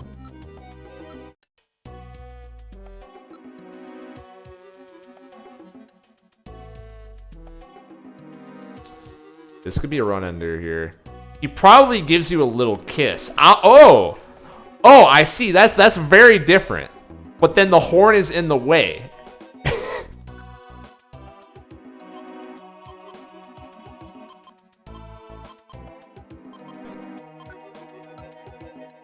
He probably gives you a little kiss. Quite the change of opinion there.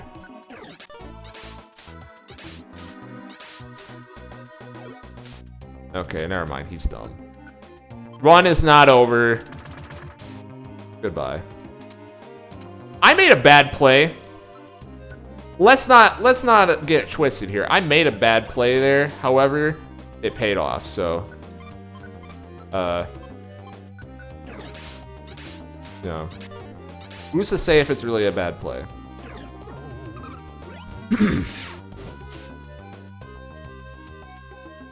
See, I like that BP because you got the double in there. You got the peck, like attempting to do the little peck, the little kiss, but then the peck of the horn.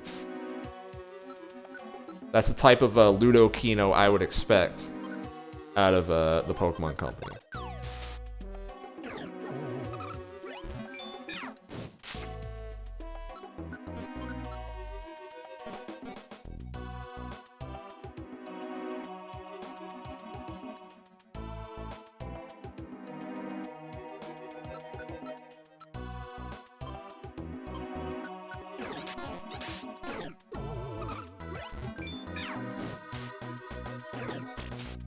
This room sucks. I don't like it.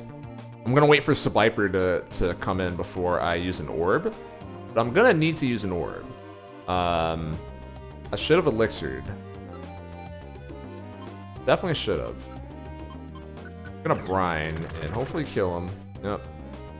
That's fine.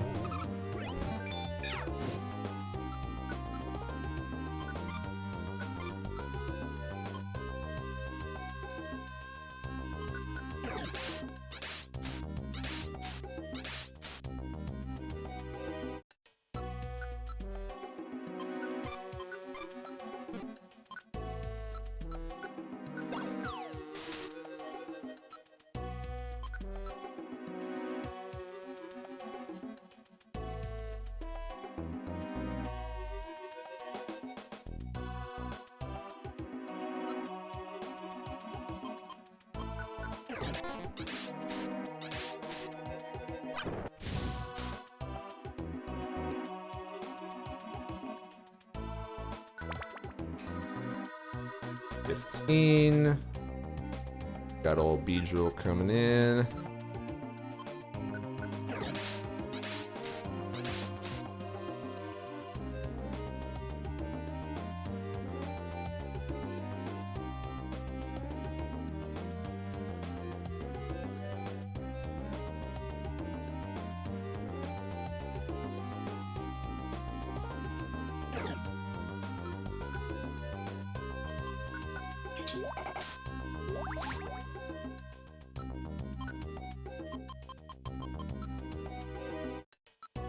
I have to be close to done.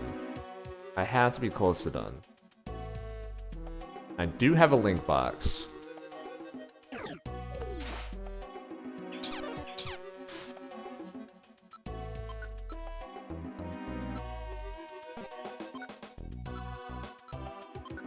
I have to be close. 15th floor. What orb is that? Ounce. Probably up. Little seed. I want that. Sure.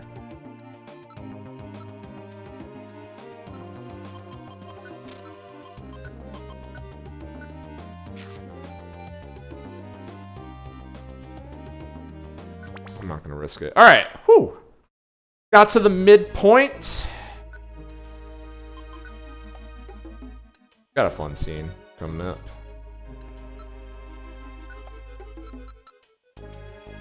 Pretty mid. Kind of set that one up, huh? So it's been a while since we've been outside the dream world. I figured people are probably ready for that. And here's Spinda.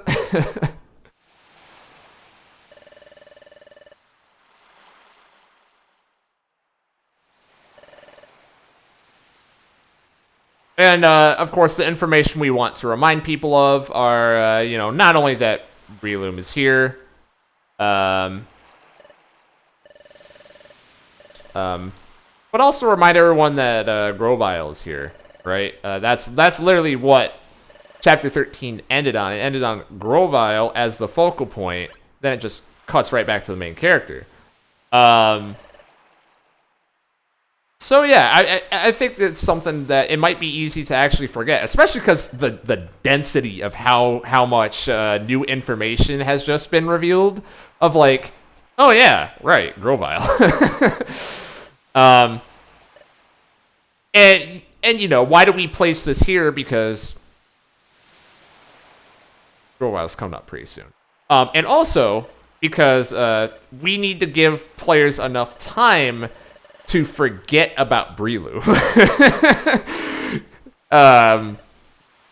So, ideally, this is the perfect spot for both of those.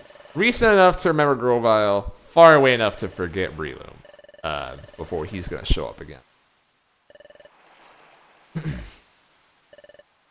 Heart emoji. Who would be crazy enough to come charging down those stairs as she looks into the camera?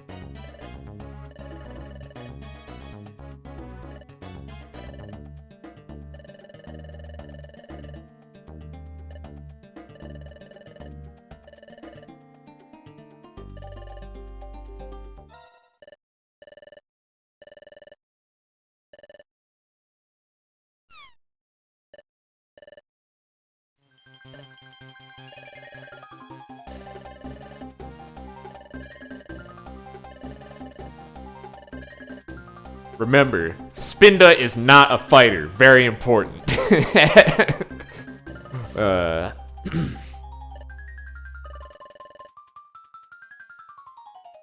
And Spinda in character says, well, Breelum, if this is what you want, then I will do it. So Deep Dark Crater. Yeah, man. We liked how that scene came out a lot too, but again, as said before, we just like Spinda. We just like Spinda, really. What it is. Oh, this fucker has smoke screen, huh? I forgot about that one. That's interesting. That's an interesting little conundrum. We do this thing sometimes. I bet you what this was is sometimes we would change the levels that Mons would learn certain moves so that they don't get a move until halfway through the dungeon. I guarantee you that's what that was. Because if he had smokescreen for the whole dungeon, we would have noticed that and probably thought that was a little overtuned. But the way we thought is if it only shows up for a couple floors, then it's not that bad.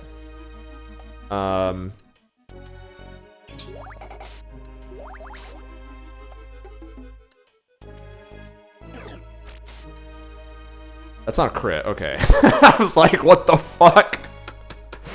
Holy smokes. Now we're getting to the real damage rolls around this part of the game. Holy shit. Holy smokes. My last berry.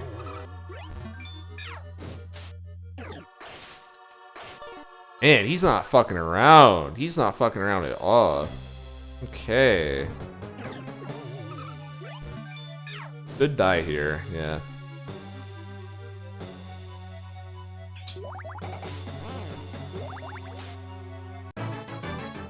I definitely didn't hum that correctly, but that's fine. Next move, Fire Spin. Okay. Pretty ass.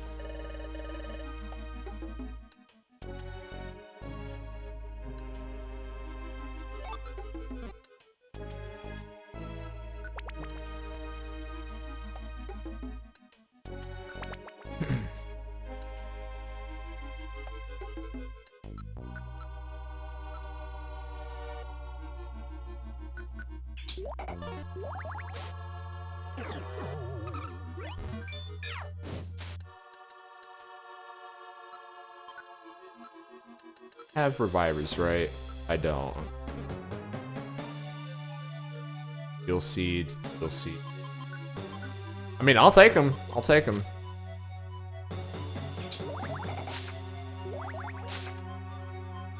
I was asking if I had revivers mostly because I need to remember. Well, of course I'm gonna remember because there's the handy tooltip that reminds me to disable item master if you don't want to use revivers.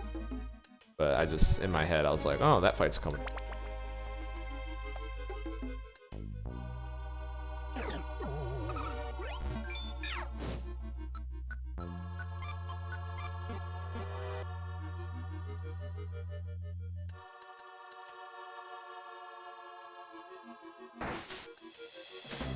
There's no way this guy hit me twice with Thrash!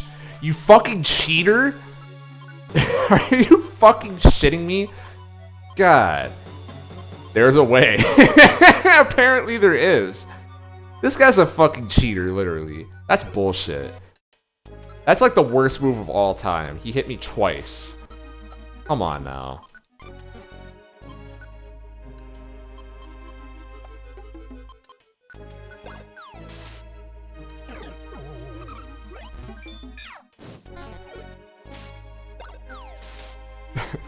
Might be a helpful tutorial, but I'll say now, there might be no stronger metatextual hint in the game. Yeah, well, I'm gonna talk about that when it comes up right here, but... Never have I been more intimidated. So anyways, this is just stupid. This is like probably the dumbest scene in the game. Just for this shot right here. Why are we looking at ourselves?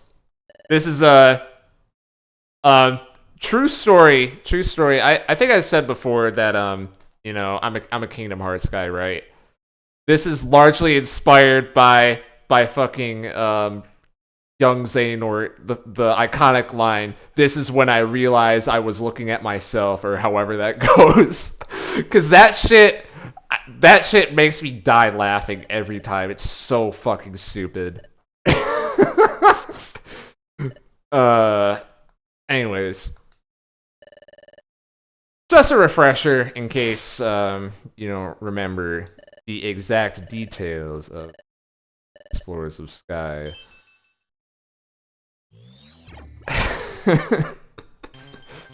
I'm me, he says. A little thing there, in actual EOS, that is a monologue that the player character says. We don't include that here because, well, why would you be able to read another character's mind? That doesn't really make sense, so...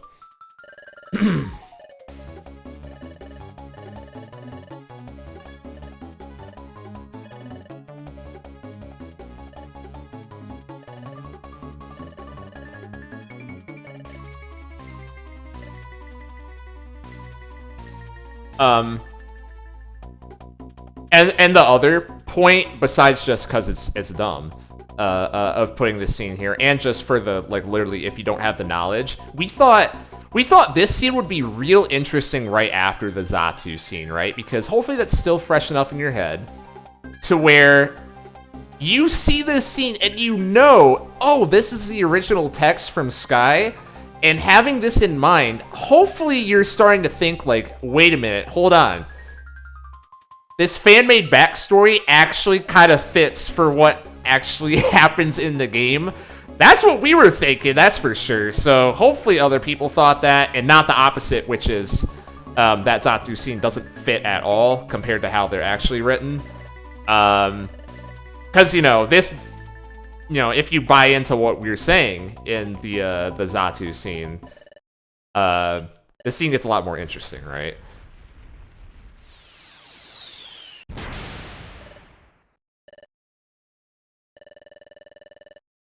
So there's Palkia.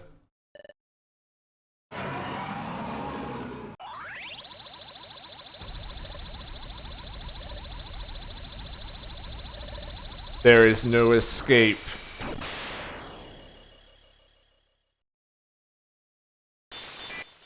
That's the first line of the game.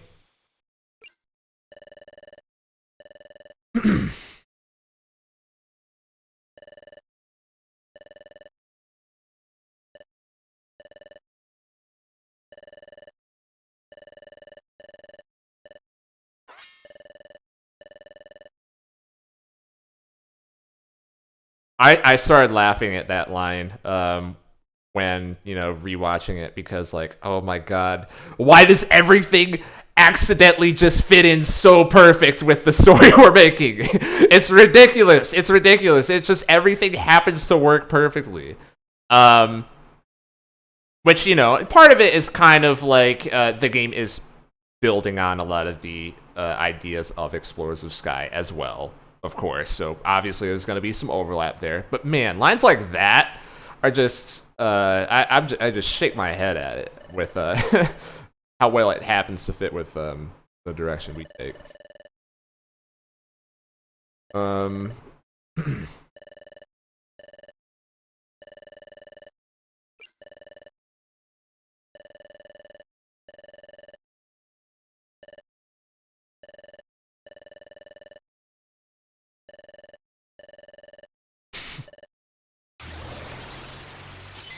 Palkia is so funny.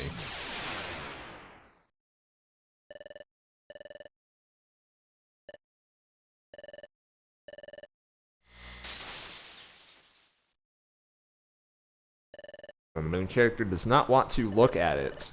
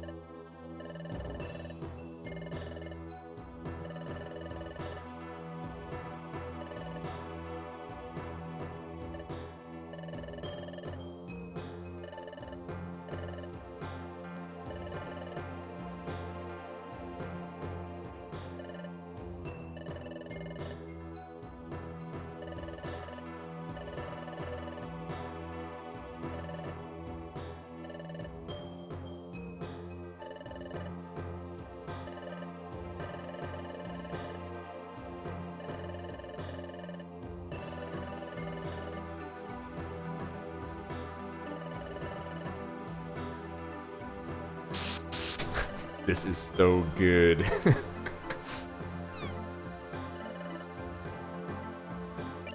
It's like I'm watching it for the first time because it's so convoluted.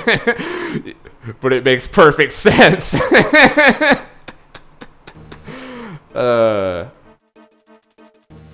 Yep. So, Grovyle.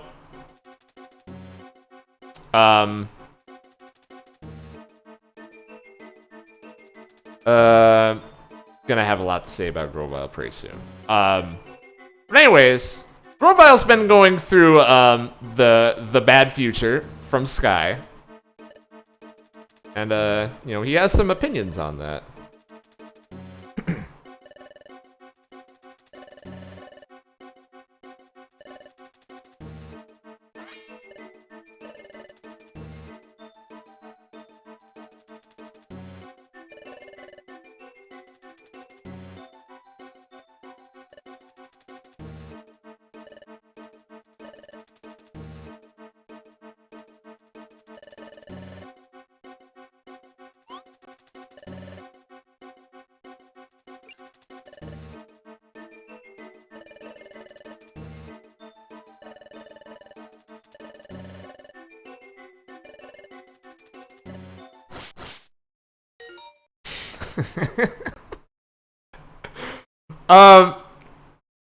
So,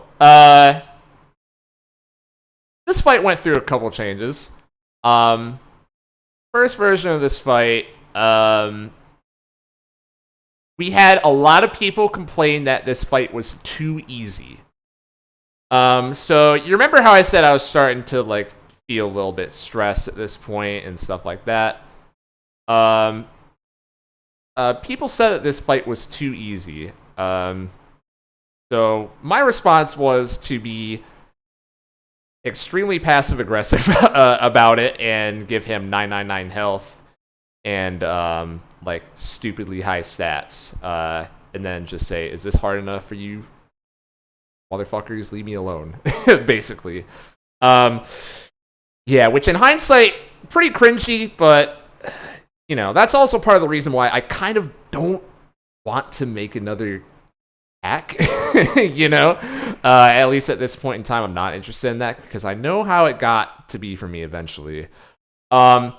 This tip was eventually being added. There was also the fact that it's so blunt and so blatant is like a part of it is that it's funny, and the other half was like, no, but seriously though, I'm sick of people bitching about shit. And this is when like how I was talking about tutorials so much in this game. You know, how we struggle with tutorials, and this was just like a boiling point where there's so many people who are like, this fight is fucking terrible because I lost all my revivers. This is fucking bullshit.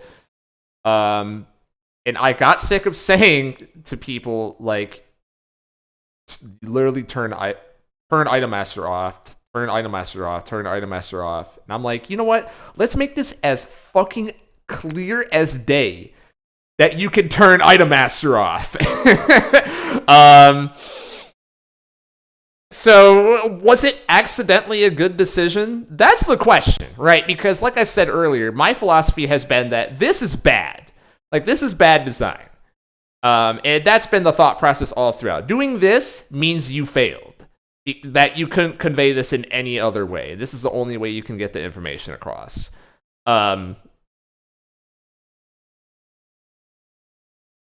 So I don't know. From the sound of it, it seems like you guys all liked it. So maybe I was just in the wrong mindset the whole time. Who knows? Like, again, this is something that we're all trying to figure out.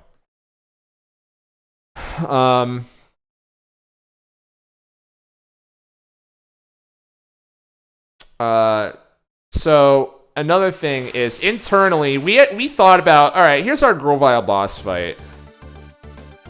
Do we want this to be an optional fight? And so we had a lot of talks internally about this type of stuff. Of like, our forced losses, which this isn't a forced loss, you can win. Is it good design or is it bad design? And whatever. And there's a lot of examples of this, like within PMD in particular, that we kind of talked about. And the conclusion we came to is, story-wise, it makes sense for Grovile to win here because it's Grovile, right? And that's something that I think that Explorers of Sky kind of fails at. Like, Grovile is barely harder than like any of the other bosses you fought up until that point, right? Like, I would say that most people probably beat him on their first try and don't even know that you can lose to him until the cutscene happens and he wins, right? So we kind of wanted to avoid that part of it. So having the force loss, I was one in favor of that. But to make it feel fair, what we decided on is, what if instead of like, that's a glass half empty way of looking at it, right? What if we twist it and say, you can choose to not fight him and lose, or you can try to fight him, and your reward here is X-ray specs. So if you want those, I hear that X-ray specs are a pretty good item. If you are interested in that, and you want the challenge and all of that good stuff, here's your Grovile fight. So we're going to go ahead and do that. I'm going to open up actually with a, do I have a sleep suit? I don't. Damn, that sucks. I don't want to waste my cross-eye because I could actually use that later probably. But I am going to stun seed him, which I could use those later as well, but yeah.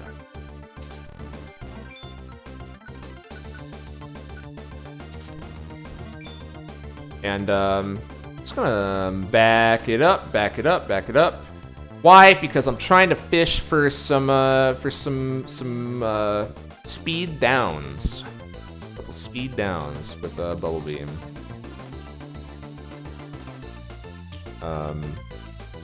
Yeah.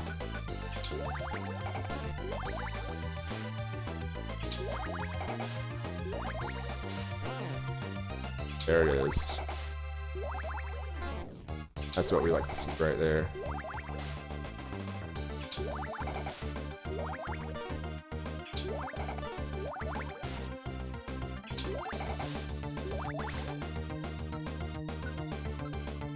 Okay, he might be breaking out of that pretty soon. I don't really have another play besides just shooting though, so...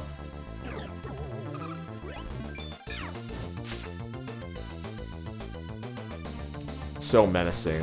I'm just not doing an attack. Because I know what can happen. Or you with a basic attack. I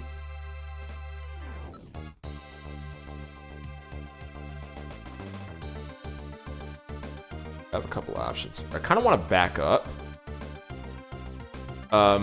But I think if he does Leaf Blade or Absorb, Chimchar is also going to die, so I don't think it matters. So I'm going to start doing Brine. Oh, easy money. Easy money. Wow. That was...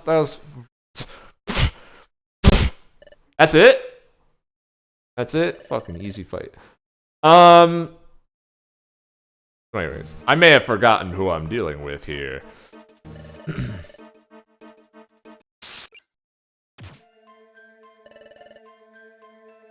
Oh, I've already learned that.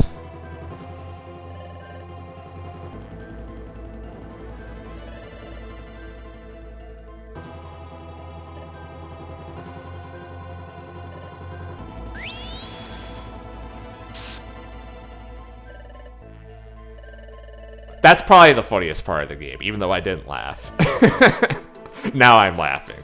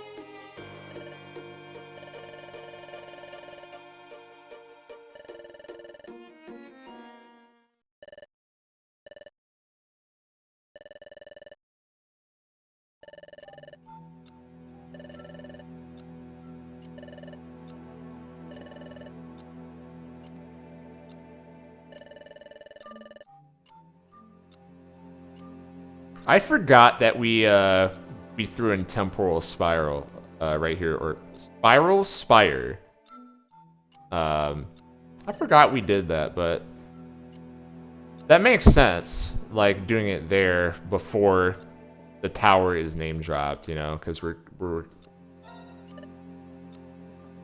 doing the thing we like to do, which is like hint, hint, hint, hint. There's the word I'm looking for. So yeah, when Temporal Tower gets name dropped here, we expected a lot of people to be confused, because after how much the game has diverged in the last couple chapters, how are we still going to end the same way as Explorers of Sky does? That doesn't really make sense. Unlike some things in this game, this was not an asset limitation. This was an intentional decision, and I'm going to get more into it later.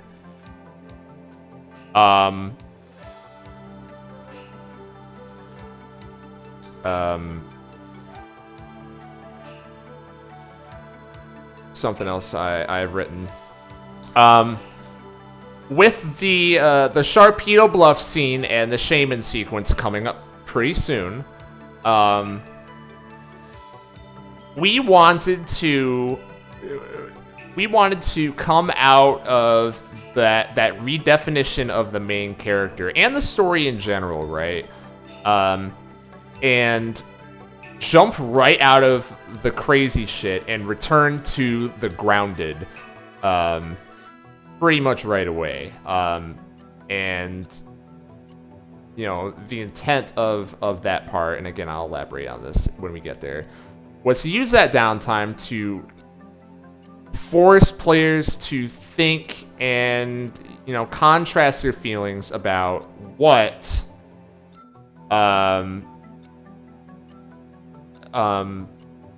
players think about the Treasure Town setting before Chapter 13 and after Chapter 16, right? After just one night, after just one dream, one weird dream. Just a little bit of downtime to force people to think about what has changed, because it's not the setting. You know, the setting hasn't changed. And, you know, what is different? You know, is the game itself different to you? Are the characters different to you? I mean, they didn't really do anything last night. You know, they just slept. But are they still different? You know, these are the types of conversations we wanted to have the game present, because that's the beginning of getting people ready for the ending. That's all I'm going to say there. And also, Grovile's here, right? Chapter 15, which is going to be next stream. That is the start of the Grovile part of the game. It's where Grovile's arc is going to become more clear. It's going to be less background teasing and more very much in the forefront. And, you know, because it's the Grovile part of the game, we're going to be doing what we did in Explorers of Sky, baby, because he's the tether. And that emphasis on Explorers of Sky in Chapter 15 is our soft transition to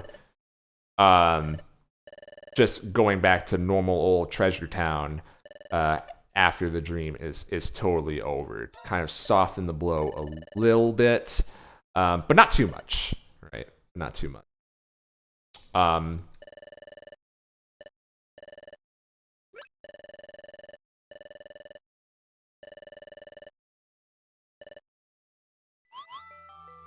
Another thing here is we kind of play with what information Grovile does and does not have. One of these things is Grovile knows what a spirit is, like a spirit as defined in lore in this game, in you know, the past couple dungeons. So why does Grovile know about that? Well, because this isn't information that we made up, actually. This is from Special Episode 5. And does anyone remember that one scene where Grovile is melting away, and, you know, Spiritomb baits him out, and then he's getting electrocuted and shit? Grovile specifically says his spirit is melting away, and you know what's pretty interesting? Grovile, in that part of the game, Dusknor says that what's going to happen is that Grovile is going to leave an empty body that Dusknor is going to be able to enter in order to trick the main character and partner of Explorers of Sky. Now, will this concept be revisited at any point later in the game? I'm not sure. Can I don't know. We might. I forgot if we come back to that concept at any point. But yes, that's taken directly from the game. It's one of these little things where, like, I know that a lot of people don't remember that, but I don't care because it's cool. And so we re-explain it in the last dungeon and all that stuff, right?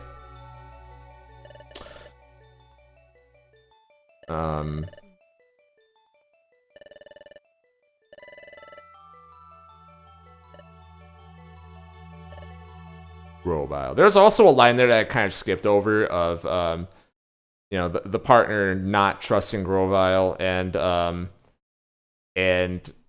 Grovile saying that like, oh, you really are the partner. That was just because all of us on the team think that this part of the game is I've read up a little bit about how there's that's kind of like a cultural barrier type of thing, right? Talking about Explorers of Sky for a second here. In that game, when Dusknor betrays the main character and the partner spends the next like 3 chapters saying, "I can't believe that Dusknor would ever be a bad guy." And a lot of people kind of look at that and be like, "What? What do you mean? He's like very obviously evil, you know? Like he kind of showed his hand there, you know, when he dragged us into the portal, you know. Why are you still on this for so long?" Apparently that's a cultural barrier thing. And like the Japanese version of the game uses honorifics to refer to Dusknor and stuff like that, and that's kind of where that comes from. But still, us on the team just didn't really care, so we wanted to throw a little jab at that. Because, you know, being distrustful of Grovile is something that Grovile would remember, right? A little extra line there.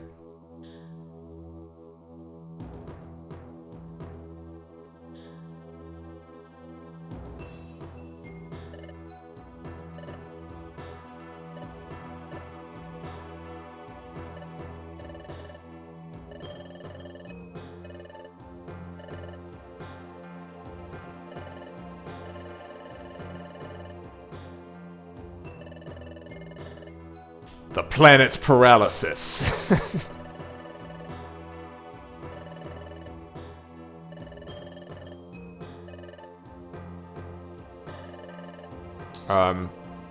Ice saying, the main character having sad and not self-confident dialogue for the rest of the game is fire.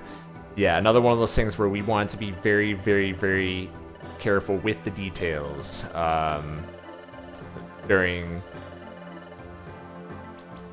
really everything the main character says between them breaking down after Armaldo and chapter like 18 or so.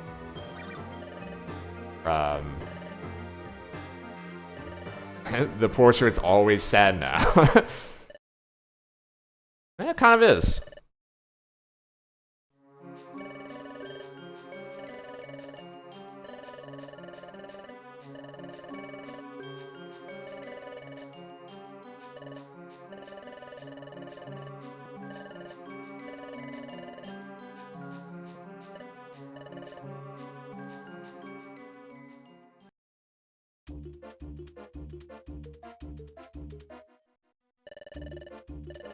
Alright, Dusk Forest. We're going to be doing that on Friday. Thank you all for showing up. This is a good stream. Got to talk about a lot. I got to talk about Weavile. Got to talk about fucking Armaldo. You know, got to talk about the Ore Escape. Got to talk about the Zatu scene. A lot of it, man. A lot of stuff. This part of the game really is dense, honestly. And I feel like I can say that genuinely and not. I hope it's not too clouded the way I look at it. I know it is going to be to some extent, but man, just saying that out loud, it's like, wow, a lot of the biggest, like, hardest hitting parts in the game back to back to back to back to back to back to back. Yeah, the payoff is gonna continue. Next stream, so